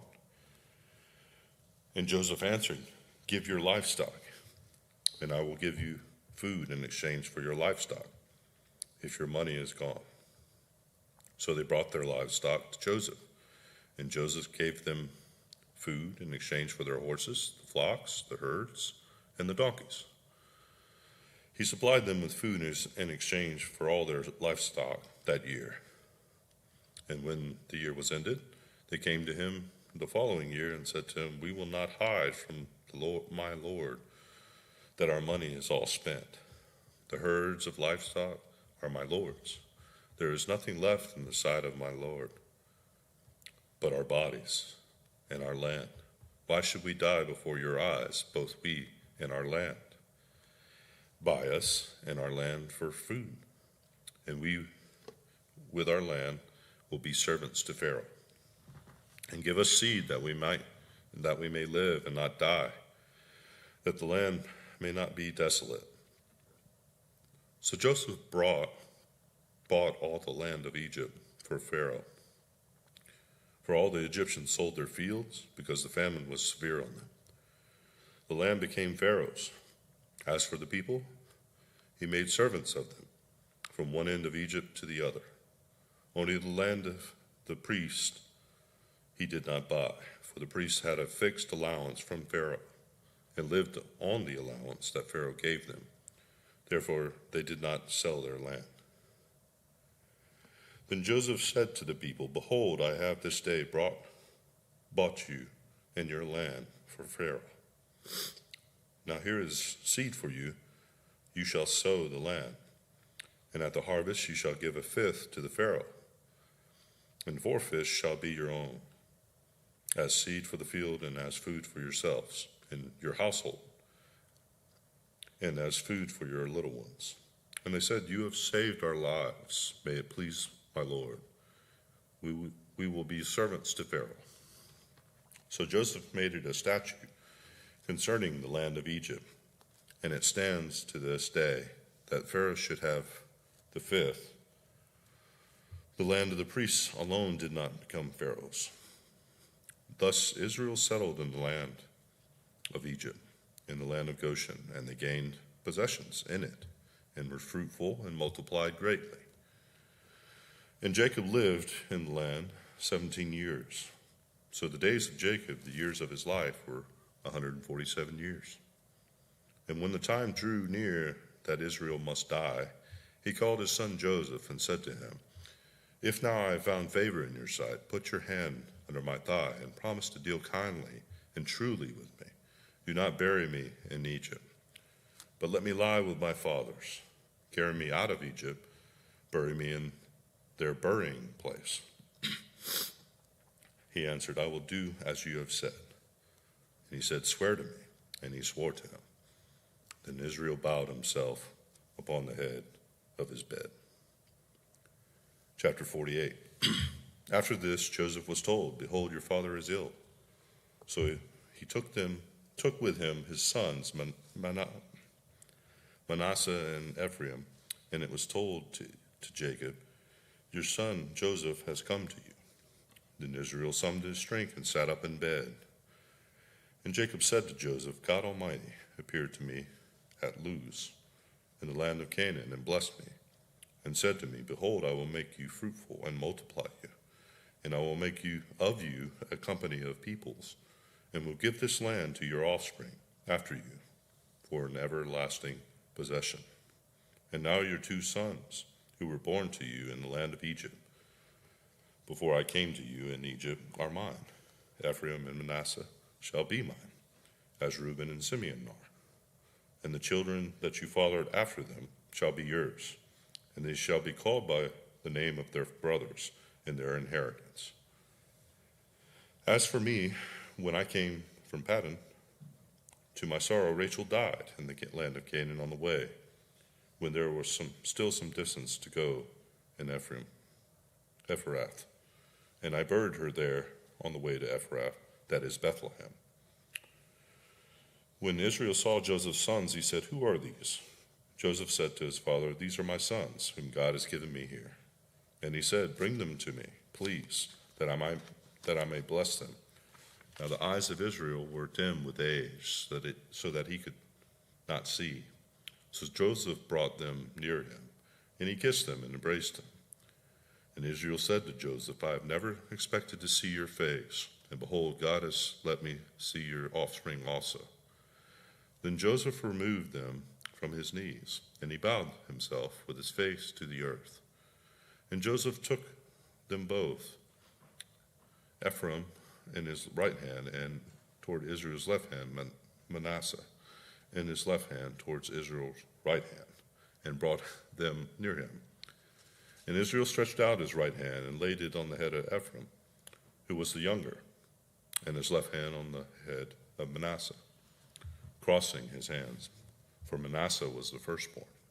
And he blessed Joseph and said, The God before whom my fathers, Abraham and Isaac walked, the God who has been my shepherd all my life long to this day, the angel who has redeemed me from all evil, bless the boys, and in them let my name be carried on. In the name of my fathers, Abraham and Isaac, let them grow into a multitude in the midst of the earth. When Joseph saw that his father laid his right hand on the head of Ephraim, it displeased him, and he took his father's hand to move it from Ephraim's head to Manasseh's head. And Joseph said to his father, Not this way, my father, since this one is the firstborn. Put your right hand on his head. But his father refused and said, I know, my son, I know. He also shall become a people, and he also shall be great. Nevertheless, his younger brother shall be greater than he, and his offspring shall be a multitude of nations. So he blessed them from that day, saying, By you Israel will pronounce blessings, saying, God make you as Ephraim and as Manasseh. Thus he put Ephraim before Manasseh. Then Israel said to Joseph, Behold, I am about to die, but God will be with you, and will bring you again to the land of your fathers. Moreover, I have given to you, rather than to your brothers, one mountain slope that I took from the hand of the Amorites with my sword and with my bow. Chapter 49. Then Jacob called his sons and said, Gather yourselves together, that I may tell you what shall happen to you in the days to come. Assemble and listen, O sons of Jacob. Listen to Israel your father. Reuben, you are my firstborn, my might, and the firstfruits of my strength, preeminent in dignity and preeminent in power. Unstable as water, you shall not have preeminence, because you went up to your father's bed. Then you devoured it. He went up to my couch. Simeon and Levi are brothers. Weapons of violence are their swords. Let my soul come not into their counsel. O my glory, be not joined to their company. For in their anger they killed men, and in their willfulness they hamstrung oxen. Cursed be their anger, for it is fierce, and their wrath, for it is cruel. I will divide them in Jacob and scatter them in Israel. Judah, your brothers shall praise you. Your hand shall be on the neck of your enemies. Your father's son shall bow down before you. Judah is a lion's cub. From the prey, my son, you have gone up. He stooped down. He crouched as a lion, and as a lioness, who dares rouse him? The scepter shall not depart from Judah, nor the ruler's staff from between his feet, until the tribute comes to him, and to him shall be the obedience of the peoples. Binding his foal to the vine, and his donkey's colt to the choice vine, he washed his garments in wine, and his vesture in the blood of grapes. His eyes are darker than wine, and his teeth whiter than milk. Zebulun shall dwell in the shore of the sea. He shall become a haven for the ships, and his border shall be at Sidon. Issachar is a strong donkey, crouching between the sheepfolds. He saw that a resting place was good, and that the land was pleasant, so he bowed his shoulder to bear, and became a servant at forced labor. Dan shall judge his people as one of the tribes of Israel. Dan shall be a serpent in the way, a viper by the path, that bites at the horse's heels, so that the rider falls backwards. I await for your salvation, O Lord. Riders shall raid Gad, but he shall raid at their heels. Asher's food shall be rich, and he shall yield royal delicacies. Naphtali is a doe let loose that bears beautiful fawns. Joseph is a beautiful brawl, a fruitful ball by a spring. His branches run over the wall. The archers bitterly attack him, shot at him, harassed him severely, yet his bow remained unmoved, his arms made agile by the hands of the mighty one of Jacob. From there is the shepherd, the stone of Israel. By the God of your father, who will help you, by the Almighty, who will bless you with blessings of heaven above, blessings of the deep that crouches beneath, blessings of the breast and of the womb. The blessings of your father are mighty beyond the blessings of my parents, up to the bounties of the everlasting hills. May they be on your head of Joseph,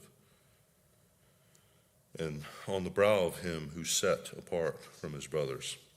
Benjamin is a ravenous wolf, in the morning devouring the prey, and at the evening dividing the spoil. All these are the 12 tribes of Israel. This is what their father said to them as he blessed them, blessing each one with the blessing suitable to him. Then he commanded and said to them, I am to be gathered to my people.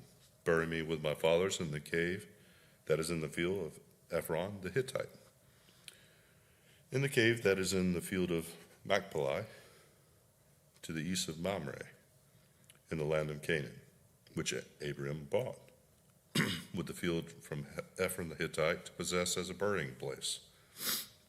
There they buried Abraham and Sarah his wife. There they buried Isaac and Rebekah his wife. And there they buried Leah. And the field and the cave that is in it were brought from the Hittites. When Jacob finished commanding his sons, he drew up his feet into the bed and breathed his last, and was gathered to his people. Chapter 50. Then Joseph fell on his father's face and wept over him and kissed him. And Joseph commanded his servants and physicians to embalm his father. So the physicians embalmed Israel. 40 days were required for it, for that is how many are required for embalming. And the Egyptians wept for him 70 days. And when the days of weeping for him were past, Joseph spoke to the household of Pharaoh, saying, If now I have found favor in your eyes, please speak in the ears of the Pharaoh, saying, My father made me swear, saying, I am about to die in my tomb that I hewed out for myself in the land of Canaan. There shall you bury me. Now, therefore, let me please go up and bury my father, then I will return.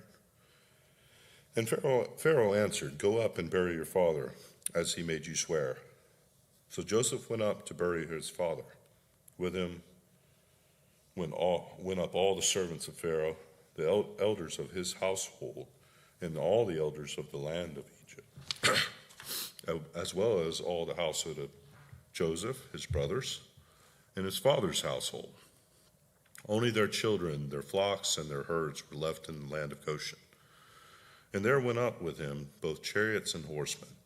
It was a great, very great company. When they came to the threshing floor of Atad, which is beyond the Jordan, they lamented there with a very great and grievous lamentation. And he made a mourning for his father 7 days. When the inhabitants of the lands, the Canaanites, saw the mourning on the threshold of the floor of Atad, they said, "This is a grievous mourning by the Egyptians." Therefore the place was named Abel Mizraim. It is beyond the Jordan. Thus his sons did for him as he had commanded them. For his sons carried him to the land of Canaan and buried him in the cave of the field of Machpelah, to the east of Mamre, which Abraham bought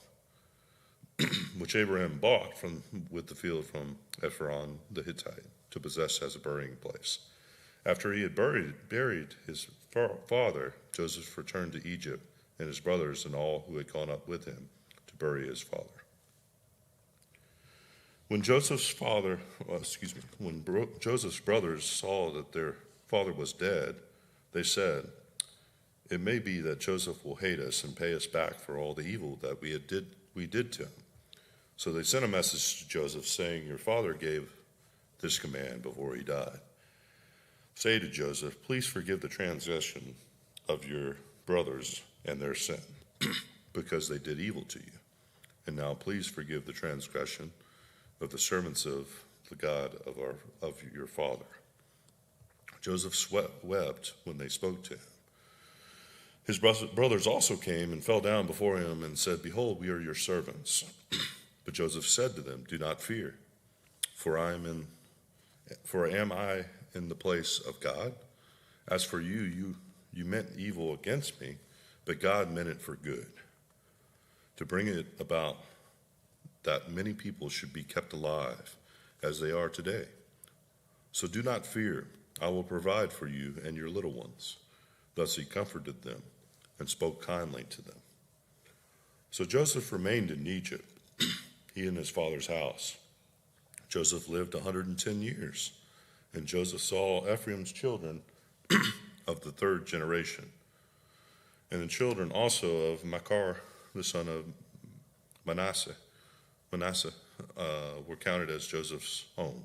And Joseph said to his brothers, "I am about to die, but God will visit you and bring you up out of this land, to the land that he swore to Abraham, to Isaac, and to Jacob." Then Joseph made the sons of Israel swear, saying, "God will surely visit you, and you shall carry up my bones from here." So Joseph died, being 110 years old. They embalmed him, and he was put in a coffin in Egypt. Exodus chapter 1. These are the names of the sons of Israel who came to Egypt with Jacob, each with his household: Reuben, Simeon, Levi, Judah, Issachar, Zebulun, and Benjamin, Dan and Naphtali, Gad and Asher. All the descendants of Jacob were 70 persons. Joseph was already in Egypt. Then Joseph died, and all his brothers and all that generation. But the people of Israel were fruitful and increased greatly. They multiplied and grew exceedingly strong, so that the land was filled with them. Now there arose a new king over Egypt, who did not know Joseph. And he said to his people, "Behold, the people of Israel are too many and too mighty for us. Come, let us deal shrewdly with them, lest they multiply. And if war breaks out, they join our enemies and fight against us and escape from the land." Therefore they set taskmasters over them to afflict them with heavy burdens. They built for Pharaoh's store cities, Pithom and Ramesses. But the more they were oppressed, the more they multiplied, and the more they spread abroad. And the Egyptians were in dread of the people of Israel, so they ruthlessly made the people of Israel work as slaves and made their lives bitter with hard service in mortar and brick and in all kinds of work in the field. In all their work, they ruthlessly made them work as slaves.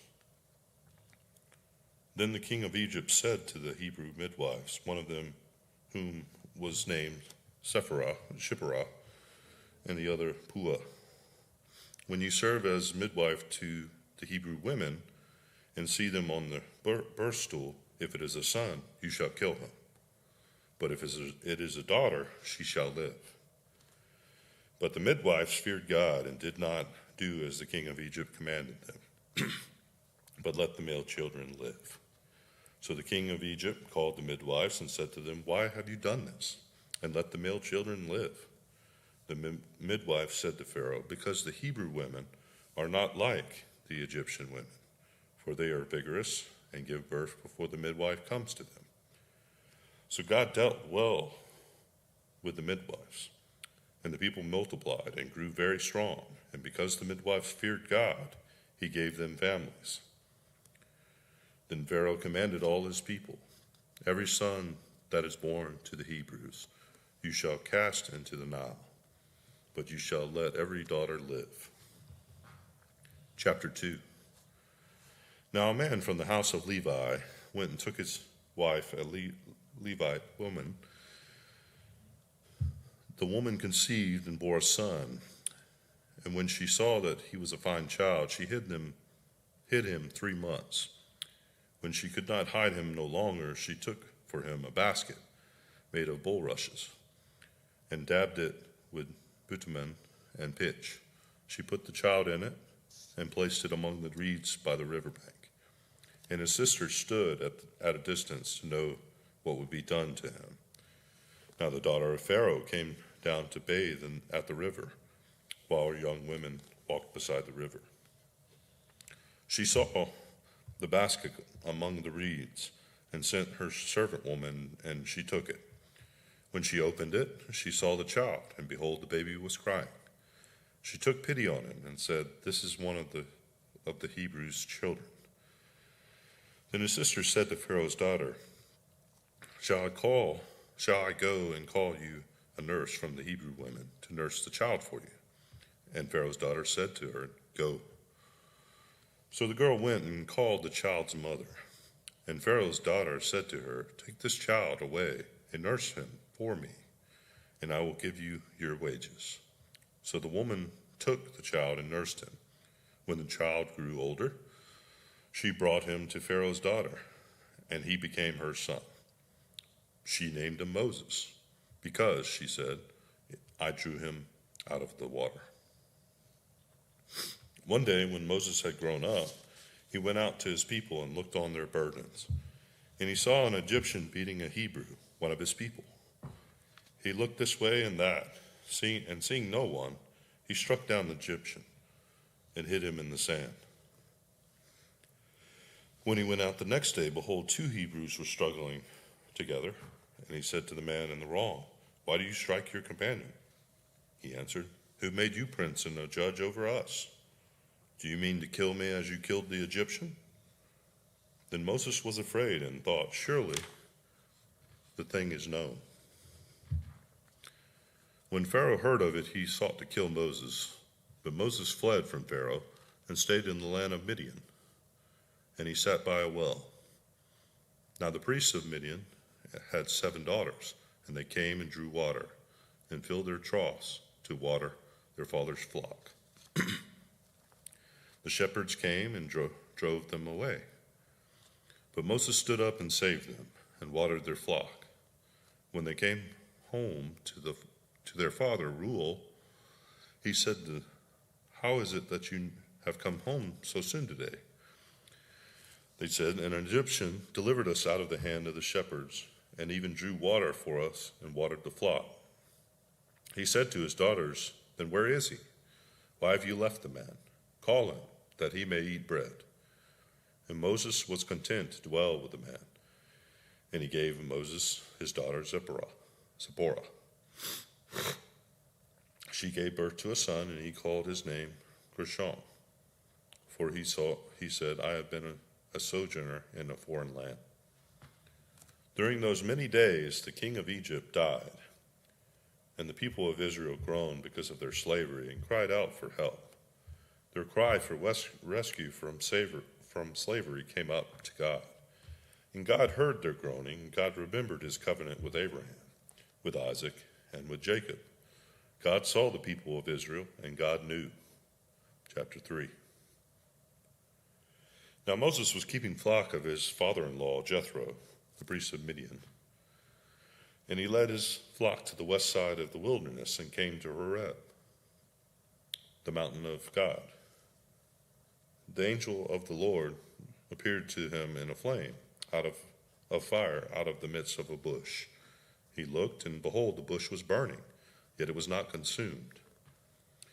And Moses said, I will turn aside to see this great sight, why the bush is not burned. When the Lord saw that he turned aside to see, God called him out of the bush. Moses, Moses, he said. Here I am. Then he said, do not come near. Take your sandals off your feet, for the place on which you are standing is holy ground. And he said, I am the Lord. I am the God of your father, the God of Abraham, and the God of Isaac, and the God of Jacob. And Moses hid his face, for he was afraid to look at God.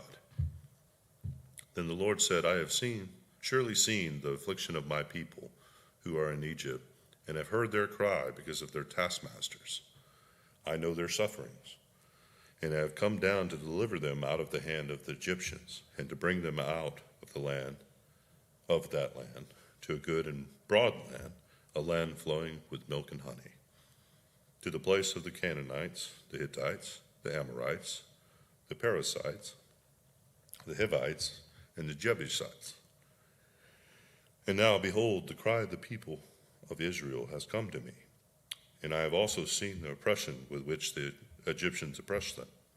Come, I will send you to Pharaoh, that you may bring my people, the children of Israel, out of Egypt. But Moses said to God, who am I, that I should go to Pharaoh and bring the children out of Israel out of Egypt? He said, I will be with you, and this shall be the sign for you, that I have sent you. When you have brought the people out of Egypt, you shall serve God on this mountain. Then Moses said to God, if I come to the people of Israel and say to him, the God of your fathers has sent me to you, and they ask me, what is his name? What shall I say to them? God says, I am. God said to Moses, I am who I am. And he said, say this to the people of Israel. I am, has sent me to you. God has also said to Moses, say to the people of Israel, the Lord, the God of your fathers, the God of Abraham, the God of Isaac, and the God of Jacob has sent me to you. This is my name forever, and thus I will be remembered throughout all generations. Go and gather elders of Israel together and say to them, Lord, the God of your fathers, the God of Abraham, of Isaac, and of Jacob, has appeared to me, saying, I have observed you in what has been done to you in Egypt, and I promise that I will bring you up out of the affliction of Egypt to the land of the Canaanites, the Hittites, the Amorites, the Perizzites, the Hivites, and the Jebusites, a land flowing with milk and honey. And they will listen to your voice. You and your elders of Israel shall go to the king of Egypt and say to him, the Lord, the God of the Hebrews, has met with us, and now please let us go a 3 days' journey into the wilderness, that we may sacrifice to the Lord our God. But I know that the king of Egypt will not let you go, unless compelled by a mighty hand. So I will stretch out my hand and strike Egypt with all the wonders that I will do in it. After that, he will let you go. And I will give this people favor in the sight of the Egyptians. And when you go, you shall not go empty. But each woman shall ask of her neighbor, and any woman who lives in her house, for silver and gold jewelry, and for clothing. You shall put them on your sons and on your daughters, so you shall plunder the Egyptians. Chapter 4. Then Moses answered, Behold, they will not believe me or listen to my voice, for they will say, The Lord did not appear to you. The Lord said to him, What is it? What is that in your hand? He said, A staff. And he said, Throw it on the ground. So he threw it on the ground, and it became a serpent. And Moses ran from it. But the Lord said to Moses, Put out your hand and catch it by the tail. So he put out his hand and caught it, and it became a staff in his hand. That they may believe that the Lord, the God of your fathers, the God of Abraham, the God of Isaac, and the God of Jacob, has appeared to you. Again, the Lord said to him, Put your hand inside your cloak. And he put his hand inside his cloak, and when he took it out, behold, his hand was leprous, like snow. Then God said, Put your hand back inside your cloak. So he put his hand back inside the cloak, and when he took it out, behold, it was destroyed, like the rest of his flesh. If they will not believe you, God said, or listen to the first sign, they may believe the latter sign. If they will not believe even these two signs, or listen to your voice, you shall take some water from the Nile and pour it on the dry ground. And the water that you shall take from the Nile will become blood on the dry ground. But Moses said to the Lord, O my Lord, I am not eloquent, either in the past or since you have spoken to your servant, but I am slow of speech and of tongue. Then the Lord said to him, Who has made man's mouth? Who makes him mute, or deaf, or seeing, or blind? Is it not I, the Lord? Now therefore go, and I will be your mouth, and teach you what you shall speak. But he said, O my Lord, please send somebody else. Then the anger of the Lord was kindled against Moses, and he said, Is there not Aaron, your brother, the Levite? I know that he can speak well. Behold, he is coming out to meet you, and when he sees you, he will be glad in his heart. You shall speak to him the words, and put the words in his mouth, and I will be with your mouth and with his mouth, and will teach you both what to do. He shall speak for you to the people, and he shall be your mouth, and you shall be as God to him. And take in your hand the staff, with which you shall do the signs. Moses went back to Jethro, his father-in-law, and said to him, Please let me go back to my brothers in Egypt to see whether they are still alive. And Jethro said to Moses, Go in peace.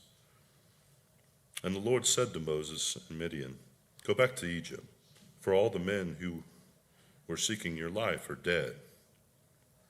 So Moses took his wife and his sons and had them ride on a donkey and went back to the land of Egypt. And Moses took the staff of God in his hand. And the Lord said to Moses, When you go back to Egypt, see that you do before Pharaoh all the miracles that I have put in your power. But I will harden his heart so that he will not let the people go. Then you shall say to Pharaoh, Thus says the Lord, Israel is my firstborn son. And I say to you, Let my son go, that he may serve me. If you refuse to let him go, behold, I will kill your firstborn son. At a lodging place on the way to the Lord, the Lord met him and sought to put him to death. Then Zipporah took a flint and cut off her son's foreskin and touched Moses' feet with it, and said, Surely you are a bridegroom of blood to me. So he let him alone. It was then that she said, A bridegroom of blood because of the circumcision. The Lord said to Aaron, Go into the wilderness to meet Moses. So he went and met him at the mountain of God and kissed him. And Moses told Aaron all the words of the Lord with which he had sent him to speak, and all the signs that he had commanded him to do. Then Moses and Aaron went and gathered together all the elders of the people of Israel. Aaron spoke all the words that the Lord had spoken to Moses, and did the signs in the sight of the people. And the people believed. And when they heard that the Lord had visited the people of Israel, and that he had seen their affliction, they bowed their heads and worshipped. Chapter 5. Afterwards, Moses and Aaron went and said to Pharaoh, "Thus says the Lord, the God of Israel, let my people go, that they may hold a feast to me in the wilderness." But Pharaoh said, "Who is the Lord, that I should obey his voice and let Israel go? I do not know the Lord, and moreover, I will not let Israel go." Then they said, "The God of the Hebrews has met with us. Please let us go a 3 days' journey into the wilderness, that we may sacrifice to our Lord our God, lest he fall upon us with pestilence or with the sword." But the king of Egypt said to them, "Moses and Aaron, why do you take the people away from their work? Get back to your burdens." And Pharaoh said, "Behold, the people of the land are now many, and you make them rest from their burdens." The same day Pharaoh commanded the taskmasters of the people and their foremen, "You shall no longer give the people straw to make bricks, as in the past. Let them go and gather straw for themselves. But the number of bricks that they made in the past you shall impose on them. You shall by no means reduce it, for they are idle. Therefore they cry, 'Let us go and offer sacrifice to our God.' Let heavier work be laid on the men, that they may labor at it and pay no regard to lying words." So the taskmasters and the foremen of the people went out and said to the people, "Thus says Pharaoh, I will not give you straw. Go and get your straw yourselves, wherever you can find it. But your work will not be reduced in the least." So the people were scattered throughout all the land of Egypt to gather stubble for the straw. The taskmasters were urgent, saying, "Complete your work, your daily task each day, as when there was straw." And the foremen of the land of the people of Israel, whom Pharaoh's taskmasters had set over them, were beaten and were asked, "Why have you not done all your task of making bricks today and yesterday, as in the past?" Then the foremen of the people of Israel came and cried to Pharaoh, "Why do you treat your servants like this? No straw is given to your servants, yet they say to us, 'Make bricks.' And behold, your servants are beaten, but the fault is in your own people." But he said, "You are idle. You are idle. That is why you say, 'Let us go and sacrifice to the Lord.' Go now and work. No straw will be given to you, but you must deliver the same amount of bricks." The foremen of the people of Israel saw that they were in trouble when they said, "You shall by no means reduce your number of bricks, your daily task each day." They met with Moses and Aaron, who were waiting for them, as they came out from Pharaoh, and they said to him, "The Lord look on you and judge, because you have made us stink in the sight of Pharaoh and his servants, and have put a sword in their hand to kill us." Then Moses turned to the Lord and said, "O Lord, why have you done evil to this people? Why did you ever send me? For since I came to Pharaoh to speak in your name, he has done evil to this people, and you have not delivered your people at all." Chapter 6. But the Lord said to Moses, "Now you see what I will do to Pharaoh. For the strong hand he will send them out, and with a strong hand he will drive them out of his land." God spoke to Moses and said to him, "I am the Lord. I appeared to Abraham, to Isaac, and to Jacob as God Almighty. But by the name of the Lord I did not make myself known to them. I also established my covenant with them to give them the land of Canaan, the land in which they lived as sojourners. Moreover, I have heard the groaning of the people of Israel, whom the Egyptians hold as slaves, and I have remembered my covenant. Say therefore to the people of Israel, I am the Lord, and I will bring out from under the burdens of the Egyptians. and I will deliver you from slavery to them, and I will redeem you with outstretched arm, with great acts of judgment. I will take you to be my people, and I will be your God, and you shall know that I am the Lord your God, who has brought you out from under the burdens of the Egyptians.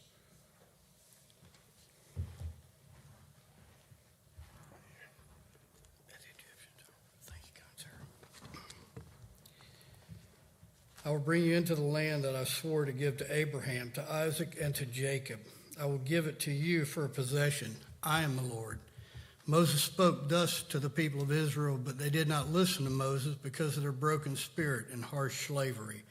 So the Lord said to Moses, "Go in, tell Pharaoh, king of Egypt, to let the people of Israel go out of this land." But Moses said to the Lord, "Behold, the people of Israel have not listened to me. How then shall Pharaoh listen to me, for I am of uncircumcised lips?" The Lord spoke to Moses and Aaron and gave them a charge about the people of Israel and about Pharaoh, king of Egypt, to bring the people of Israel out of the land of Egypt. These are the heads of their fathers' houses, the sons of Reuben, the firstborn of Israel: Hanok, Palu, Hezron, and Carmi. These are the clans of Reuben, the sons of Simeon: Jemuel, Jamin, Ohad, Jachin, Zohar, and Shaul, the son of a Canaanite woman. These are the clans of Simeon. These are the names of the sons of Levi according to their generations: Gershon, Kohath, and Merari. The years of the life of Levi being 137 years. The sons of Gershon, Libni and Shimei, by their clans. The sons of Kohath, Amram, Izhar, Hebron, and Uzziel. The years of the life of Kohath being 133 years. The sons of Merari, Mali and Mushi. These are the clans of the Levites according to their generations. Amram took as his wife Jochebed, his father's sister, and she bore him Aaron and Moses. The years of the life of Amram being 137 years. The sons of Izhar, Korah, Nepheg, and Zikri. The sons of Uzziel, Mishael, Elzaphan, and Sithri. Aaron took as his wife Elisheba, the daughter of Aminadab, and the sister of Nashon, and she bore him Nadab, Abihu, Eleazar, and Ithamar. The sons of Korah, Asher, Elkanah, and Abiasaph. These are the clans of the Korahites. Eleazar, Aaron's son, took as his wife one of the daughters of Putiel, and she bore him Phinehas. These are the heads of the fathers' houses of the Levites by their clans. These are the Aaron and Moses to whom the Lord said, "Bring out the people of Israel from the land of Egypt by their hosts." It was they who spoke to Pharaoh, king of Egypt, about bringing out the people of Israel from Egypt, this Moses and this Aaron. On the day when the Lord spoke to Moses in the land of Egypt, the Lord said to Moses, "I am the Lord. Tell Pharaoh, king of Egypt, all that I say to you." But Moses said to the Lord, "Behold, I am of uncircumcised lips. How will Pharaoh listen to me?" Chapter 7. And the Lord said to Moses, "See, I have made you like God to Pharaoh, and your brother Aaron shall be your prophet. You shall speak all that I command you, and your brother Aaron shall tell Pharaoh to let the people of Israel go out of his land. But I will harden Pharaoh's heart, and though I multiply my signs and wonders in the land of Egypt, Pharaoh will not listen to you. Then I will lay my hand on Egypt and bring my hosts, my people, the children of Israel, out of the land of Egypt by great acts of judgment. The Egyptians shall know that I am the Lord when I stretch out my hand against Egypt and bring out the people of Israel from among them." Moses and Aaron did so. They did just as the Lord commanded them. Now Moses was 80 years old, and Aaron 83 years old when they spoke to Pharaoh. Then the Lord said to Moses and Aaron, "When Pharaoh says to you, 'Prove yourselves by working a miracle,' then you shall say to Aaron, 'Take your staff and cast it down before Pharaoh, that it may become a serpent.'" So Moses and Aaron went to Pharaoh, and just as the Lord commanded, and did just as the Lord commanded. Aaron cast down his staff before Pharaoh and his servants, and it became a serpent. Then Pharaoh summoned the wise men and the sorcerers, and they, the magicians of Egypt, also did the same by their secret arts. For each man cast down his staff, and they became serpents. But Aaron's staff swallowed up their staffs. Still Pharaoh's heart was hardened, and he would not listen to them, as the Lord had said. Then the Lord said to Moses, Pharaoh's heart is hardened. He refuses to let the people go. Go to Pharaoh in the morning as he is going out to the water. Stand on the bank of the Nile to meet him, and take in your hand the staff that turned into a serpent. And you shall say to him, the Lord, the God of the Hebrews, sent me to you, saying, let my people go, that they may serve me in the wilderness. But so far you have not obeyed.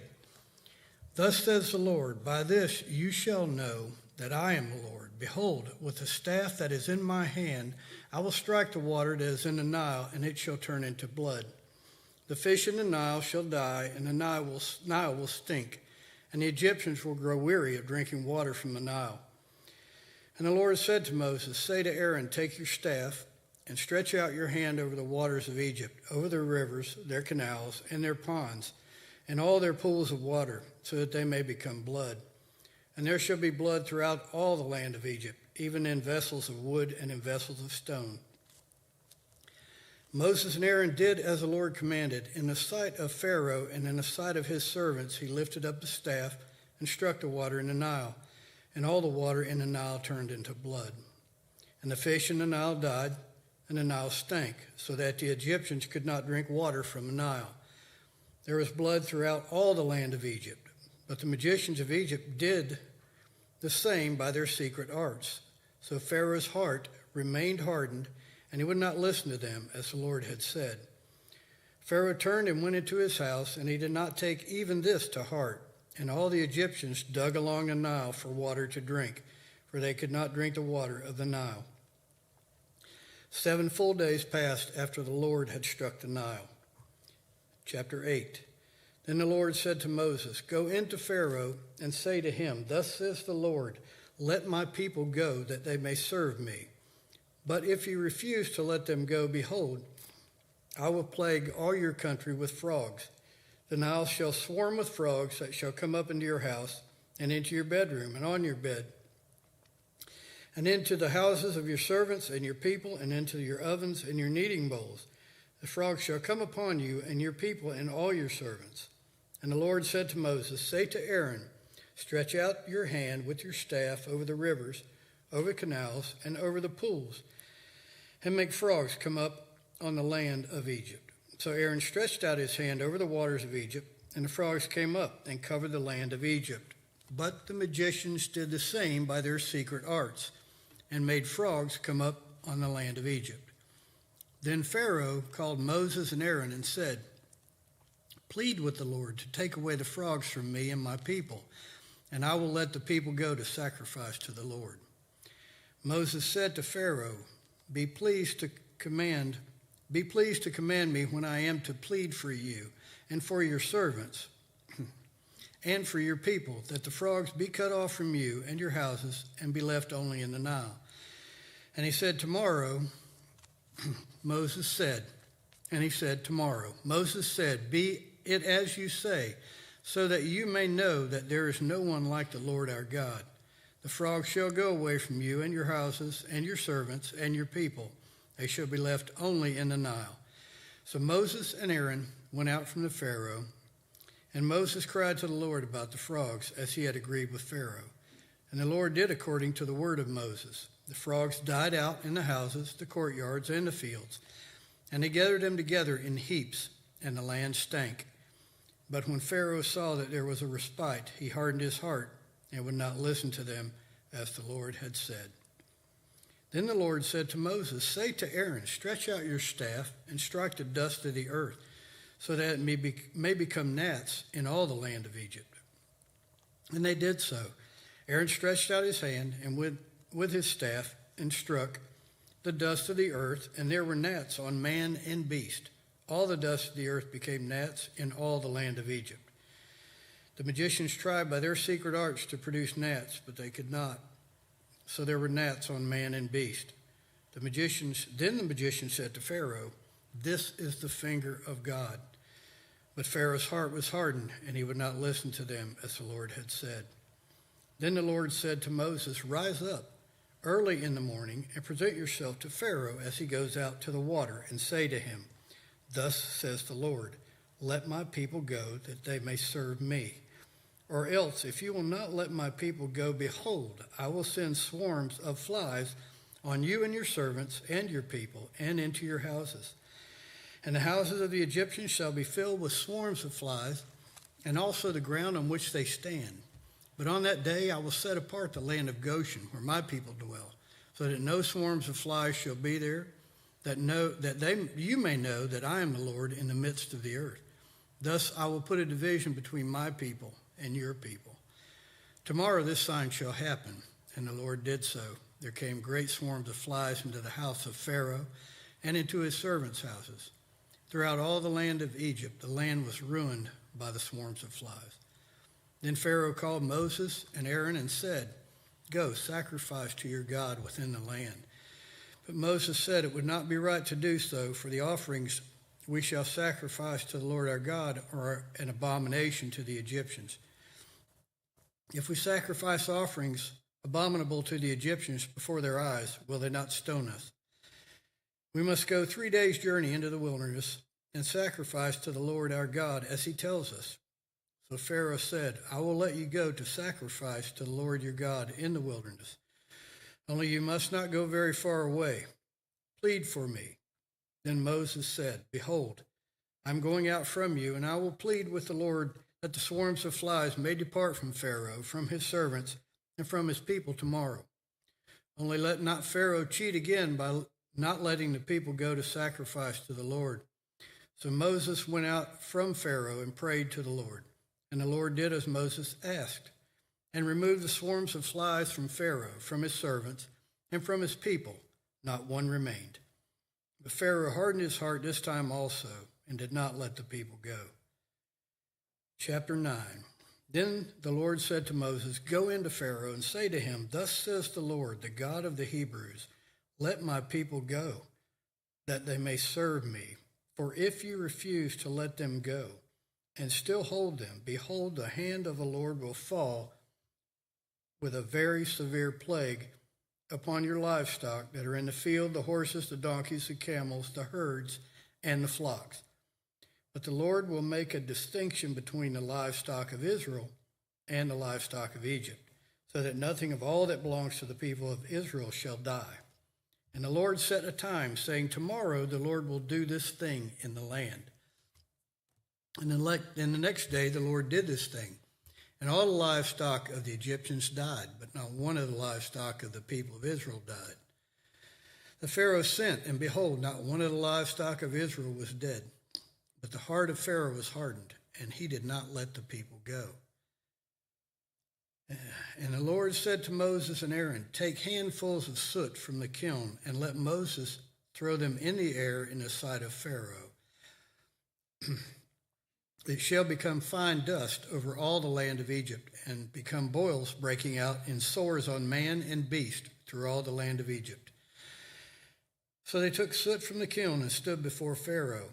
And Moses threw it in the air, and it became boils breaking out in sores on man and beast. And the magicians could not stand before Moses because of the boils. For the boils came upon the magicians and upon all the Egyptians. But the Lord hardened the heart of Pharaoh, and he did not listen to them, as the Lord had spoken to Moses.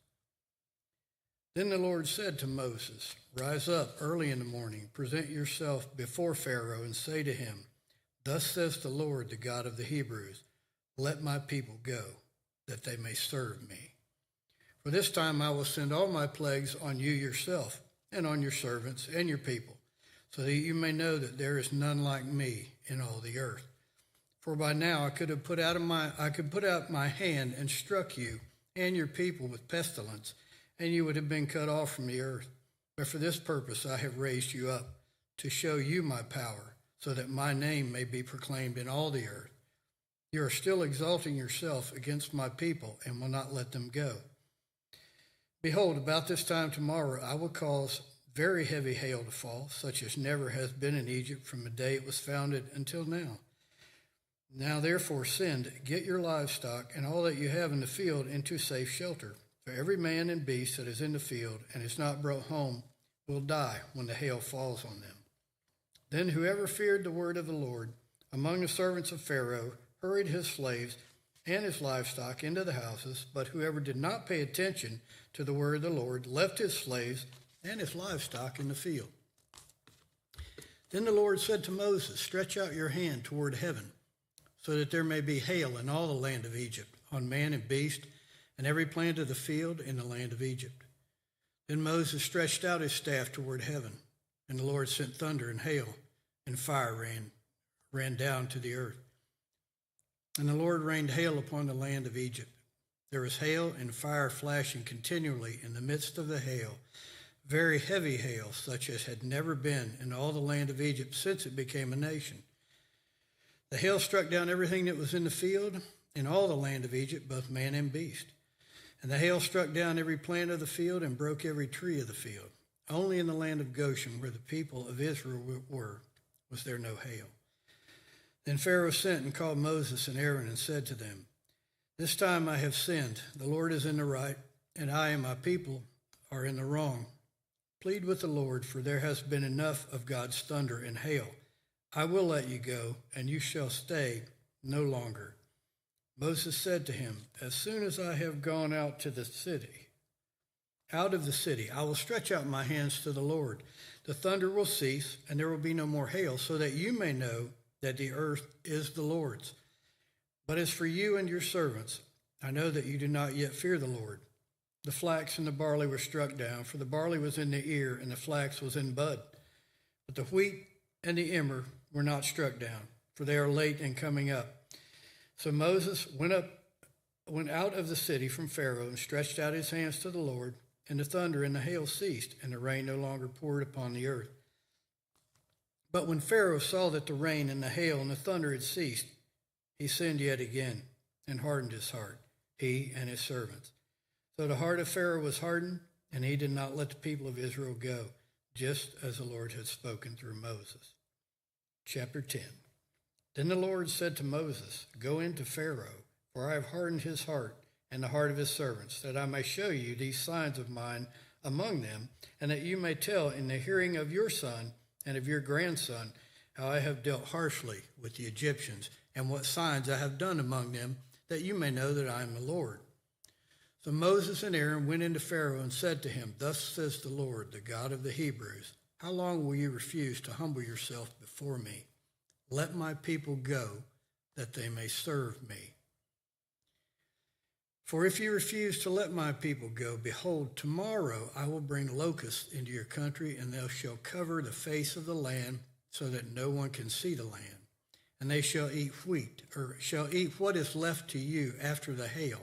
And they shall eat every tree of yours that grows in the field. And they shall fill your houses and the houses of all your servants, and of all the Egyptians, as neither your fathers nor your grandfathers have seen, from the day they came on earth to this day. Then he turned and went out from Pharaoh. Then Pharaoh's servants said to him, how long shall this man be a snare to us? Let the men go, that they may serve the Lord their God. Do you not yet understand that Egypt is ruined? So Moses and Aaron were brought back to Pharaoh, and he said to them, go, serve the Lord your God. But which ones are to go? Moses said, we will go with our young and our old. We will go with our sons and daughters, and with our flocks and herds. For we must hold a feast to the Lord. But he said to them, the Lord be with you, if ever I let you and your little ones go. Look, you have some evil purpose in mind. No, go, the men among you, and serve the Lord, for that is what you're asking. And they were driven out from Pharaoh's presence.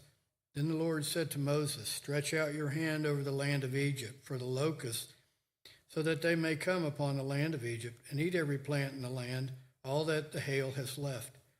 So Moses stretched out his staff over the land of Egypt, and the Lord brought an east wind upon the land all that day and all that night. When it was morning, the east wind had brought the locusts. The locusts came up over all the land of Egypt and settled on the whole country of Egypt. such a dense swarm of locusts as had never been seen before, nor ever will be again. They covered the face of the whole land so that the land was darkened, and they ate all the plants in the land and all the fruit of the trees that the hail had left. Not a green thing remained, neither tree nor plant of the field, through all the land of Egypt. Then Pharaoh hastily called Moses and Aaron and said, I have sinned against the Lord your God and against you. Now therefore forgive my sin, please, only this once, and plead with the Lord your God only to remove this death from me. So he went out from Pharaoh and pleaded with the Lord, and the Lord turned the wind into a very strong west wind, which lifted the locusts and drove them into the Red Sea. Not a single locust was left in all the country of Egypt. But the Lord hardened Pharaoh's heart, and he did not let the people of Israel go. Then the Lord said to Moses, stretch out your hand toward heaven, that there may be darkness over the land of Egypt, a darkness to be felt. So Moses stretched out his hand toward heaven, and there was pitch darkness in all the land of Egypt 3 days. They did not see one another, nor did anyone rise from his place for 3 days. But all the people of Israel had light where they lived. Then Pharaoh called Moses and said, go, serve the Lord. Your little ones also may go with you. Only let your flocks and your herds remain behind. But Moses said, you must also let us have sacrifices and burnt offerings, that we may sacrifice to the Lord our God. Our livestock also must go with us. Not a hoof shall be left behind, for we must take of them to serve the Lord our God. And we did not know with what we must serve the Lord until we arrived there. But the Lord hardened Pharaoh's heart, and he would not let them go. Then Pharaoh said to him, get away from me.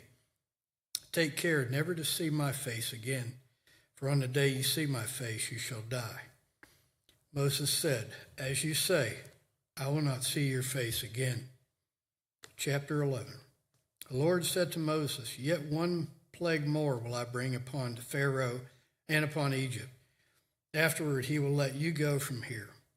When he lets you go, he will drive you away completely. Speak now in the hearing of the people that they ask, every man of his neighbor and every woman of her neighbor, for silver and gold jewelry. And the Lord gave the people favor in the sight of the Egyptians. Moreover, the man Moses was very great in the land of Egypt, in the sight of Pharaoh's servants and in the sight of the people. So Moses said, thus says the Lord, about midnight I will go out in the midst of Egypt, and every firstborn in the land of Egypt shall die, from the firstborn of Pharaoh who sits on his throne, even to the firstborn of the slave girl who is behind the handmill, and all the firstborn of the cattle. There should be a great cry throughout all the land of Egypt, such as there has never been, nor ever will be again. But not a dog shall growl against any of the people of Israel, either man or beast, that you may know that the Lord makes a distinction between Egypt and Israel. And all these, your servants, shall come down to me and bow down to me, saying, get out, you and all the people who follow you, and after that I will go out. And he went out from Pharaoh in hot anger. Then the Lord said to Moses, Pharaoh will not listen to you, that my wonders may be multiplied in the land of Egypt. Moses and Aaron did all these wonders before Pharaoh, and the Lord hardened Pharaoh's heart, and he did not let the people of Israel go out of his land. Chapter 12, the Lord said to Moses and Aaron in the land of Egypt, this month shall be for you the beginning of months. It shall be the first month of the year for you. Tell all the congregation of Israel that on the 10th day of this month, every man shall take a lamb according to their father's houses, a lamb for a household. And if the household is too small for a lamb, then he and his nearest neighbors shall take according to the number of persons, according to what each can eat. You shall make your count for the lamb. Your lamb shall be without blemish, a male a year old. You may take it from the sheep or from the goats, and you shall keep it until the 14th day of this month, when the whole assembly of the congregation of Israel shall kill their lambs at twilight. Then they shall take some of the blood and put it on the 2 doorposts of the lintel of the houses in which they eat it. They shall eat the flesh that night, roasted on the fire, with unleavened bread and bitter herbs they shall eat. Do not eat any of it raw or boiled in water, but roasted, its head with its legs and its inner parts. And you shall let none of it remain until morning. That anything that remains until the morning you shall burn. In this manner you shall eat it, with your belt fastened, your sandals on your feet, and your staff in your hand. And you shall eat it in haste. It is the Lord's Passover. For I will pass through the land of Egypt that night, and I will strike all the firstborn in the land of Egypt, both man and beast, and on all the gods of Egypt I will execute judgments. I am the Lord. The blood shall be a sign for you on the houses where you are. When I see the blood, I will pass over you, and no plague will befall you to destroy you when I strike the land of Egypt. This day shall be for you a memorial day, and you shall keep it as a feast to the Lord. Throughout your generations as a statute forever, you shall keep it as a feast. 7 days you shall eat unleavened bread. On the first day you shall remove leaven out of your houses, for if anyone eats what is leavened, from the first day until the 7th day, that person shall be cut off from Israel. On the first day you shall hold an holy assembly, and on the 7th day a holy assembly. No work shall be done on those days, but what everyone needs to eat, that alone may be prepared by you. And you shall observe the feast of unleavened bread, for on this very day I brought your hosts out of the land of Egypt. Therefore you shall observe this day throughout your generations as a statute forever. In the first month, from the 14th day of the month at evening, you shall eat unleavened bread until the 21st day of the month at evening. For 7 days no leaven is to be found in your houses. If anyone eats what is leavened, that person will be cut off from the congregation of Israel, whether he is a sojourner or a native of the land. You shall eat nothing leavened. In all your dwelling places you shall eat unleavened bread. Then Moses called all the elders of Egypt and said to them, Go and select lambs for yourselves according to your clans, and kill the Passover lamb. Take a bunch of hyssop and dip it in the blood that is in the basin, and touch the lintel and the 2 doorposts with the blood that is in the basin. None of you shall go out of the door of his house until the morning, for the Lord will pass through to strike the Egyptians. And when he sees the blood on the lintel and on the 2 doorposts, the Lord will pass over the door and will not allow the destroyer to enter your houses to strike you. You shall observe this rite as a statute for you and for your sons forever. And when you come to the land that the Lord will give you, as he has promised, you shall keep this service. And when your children say to you, What do you mean by this service? You shall say, It is a sacrifice of the Lord's Passover. For he passed over the houses of the people of Israel in Egypt when he struck the Egyptians, but spared our houses. And the people bowed their heads and worshipped. And the people of Israel went and did so.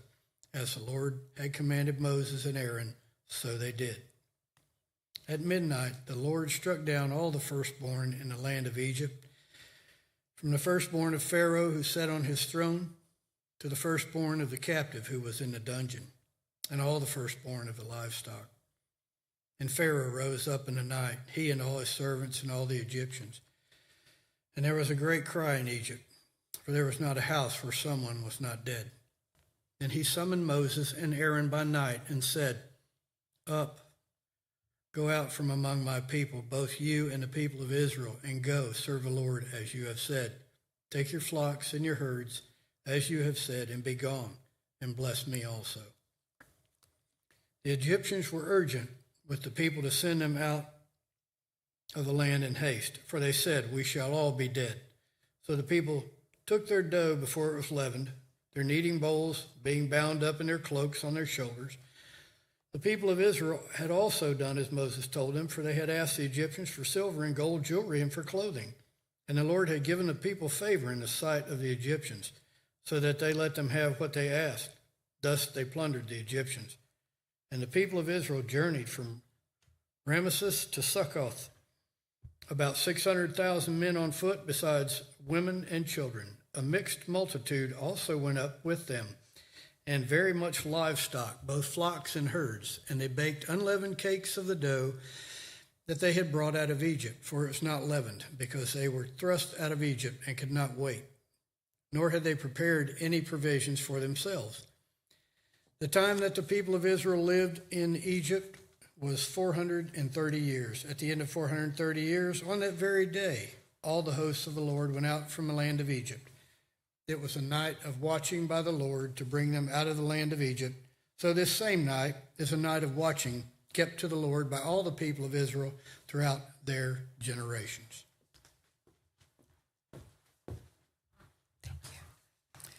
And the Lord said to Moses and Aaron, "This is the statute of the Passover.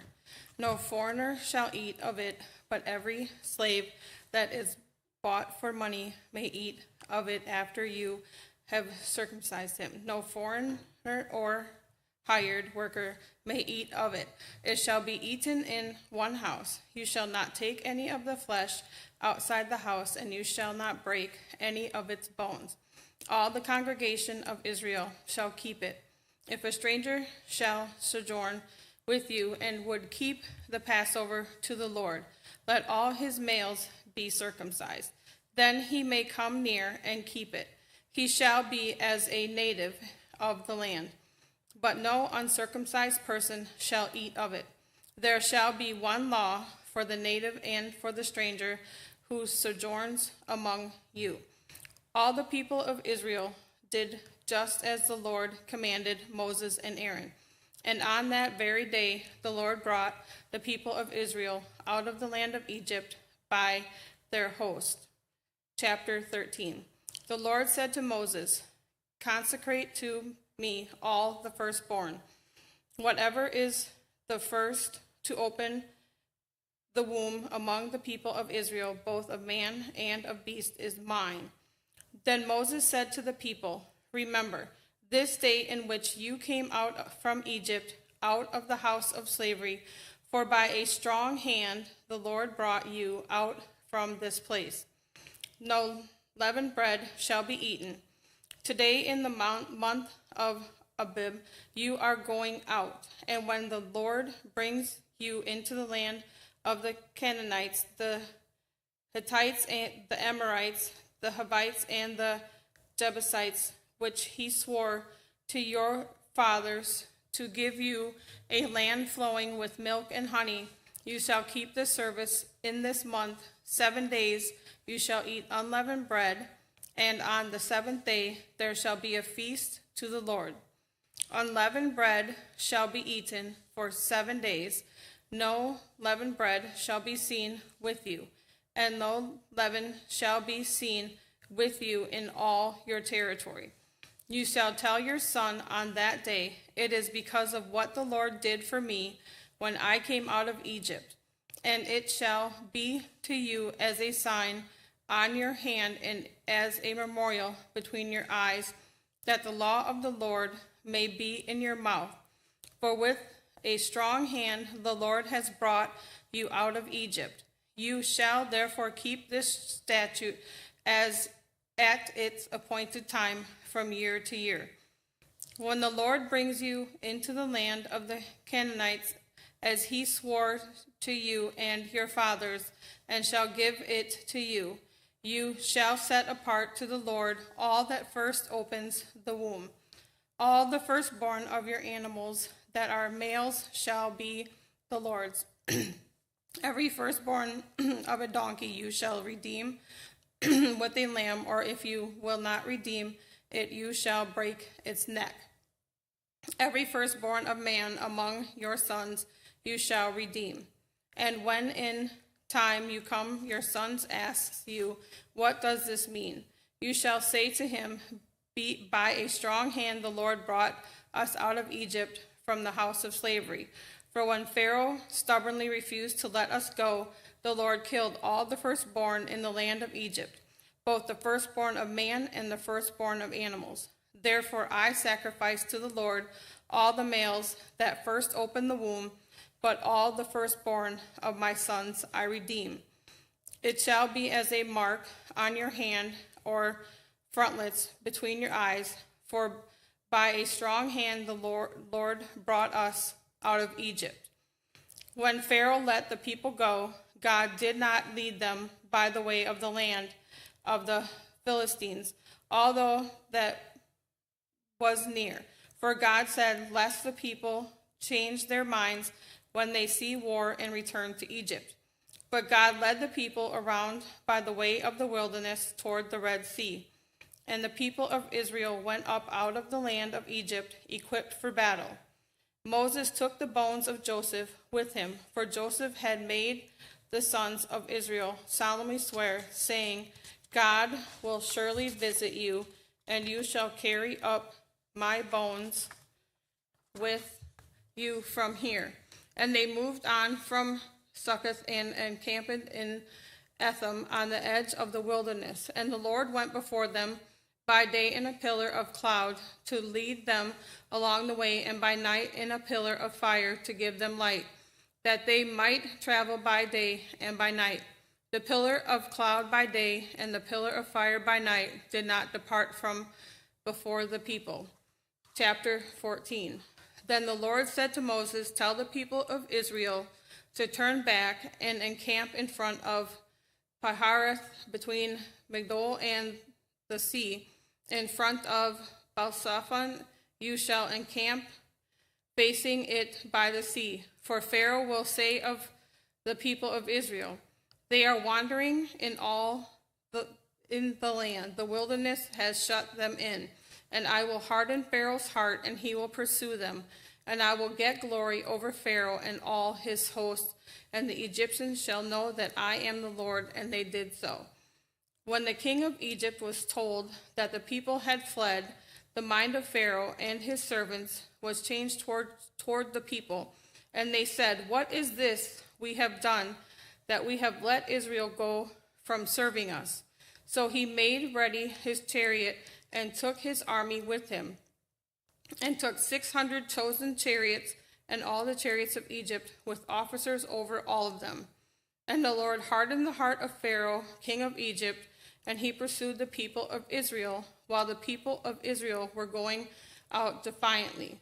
The Egyptians pursued them, all Pharaoh's horses and chariots, and his horsemen and his army, and overtook them, and camped at the sea by Pihahiroth and in Baal-Zephon. When Pharaoh drew near, the people of Israel lifted up their eyes, and behold, the Egyptians were marching after them, and they feared greatly. And the people of Israel cried out to the Lord. They said to Moses, is it because there are no graves in Egypt that you have taken us away to die in the wilderness? What have you done to us in bringing us out of Egypt? Is not this what we said to you in Egypt? Leave us alone, that we may serve the Egyptians. For it would have been better for us to serve the Egyptians than to die in the wilderness. And Moses said to the people, fear not, stand firm and see the salvation of the Lord, which he will work for you today. For the Egyptians whom you see today, you shall never see again. The Lord will fight for you, and you have only to be silent. The Lord said to Moses, why do you cry to me? Tell the people of Israel to go forward. Lift up your staff and stretch out your hand over the sea and divide it, that the people of Israel may go through the sea on dry ground. And I will harden the hearts of the Egyptians, so that they shall go in after them, and I will get glory over Pharaoh and all his hosts, his chariots, and his horsemen. And the Egyptians shall know that I am the Lord, when I have gotten glory over Pharaoh, his chariots, and his horsemen. Then the angel of God, who was going before the host of Israel, moved and went behind them. And the pillar of cloud moved from before them and stood behind them, coming between the host of Egypt and the host of Israel. And there was the cloud and the darkness, and it lit up the night without one coming near the other all night.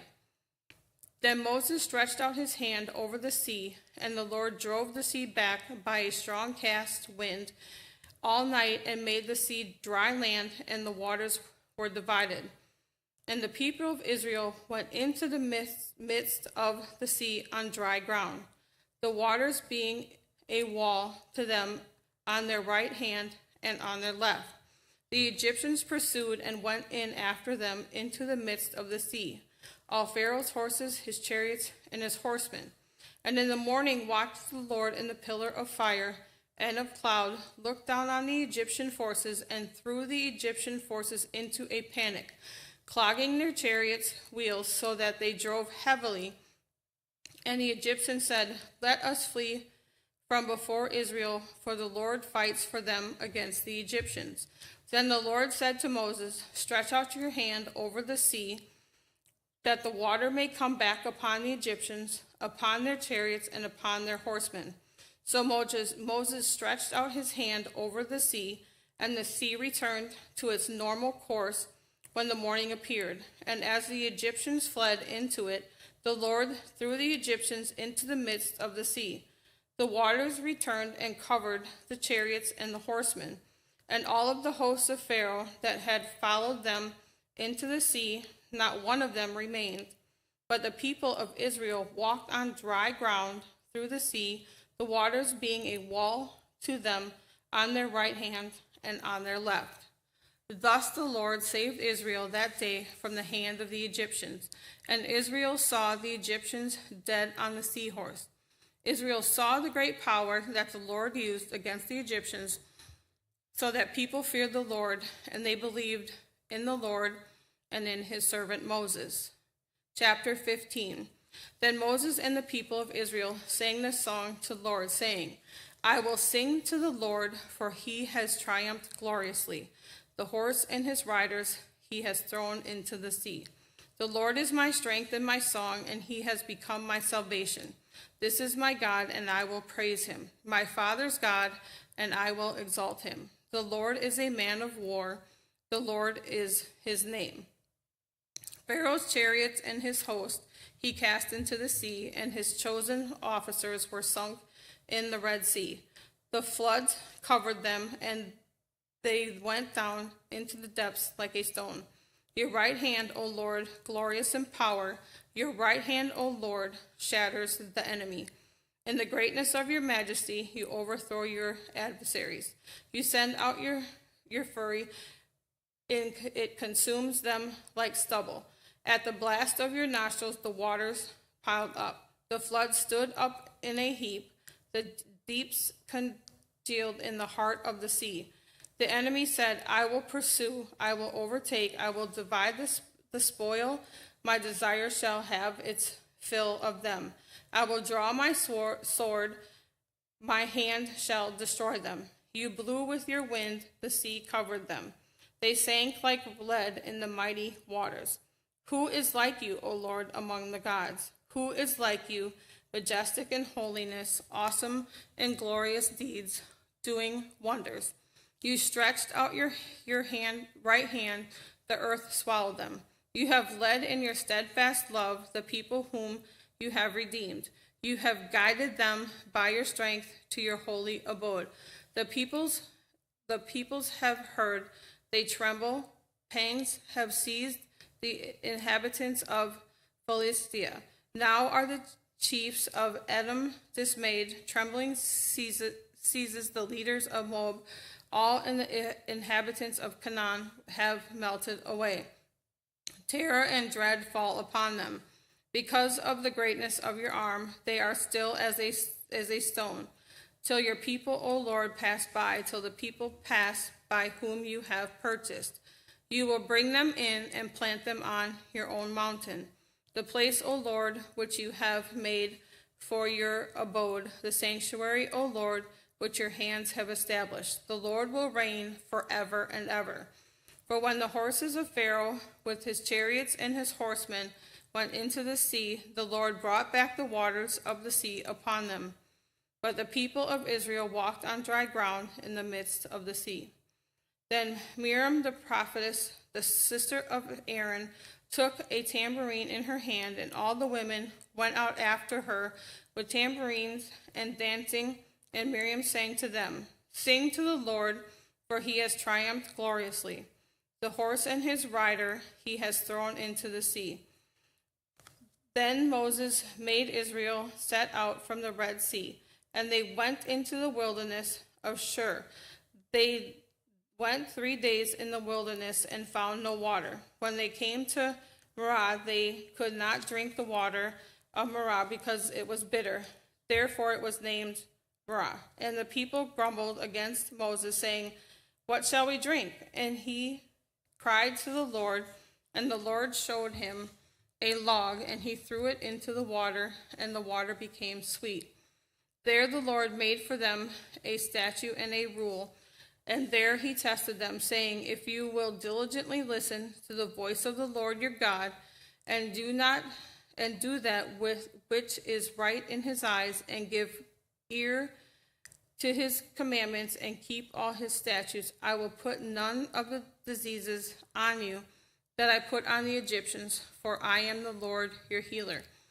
Then he came to Elim, where there were 12 springs of waters and 70 palm trees, and they encamped there by the water. Chapter 16. They set out from Elim, and all the congregation of the people of Israel came to the wilderness of Sin, which is between Elim and Sinai, on the 15th day of the second month after they had departed from the land of Egypt. And the whole congregation of the people of Israel grumbled against Moses and Aaron in the wilderness. And the people of Israel said to them, "Would that we had died by the hand of the Lord in the land of Egypt, when we sat by the meat pots and ate bread of the full. For you have brought us out into the wilderness to kill this whole assembly with hunger." Then the Lord said to Moses, "Behold, am I about to rain bread from heaven for you? And the people shall go out and gather a day's portion every day, that I may test them whether they will walk in my law or not. On the 6th day, when they prepared what they bring in, I will be twice as much as they gather daily." So Moses and Aaron said to all the people of Israel, "At evening you shall know that it was the Lord who brought you out of the land of Egypt, and in the morning you shall see the glory of the Lord, because he has heard your grumbling against the Lord. For what are we, that we grumble against us?" And Moses said, "When the Lord gives you in the evening meat to eat, and in the morning bread to the full, because the Lord has heard your grumbling, that you grumble against him. What are we? Your grumbling is not against us, but against the Lord." Then Moses said to Aaron, "Say to the whole congregation of the people of Israel, 'Come near before the Lord, and he has heard your grumbling.'" And as soon as Aaron spoke to the whole congregation of the people of Israel, they took toward the wilderness, and behold, the glory of the Lord appeared in the cloud. And the Lord said to Moses, "I have heard the grumbling of the people of Israel. Say to them, at twilight you shall eat meat, and in the morning you shall be filled with bread. Then you shall know that I am the Lord your God." In the evening quail came up and covered the camp, and in the morning dew lay around the camp. And when the dew had gone up, there was on the face of the wilderness a fine flake-like thing, fine as frost, on the ground. When the people of Israel saw it, they said to one another, "What is it?" For they did not know what it was. And Moses said to them, "It is the bread that the Lord has given you to eat. This is what the Lord has commanded. Gather of it, each one of you, as much as he can eat. You shall each take on omer according to the number of the persons that each of you has in his tent." And the people of Israel did so. They gathered, some more, some less. But when they measured it with an omer, whoever gathered much had nothing left over, and whoever gathered little had no lack. Each of them gathered as much as he could eat. And Moses said to them, "Let no one leave any of it over till the morning." But they did not listen to Moses. Some left part of it till the morning, and it bred worms and stank. And Moses was angry with them. Morning by morning they gathered it each as much as he could eat. But when the sun grew hot, it melted. On the 6th day they gathered twice as much bread, 2 omers each. And when all the leaders of the congregation came and told Moses, he said to them, "This is what the Lord has commanded. Tomorrow is a day of solemn rest, a holy Sabbath to the Lord. Bake what you will, bake and boil what you will boil, and all that is left over lay aside to be kept till the morning. So they laid it aside till the morning, as Moses commanded them, and it did not stink, and there were no worms in it. Moses said, "Eat it today, for today is a Sabbath to the Lord. Today you will not find it in the field. 6 days you shall gather it, but on the seventh day, which is a Sabbath, there will be none." On the seventh day, some of the people went out to gather, but they found none. And the Lord said to Moses, "How long will you refuse to keep my commandments and my laws? See, the Lord has given you the Sabbath. Therefore, on the sixth day, he gives you bread for 2 days. Remain each of you in his place. Let no one go out of his place on the seventh day." So the people rested on the seventh day. Now the house of Israel called its name manna. It was like coriander seed, white, and the taste of it was like wafers made with honey. Moses said, "This is what the Lord has commanded. Let an omer of it be kept throughout your generations, so that they may see the bread with which I fed you in the wilderness when I brought you out of the land of Egypt." And Moses said to Aaron, "Take a jar and put an omer of manna in it, and place it before the Lord to be kept throughout your generations." As the Lord commanded Moses, so Aaron placed it before the testimony to be kept. The people of Israel ate the manna 40 years, till they came to a habitable land. They ate the manna till they came to the border of the land of Canaan. An omer is the 10th part of the ephah. Chapter 17. All the congregation of the people of Israel moved on from the wilderness of Sin by stages, according to the commandment of the Lord, and camped in Rephidim, but there was no water for the people to drink. Therefore the people quarreled with Moses and said, "Give us water to drink." And Moses said to them, "Why do you quarrel with me? Why do you test the Lord?" But the people thirsted there for water, and the people grumbled against Moses and said, "Why did you bring us up out of Egypt to kill us and our children and our livestock with thirst?" So Moses cried to the Lord, "What shall I do with this people? They are almost ready to stone me." And the Lord said to Moses, "Pass on before the people, taking with you some of the elders of Israel, and take in your hand the staff with which you struck the Nile, and go.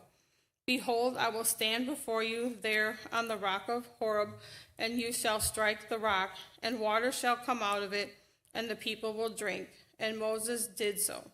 In the sight of the elders of Israel, he called the place Massah and Meribah, because of the quarreling of the people of Israel, and because they tested the Lord by saying, "Is the Lord among us or not?"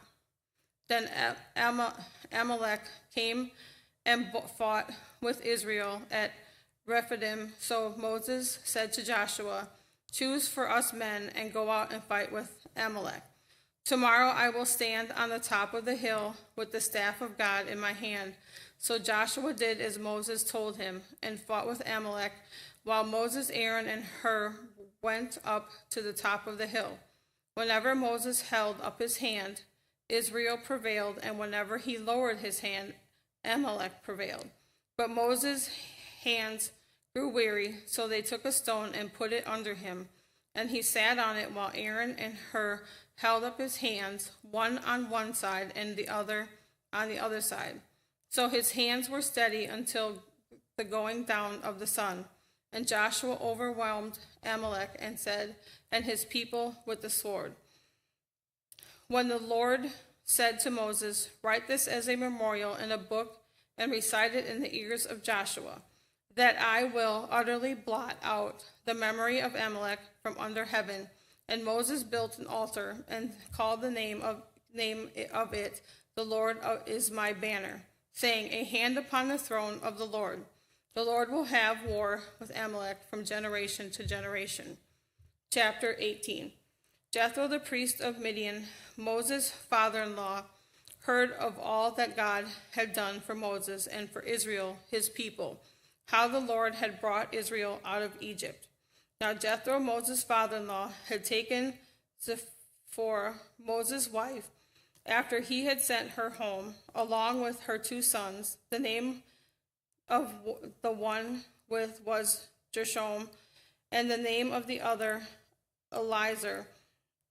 Jethro, Moses' father-in-law, came with his sons and his wife to Moses in the wilderness, where he was encamped at the mountain of God. And when he sent word to Moses, I, your father-in-law Jethro, am coming to you with your wife and her 2 sons with her. Moses went out to meet his father-in-law and bowed down and kissed him.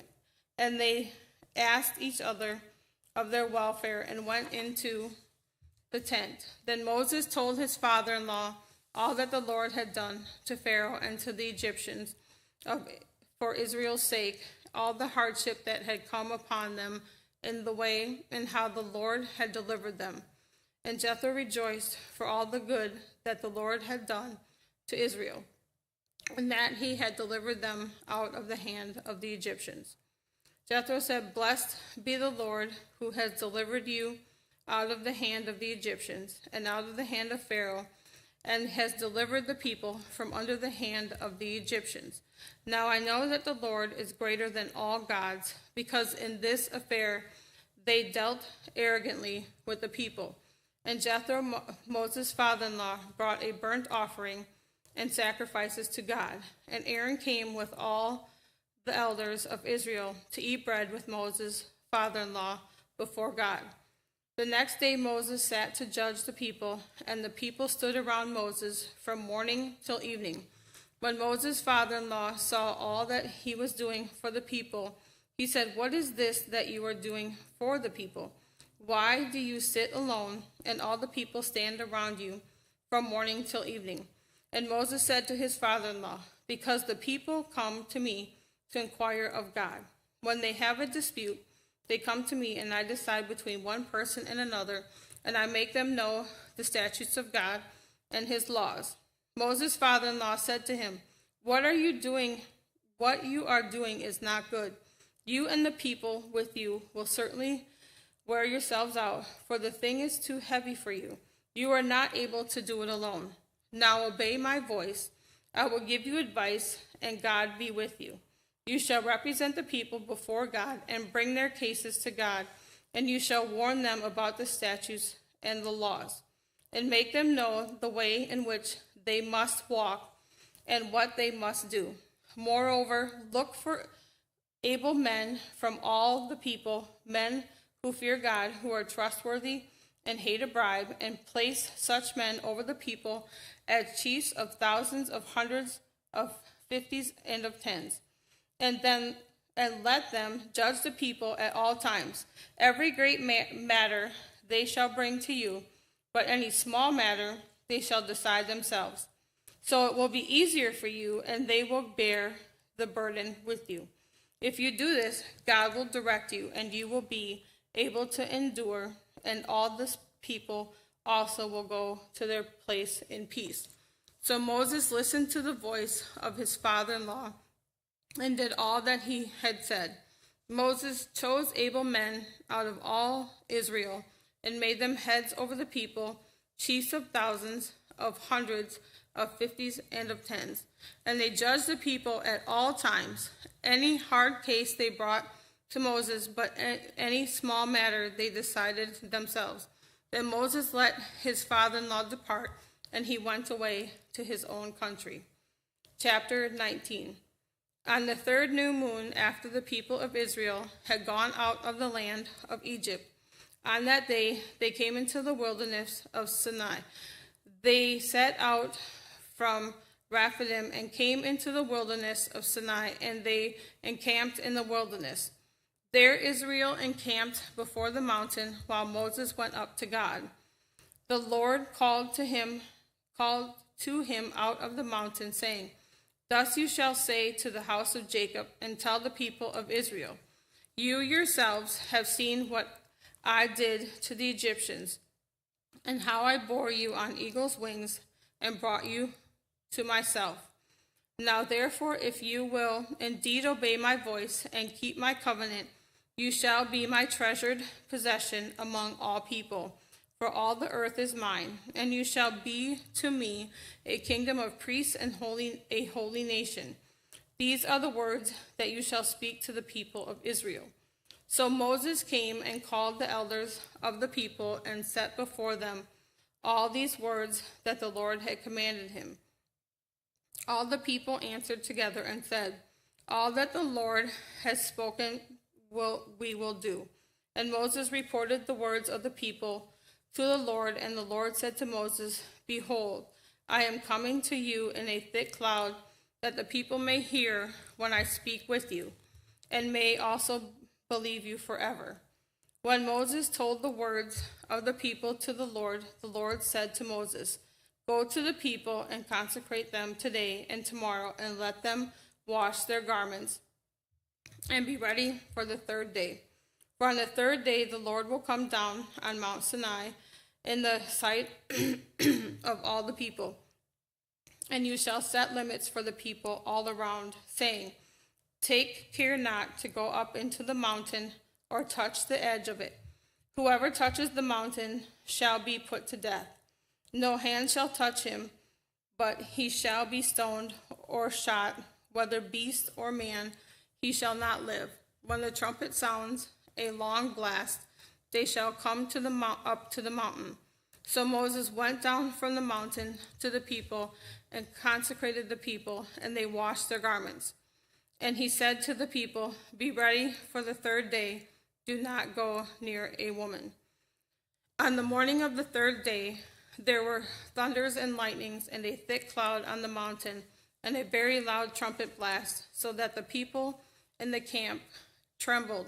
Then Moses brought the people out of the camp to meet God, and they took their stand at the foot of the mountain. Now Mount Sinai was wrapped in smoke, because the Lord had descended on it in fire. The smoke of it went up like the smoke of a kiln, and the whole mountain trembled greatly. And as the sound of the trumpet grew louder and louder, Moses spoke, and God answered him in thunder. The Lord came down on Mount Sinai to the top of the mountain. And the Lord called Moses to the top of the mountain, and Moses went up. And the Lord said to Moses, go down and warn the people, lest they break through to the Lord to look, and many of them perish.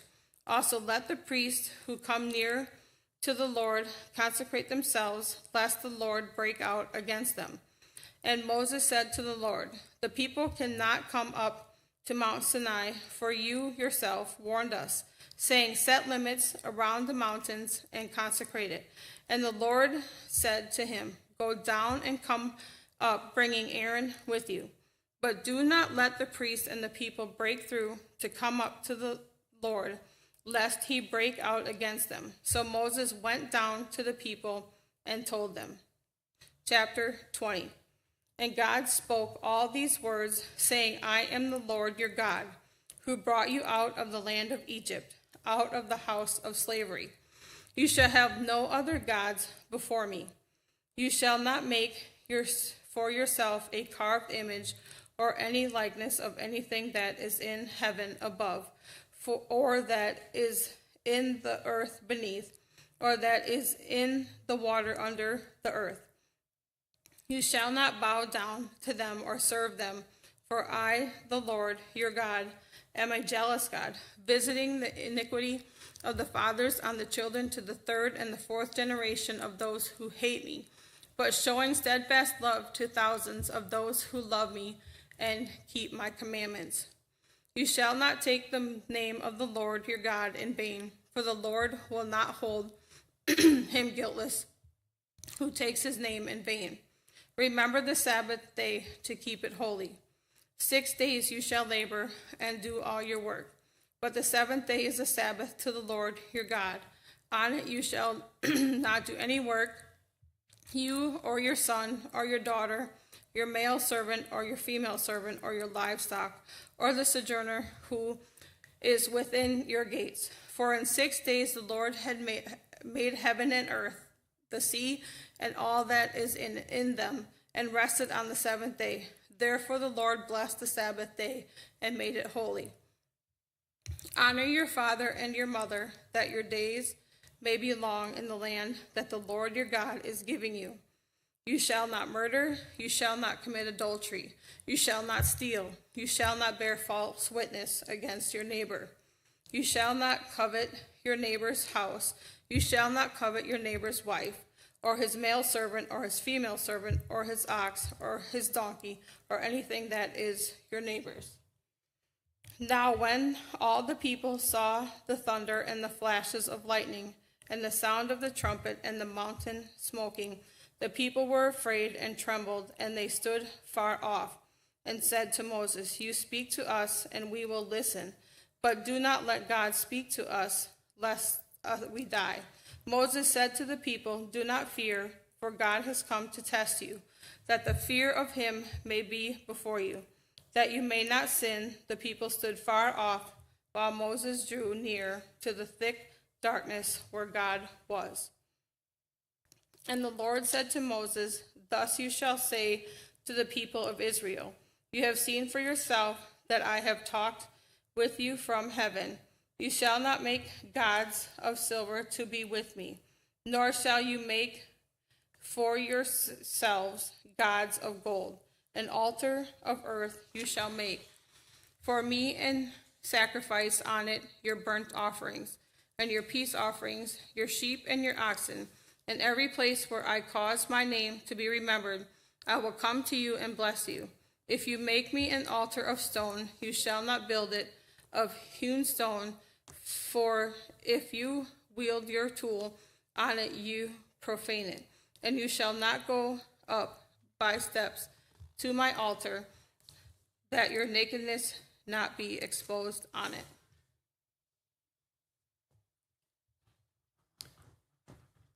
Chapter 21. Now these are the rules that you shall set before them. When you buy a Hebrew slave, he shall serve 6 years, and in the 7th he shall go free for nothing.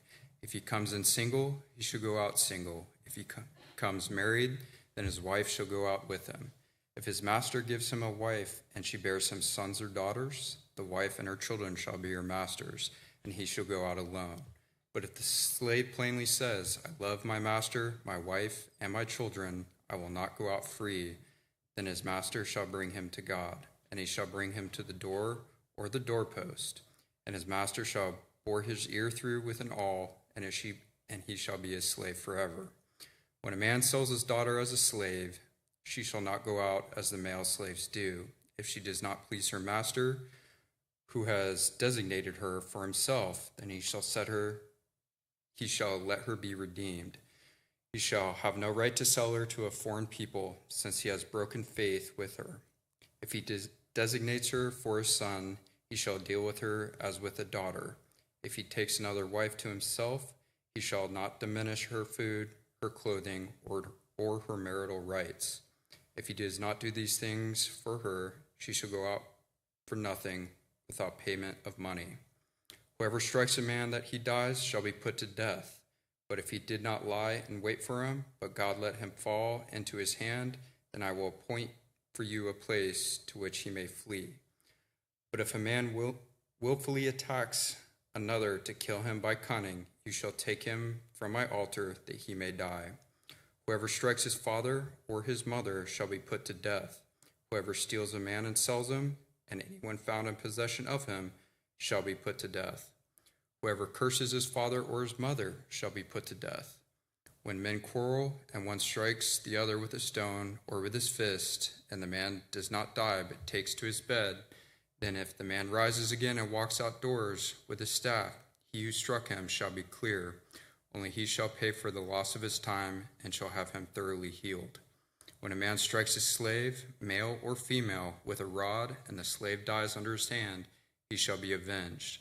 But if the slave survives a day or two, he is not to be avenged, for the slave is his money.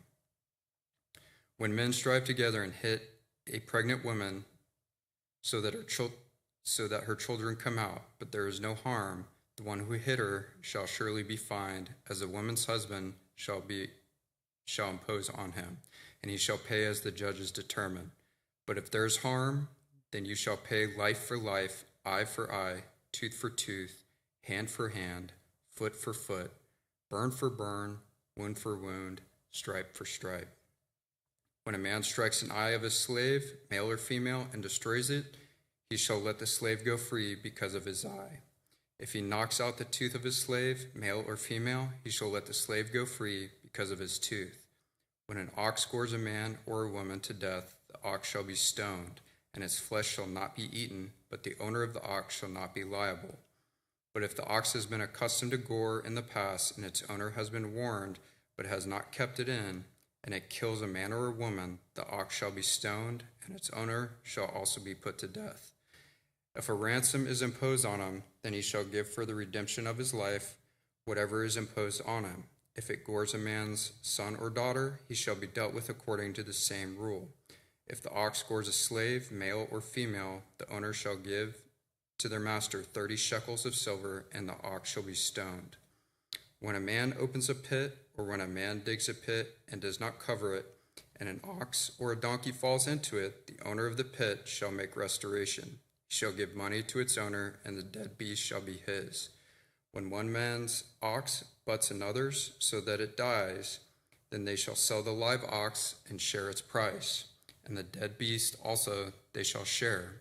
Or if it is known that the ox has been accustomed to gore in the past, and its owner has not kept it in, he shall repay ox for ox, and the dead beast shall be his. Chapter 22. If a man steals an ox or a sheep, and kills it or sells it, he shall repay 5 oxen for an ox, and 4 sheep for a sheep. If a thief is found breaking in and struck, so that he dies, there should be no blood guilt for him.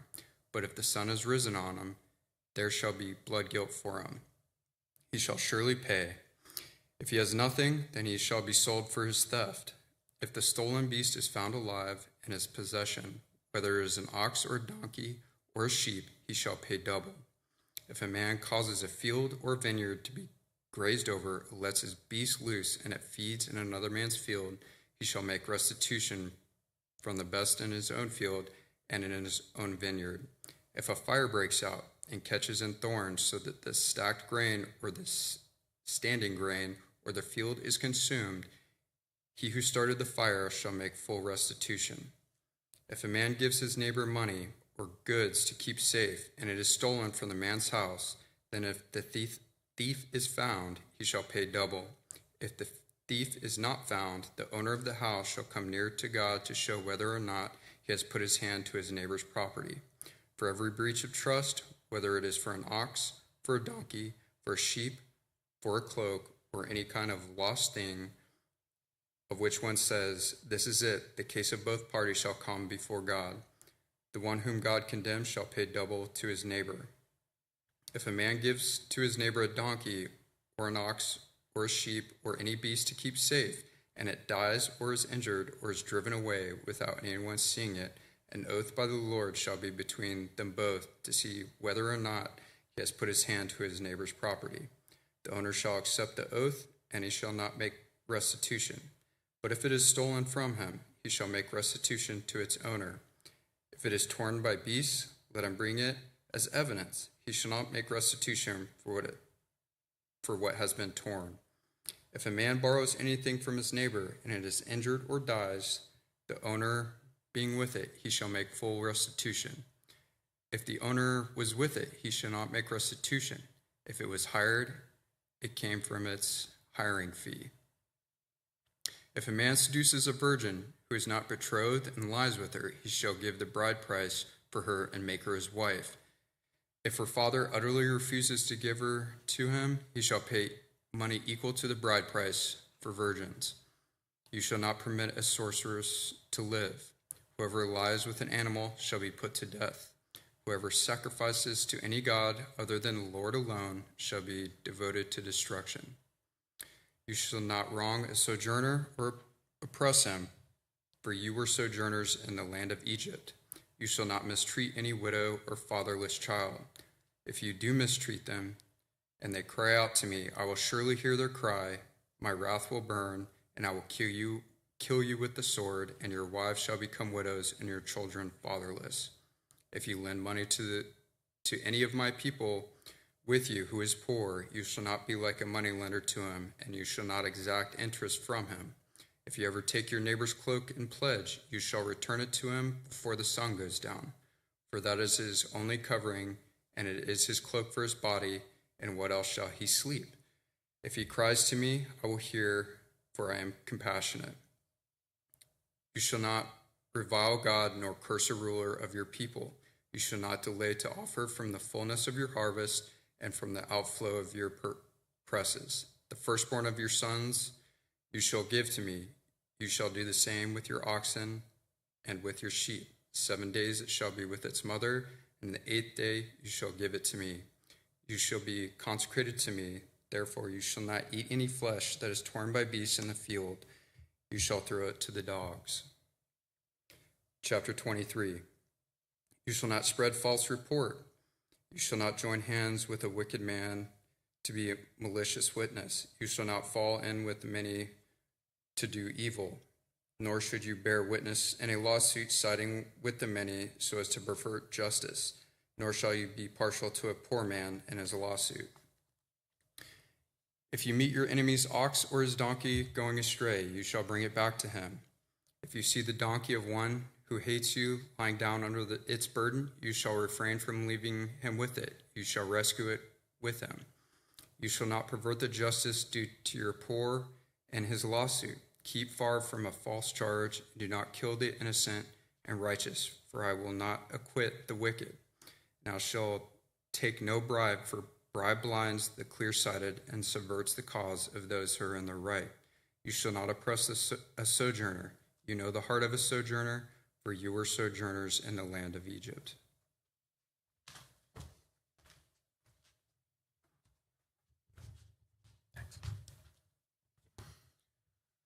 For 6 years you shall sow your land and gather in its yield, but the 7th year you shall let it rest and lie fallow, that the poor of your people may eat, and what they leave the beasts of the field may eat. You shall do likewise with your vineyard and with your olive orchard. 6 days you shall do your work, but on the 7th day you shall rest, that your ox and your donkey may have rest, and the son of your servant woman and the alien may be refreshed. Pay attention to all that I have said to you, and make no mention of the names of other gods, nor let it be heard on your lips. 3 times in the year you shall keep a feast to me, but you shall keep the feast of unleavened bread. As I commanded you, you shall eat unleavened bread for 7 days at the appointed time in the month of Abib, for in it you came out of Egypt. None shall appear before me empty-handed. You shall keep the feast of the harvest, of the first fruits of your labor, and of what you sow in the field. You shall keep the feast of ingathering at the end of the year, when you gather in from the field the fruit of your labor. 3 times in the year shall all your males appear before the Lord God. You shall not offer the blood of my sacrifice with anything leavened, or let the fat of my feast remain until the morning. The best of the first fruits of your ground you shall bring into the house of the Lord your God. You shall not boil a young goat in its mother's milk. Behold, I will send an angel before you to guard you on the way and to bring you to the place that I have prepared. Pay careful attention to him and obey his voice. Do not rebel against him, for he will not pardon your transgression, for my name is in him. But if you carefully obey his voice and do all that I say, then I will be an enemy to your enemies and an adversary to your adversary. When my angel goes before you and brings to you the Amorites and Hittites and the Perizzites and the Canaanites and the Hivites and the Jebusites, I blot them out, and you shall not bow down to their gods nor serve them, nor do as they do, but you shall utterly overthrow them and break their pillars in pieces. You shall serve the Lord your God, and he will bless your bread and your water. I will take sickness away from among you. None shall miscarry or be barren in your land. I will fulfill the number of your days. I will send my terror before you, and will throw into confusion all the people against whom you shall come, and I will make all your enemies turn their backs to you.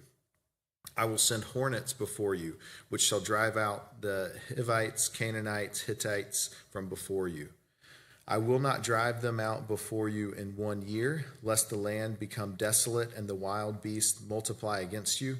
Little by little I will drive them out from before you, until you have increased and possessed the land.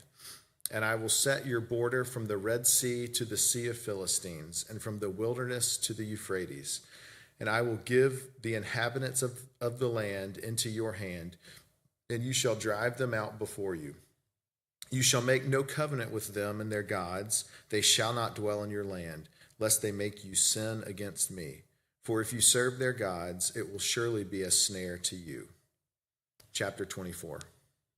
Then he said to Moses, come up to the Lord, you, Aaron, Nadab, and Abihu, and 70 elders of Israel, and worship from afar. Moses alone shall come near to the Lord. The others shall not come near, and the people shall not come up with him. Moses came and told the people all the words of the Lord, and all of the rules. And the people answered with one voice and said, all the words that the Lord has spoken we will do. And Moses wrote down all the words of the Lord. He rose early in the morning and built an altar at the foot of the mountain, and 12 pillars according to the 12 tribes of Israel. And he sent young men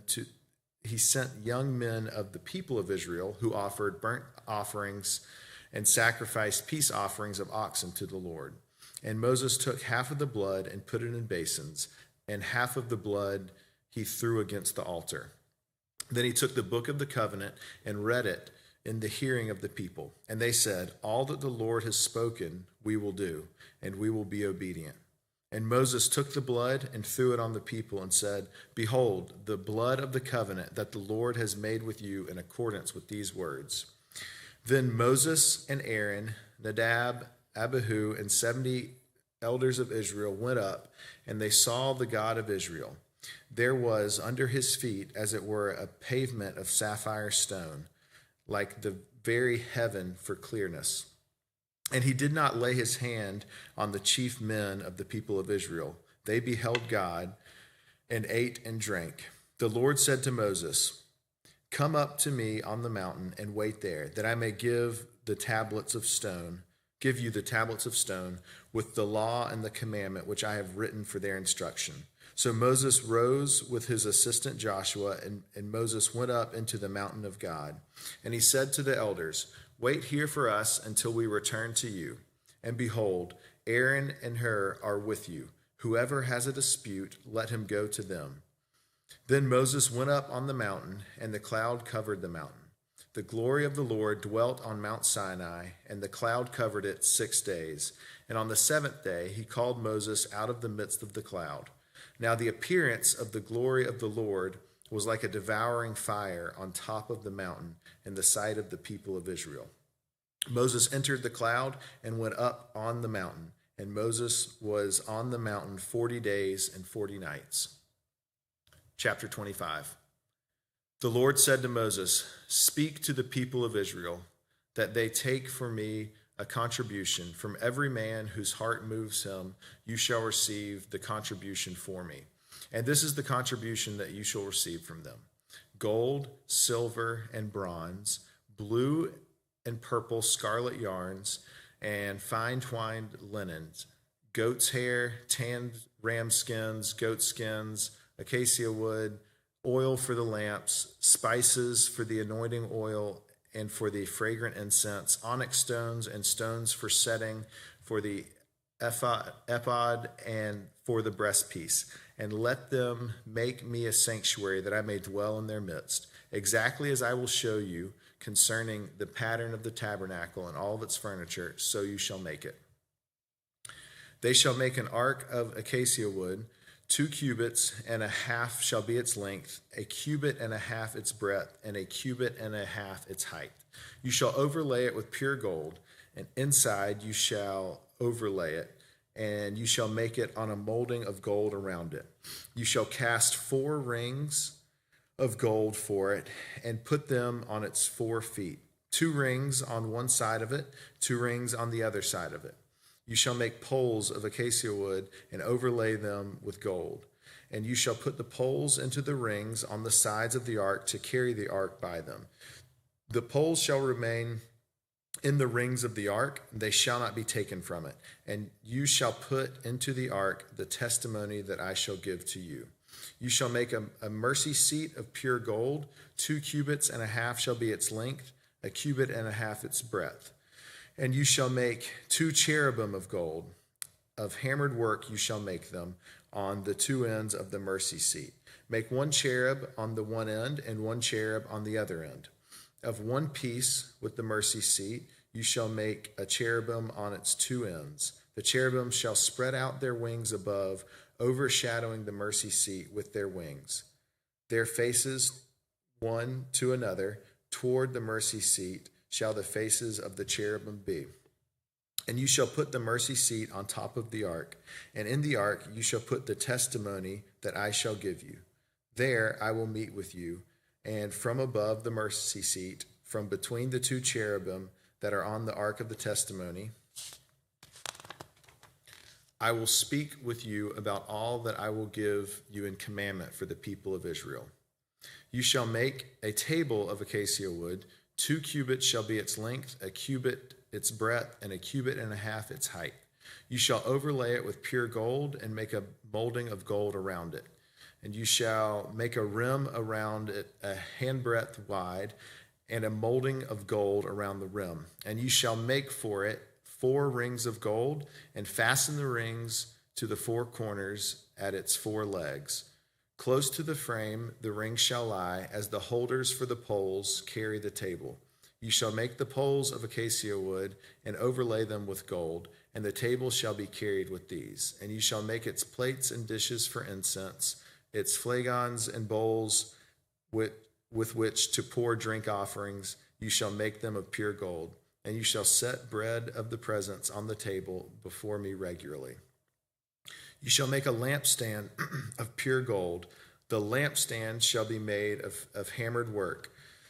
Its base, its stem, its cups, its calyxes, its flowers shall be of one piece with it. And there shall be 6 branches going out of its sides, 3 branches of the lampstand out of one side of it, and 3 branches of the lampstand out the other side of it.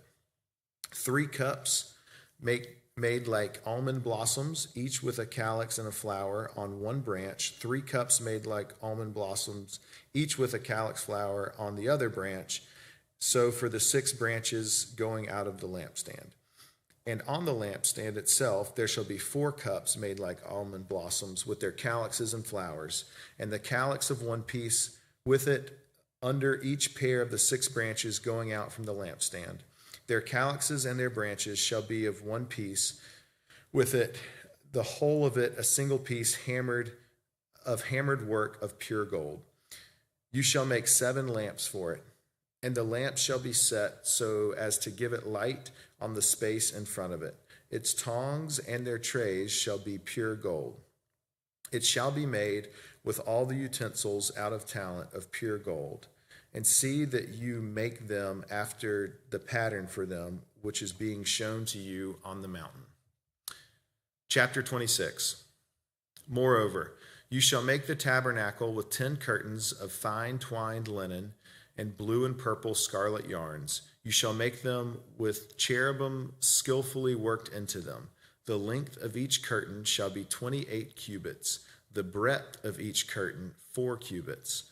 The curtains shall be all of the curtains shall be the same size. 5 curtains shall be coupled to one another, and the other 5 curtains shall be coupled to one another. And you shall make loops of blue on the edge of the outermost curtain in the first set. Likewise, you shall make loops on the edge of the outermost curtain in the second set. 50 loops you shall make on one curtain, and 50 loops you shall make on the edge of the curtain that is in the second set. The loops shall be opposite one another, and you shall make 50 clasps of gold, and couple the curtains one to another with the clasps, so that the tabernacle may be a single whole. You shall make curtains Out of goat's hair for a tent over the tabernacle, 11 curtains you shall make. The length of each curtain shall be 30 cubits, the breadth of each curtain 4 cubits. The 11 curtains shall be the same size. You shall couple 5 curtains by themselves, and 6 curtains by themselves, and the 6th curtain you shall double over at the front of the tent. You shall make 50 loops on the edge of the curtain that is outermost in one set, and 50 loops on the edge of the curtain that is outermost on the second set.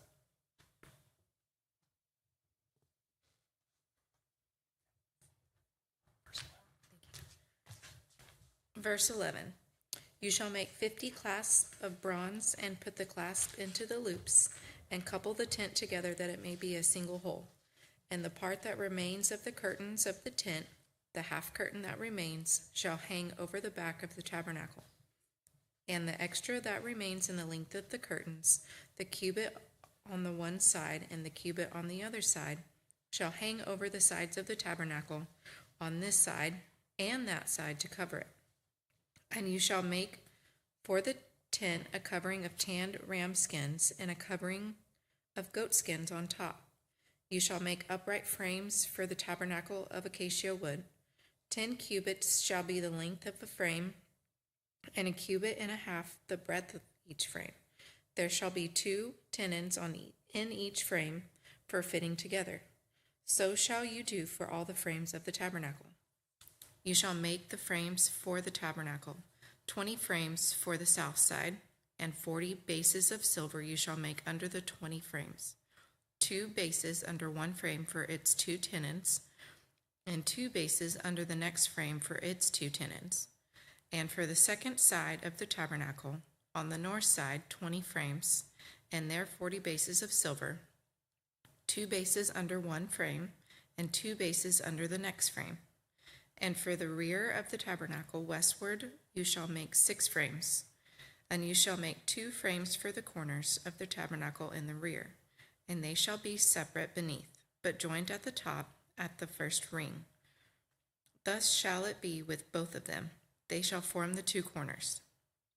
And there shall be 8 frames with their bases of silver, 16 bases, 2 bases under one frame, and 2 bases under another frame. You shall make bars of acacia wood, 5 for the frames of the one side of the tabernacle, and 5 bars for the frames of the other side of the tabernacle, and 5 bars for the frames of the side of the tabernacle at the rear westward. In the middle bar, halfway up the frames, shall run from end to end. You shall overlay the frames with gold, and shall make their rings of gold for holders for the bars, and you shall overlay the bars with gold. Then you shall erect the tabernacle according to the plan for it that you were shown on the mountain. And you shall make a veil of blue and purple and scarlet yarns and fine twined linen. It shall be made with cherubim skillfully worked into it. And you shall hang it on 4 pillars of acacia overlaid with gold, with hooks of gold, on 4 bases of silver. And you shall hang the veil from the clasp, and bring the ark of the testimony in there within the veil. And the veil shall separate for you the holy place from the most holy. And you shall put the mercy seat on the ark of the testimony in the most holy place. And you shall set the table outside the veil, and the lampstand on the south side of the tabernacle, opposite the table, and you shall put the table on the north side. You shall make a screen for the entrance of the tent, of blue and purple and scarlet yarns and fine twined linen, embroidered with needlework. You shall make for the screen 5 pillars of acacia, and overlay them with gold. Their hooks shall be of gold, and you shall cast 5 bases of bronze for them. Chapter 27. You shall make the altar of acacia wood, 5 cubits long and 5 cubits broad. The altar shall be square, and its height shall be 3 cubits. And you shall make horns for it on its 4 corners. Its horns shall be of one piece with it, and you shall overlay it with bronze.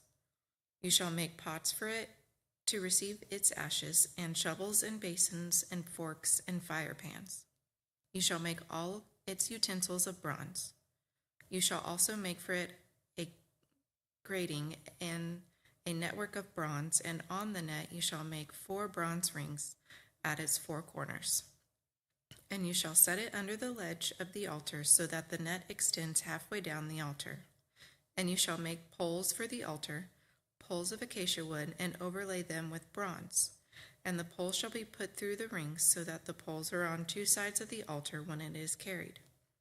You shall make it hollow with boards, as it has been shown to you on the mountain, so it shall be made. You shall make the court of the tabernacle. On the south side, the court shall have hanging of fine twined linen 100 cubits long for one side. Its 20 pillars and their 20 bases shall be of bronze, but the hooks of the pillars and their fillets shall be of silver. And likewise for its length on the north side, there should be hangings 100 cubits long, its pillars 20 and their bases 20 of bronze, but the hooks of the pillars and their fillets shall be of silver. And for the breadth of the court on the west side, there shall be hangings for 50 cubits, with 10 pillars and 10 bases. The breadth of the court on the front to the east shall be 50 cubits. The hangings for the one side of the gate shall be 15 cubits, with their 3 pillars and 3 bases. On the other side, the hangings shall be 15 cubits, with their 3 pillars and 3 bases. For the gate of the court there shall be a screen 20 cubits long, of blue and purple and scarlet yarns and fine twined linen, embroidered with needlework. It shall have 4 pillars, and with them 4 bases. All the pillars around the court shall be filleted with silver. Their hooks shall be of silver, and their bases of bronze. The length of the court shall be 100 cubits, the breadth 50, and the height 5 cubits, with hangings of fine twined linen and bases of bronze. All the utensils of the tabernacle for every use, and all its pegs, and all the pegs of the court shall be of bronze. Oil for the lamp. You shall command the people of Israel that they bring to you pure beaten olive oil for the light, that a lamp may regularly be set up to burn. In the tent of meeting, outside the veil that is before the testimony, Aaron and his sons shall tend it from evening to morning before the Lord. It shall be a statute forever to be observed throughout their generations by the people of Israel. Chapter 28. Then bring near to you Aaron your brother, and his sons with him, from among the people of Israel, to serve me as priests, Aaron and Aaron's sons, Nadab and Abihu, Eleazar and Ithamar. And you shall make holy garments for Aaron your brother, for glory and for beauty. You shall speak to all the skillful, whom I have filled with a spirit of skill, that they make Aaron's garments to consecrate him for my priesthood. These are the garments that they shall make: a breastpiece, an ephod, a robe, a coat of checker work, a turban, and a sash. They shall make holy garments for Aaron your brother and his sons to serve me as priests. They shall receive gold, blue, and purple, and scarlet yarns, and fine twined linen. And they shall make the ephod of gold, of blue, and purple, and scarlet yarns, and of fine twined linen, skillfully worked. It shall have 2 shoulder pieces attached to its 2 edges, so that it may be joined together. And the skillfully woven band on it shall be made like it, and be of one piece with it, of gold, blue, and purple, and scarlet yarns, and fine twined linen. You shall take 2 onyx stones and engrave on them the names of the sons of Israel, 6 of their names on the one stone, and the names of the remaining 6 on the other stone, in order of their birth. As a jeweler engraves signets, so shall you engrave the 2 stones with the names of the sons of Israel. You shall enclose them in settings of gold filigree, and you shall set the 2 stones on the shoulder pieces of the ephod as the stones of remembrance for the sons of Israel. And Aaron shall bear their names before the Lord on his 2 shoulders for remembrance. You shall make settings of gold filigree and 2 chains of pure gold, twisted like cords, and you shall attach the corded chains to the settings.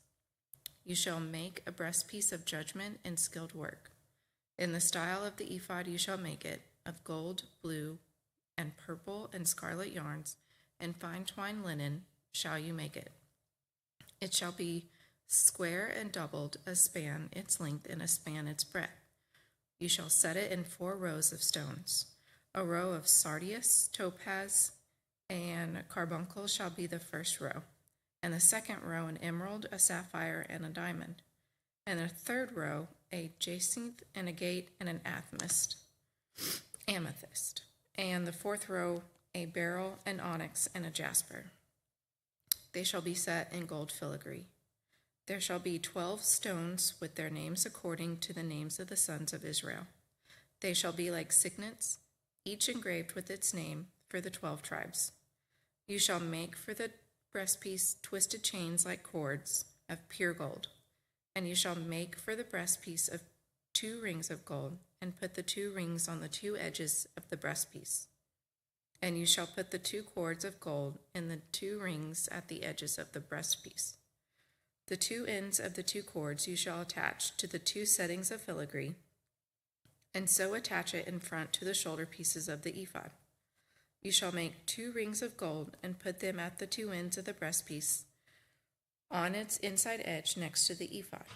And you shall make 2 rings of gold, and attach them in front to the lower part of the 2 shoulder pieces of the ephod, at its seam above the skillfully woven band of the ephod.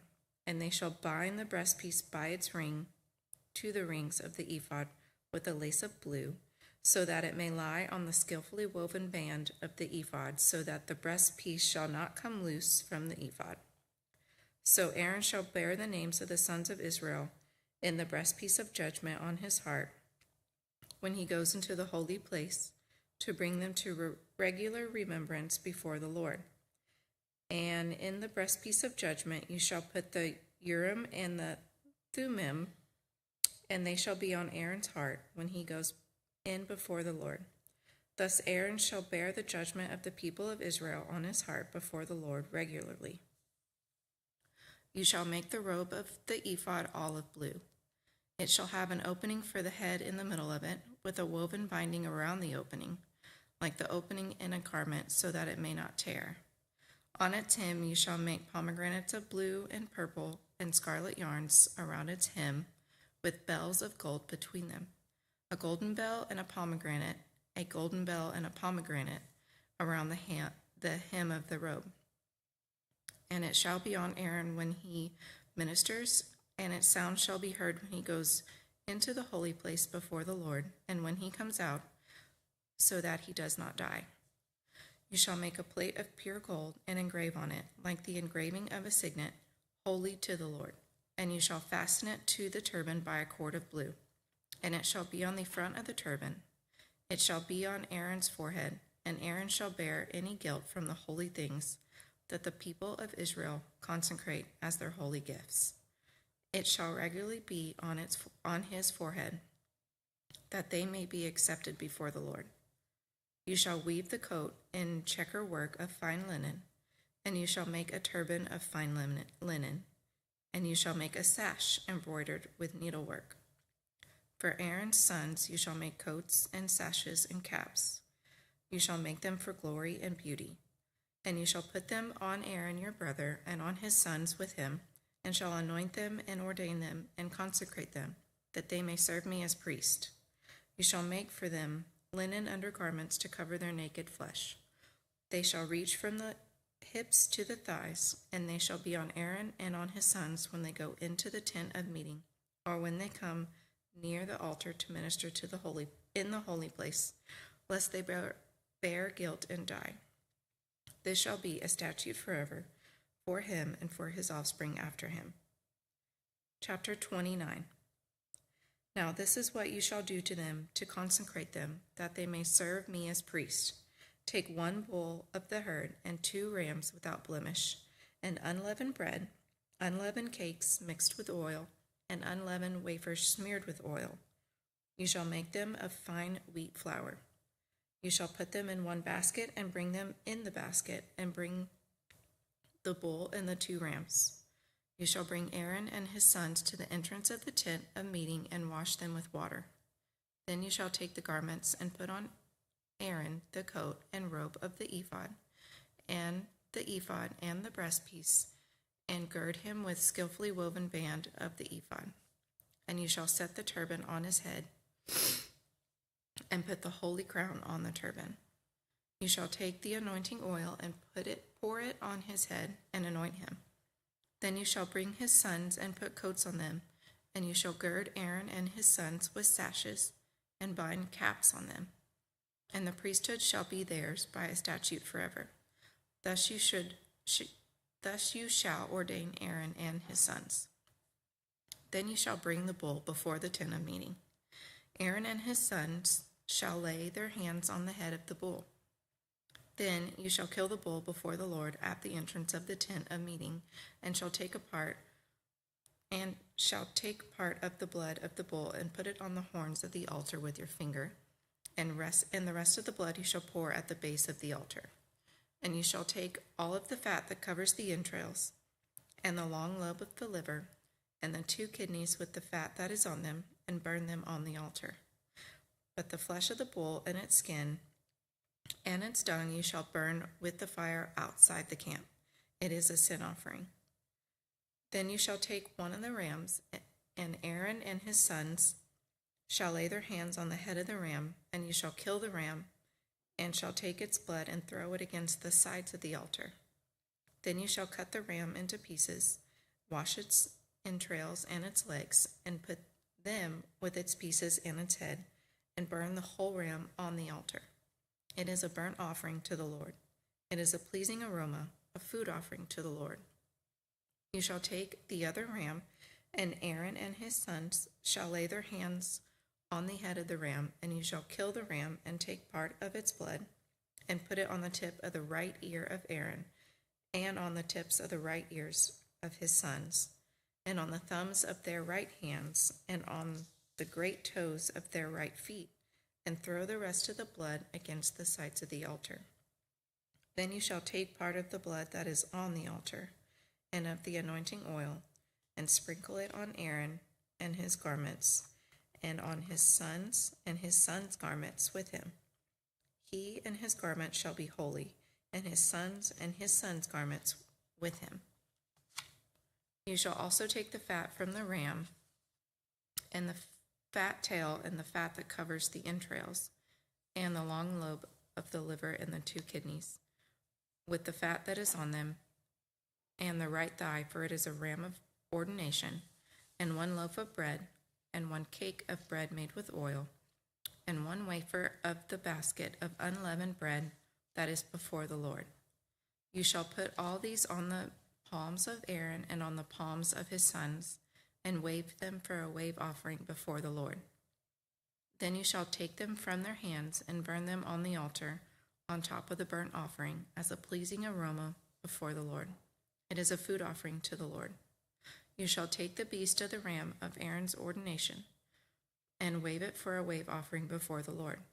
It shall be your portion. And you shall consecrate the breast of the wave offering that is waved, and the thigh of the priest's portion that is contributed from the ram of ordination, from what was Aaron's and his sons. It shall be for Aaron and his sons as a perpetual due from the people of Israel, for it is a contribution. It shall be a contribution from the people of Israel, from their peace offerings, their contribution to the Lord. The holy garments of Aaron shall be for his sons after him. They shall be anointed in them and ordained in them. The son who succeeds him as priest, who comes into the tent of meeting to minister in the holy place, shall wear them 7 days. You shall take the ram of ordination and boil its flesh in a holy place. And Aaron and his sons shall eat of the flesh of the ram and the bread that is in the basket at the entrance of the tent of meeting. They shall eat those things with which atonement was made at their ordination and consecration. But an outsider shall not eat them, because they are holy. And if any of the flesh for the ordination, or of the bread remain until the morning, then you shall burn the remainder with fire. It shall not be eaten, because it is holy. Thus you shall do to Aaron and his sons, according to all that I have commanded you. Through 7 days shall you ordain them, and every day you shall offer a bull as a sin offering for atonement. Also you shall purify the altar. When you make atonement for it, you shall anoint it and consecrate it. 7 days you shall make atonement for the altar and consecrate it, and the altar shall be most holy. Whatever touches the altar shall become holy. Now this is what you shall offer on the altar: 2 lambs a year old, day by day regularly. 1 lamb you shall offer in the morning, and the other lamb you shall offer at twilight. And with the first lamb, a 10th measure of fine flour mingled with 1/4 of a hin of beaten oil, and 1/4 of a hin of wine for a drink offering. The other lamb you shall offer at twilight, and shall offer with it a grain offering, and its drink offering, as in the morning, for a pleasing aroma, a food offering to the Lord.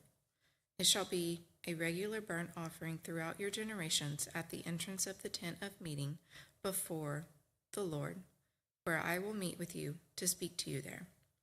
There I will meet with the people of Israel, and it shall be sanctified by my glory.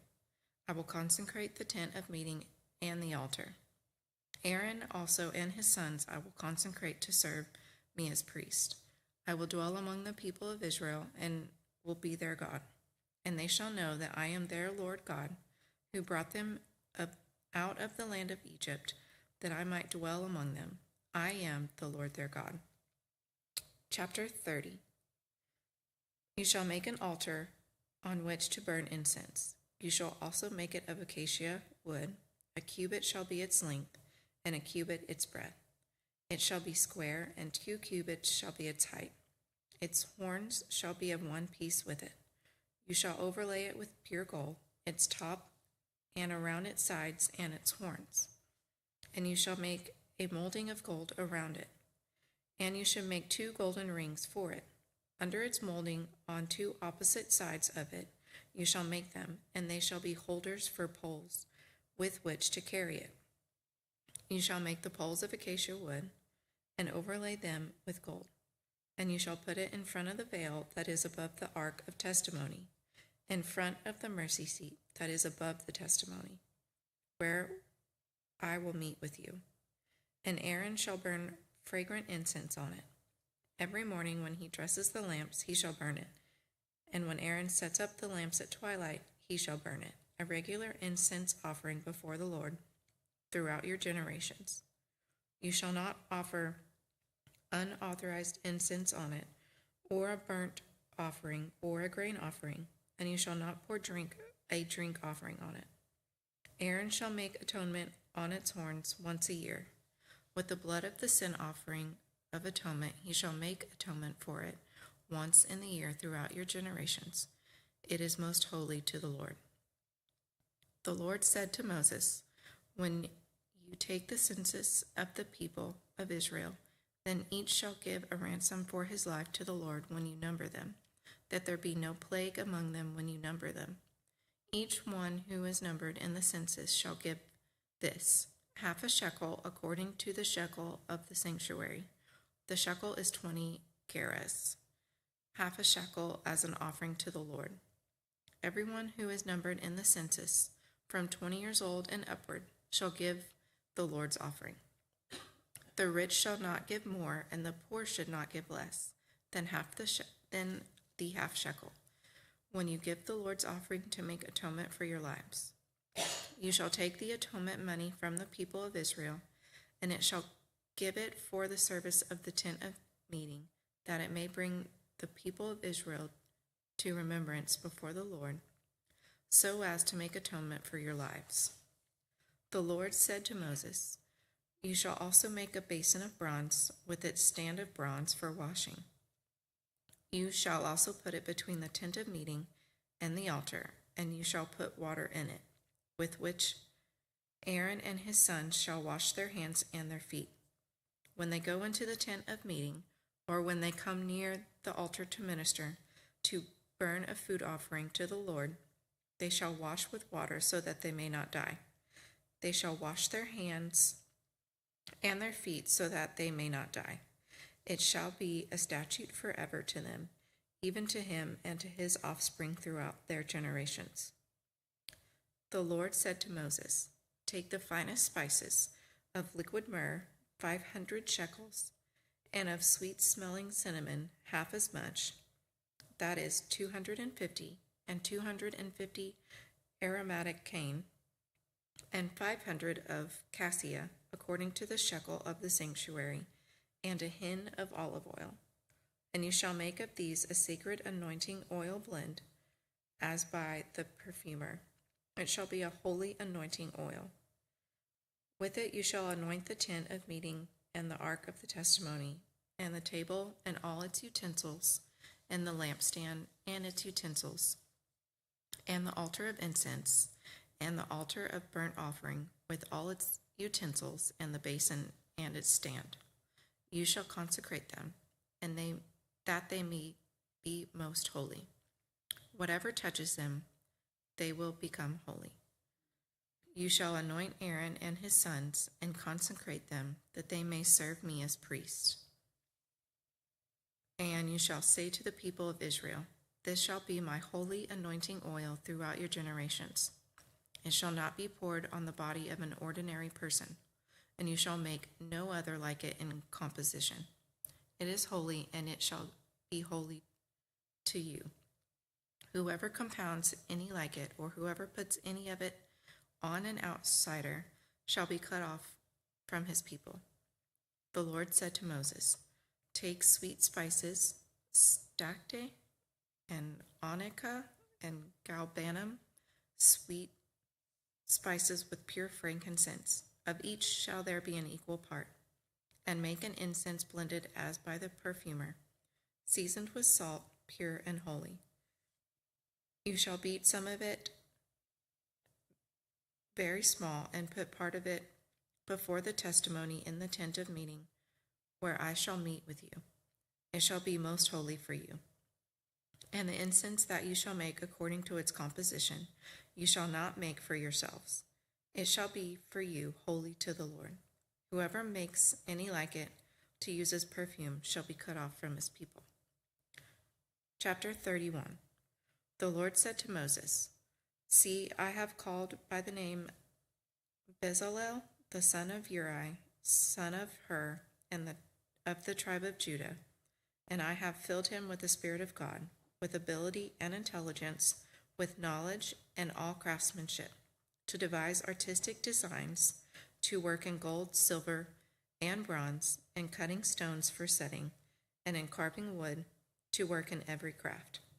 And behold, I have appointed with him Aholiab, the son of Ahisamach, the tribe of Dan, and I have given to all able men ability, that they may make all that I have commanded you, the tent of meeting, and the ark of testimony, and the mercy seat that is on it, and all the furnishings of the tent, the table and its utensils, and the pure lampstand with all its utensils, and the altar of incense, and the altar of burnt offering with all its utensils, and the basin and its stand, and the finely worked garments, the holy garments for Aaron, the priest, and the garments of his sons, for their service as priest, and the anointing oil, and the fragrant incense for the holy place.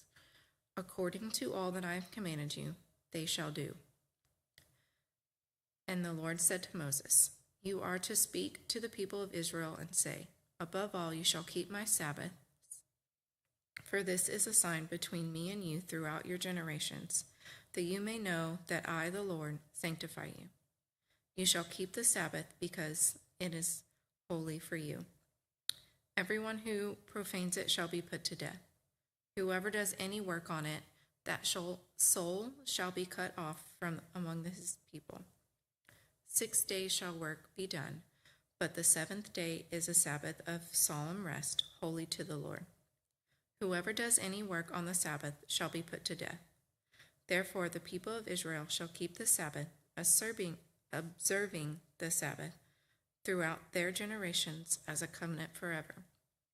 It is a sign forever between me and the people of Israel, that in 6 days the Lord made heaven and earth, and on the seventh day he rested and was refreshed. He gave to Moses, when he had finished speaking with him on Mount Sinai, the 2 tablets of the testimony, tablets of stone written with the finger of God. Should I stop there?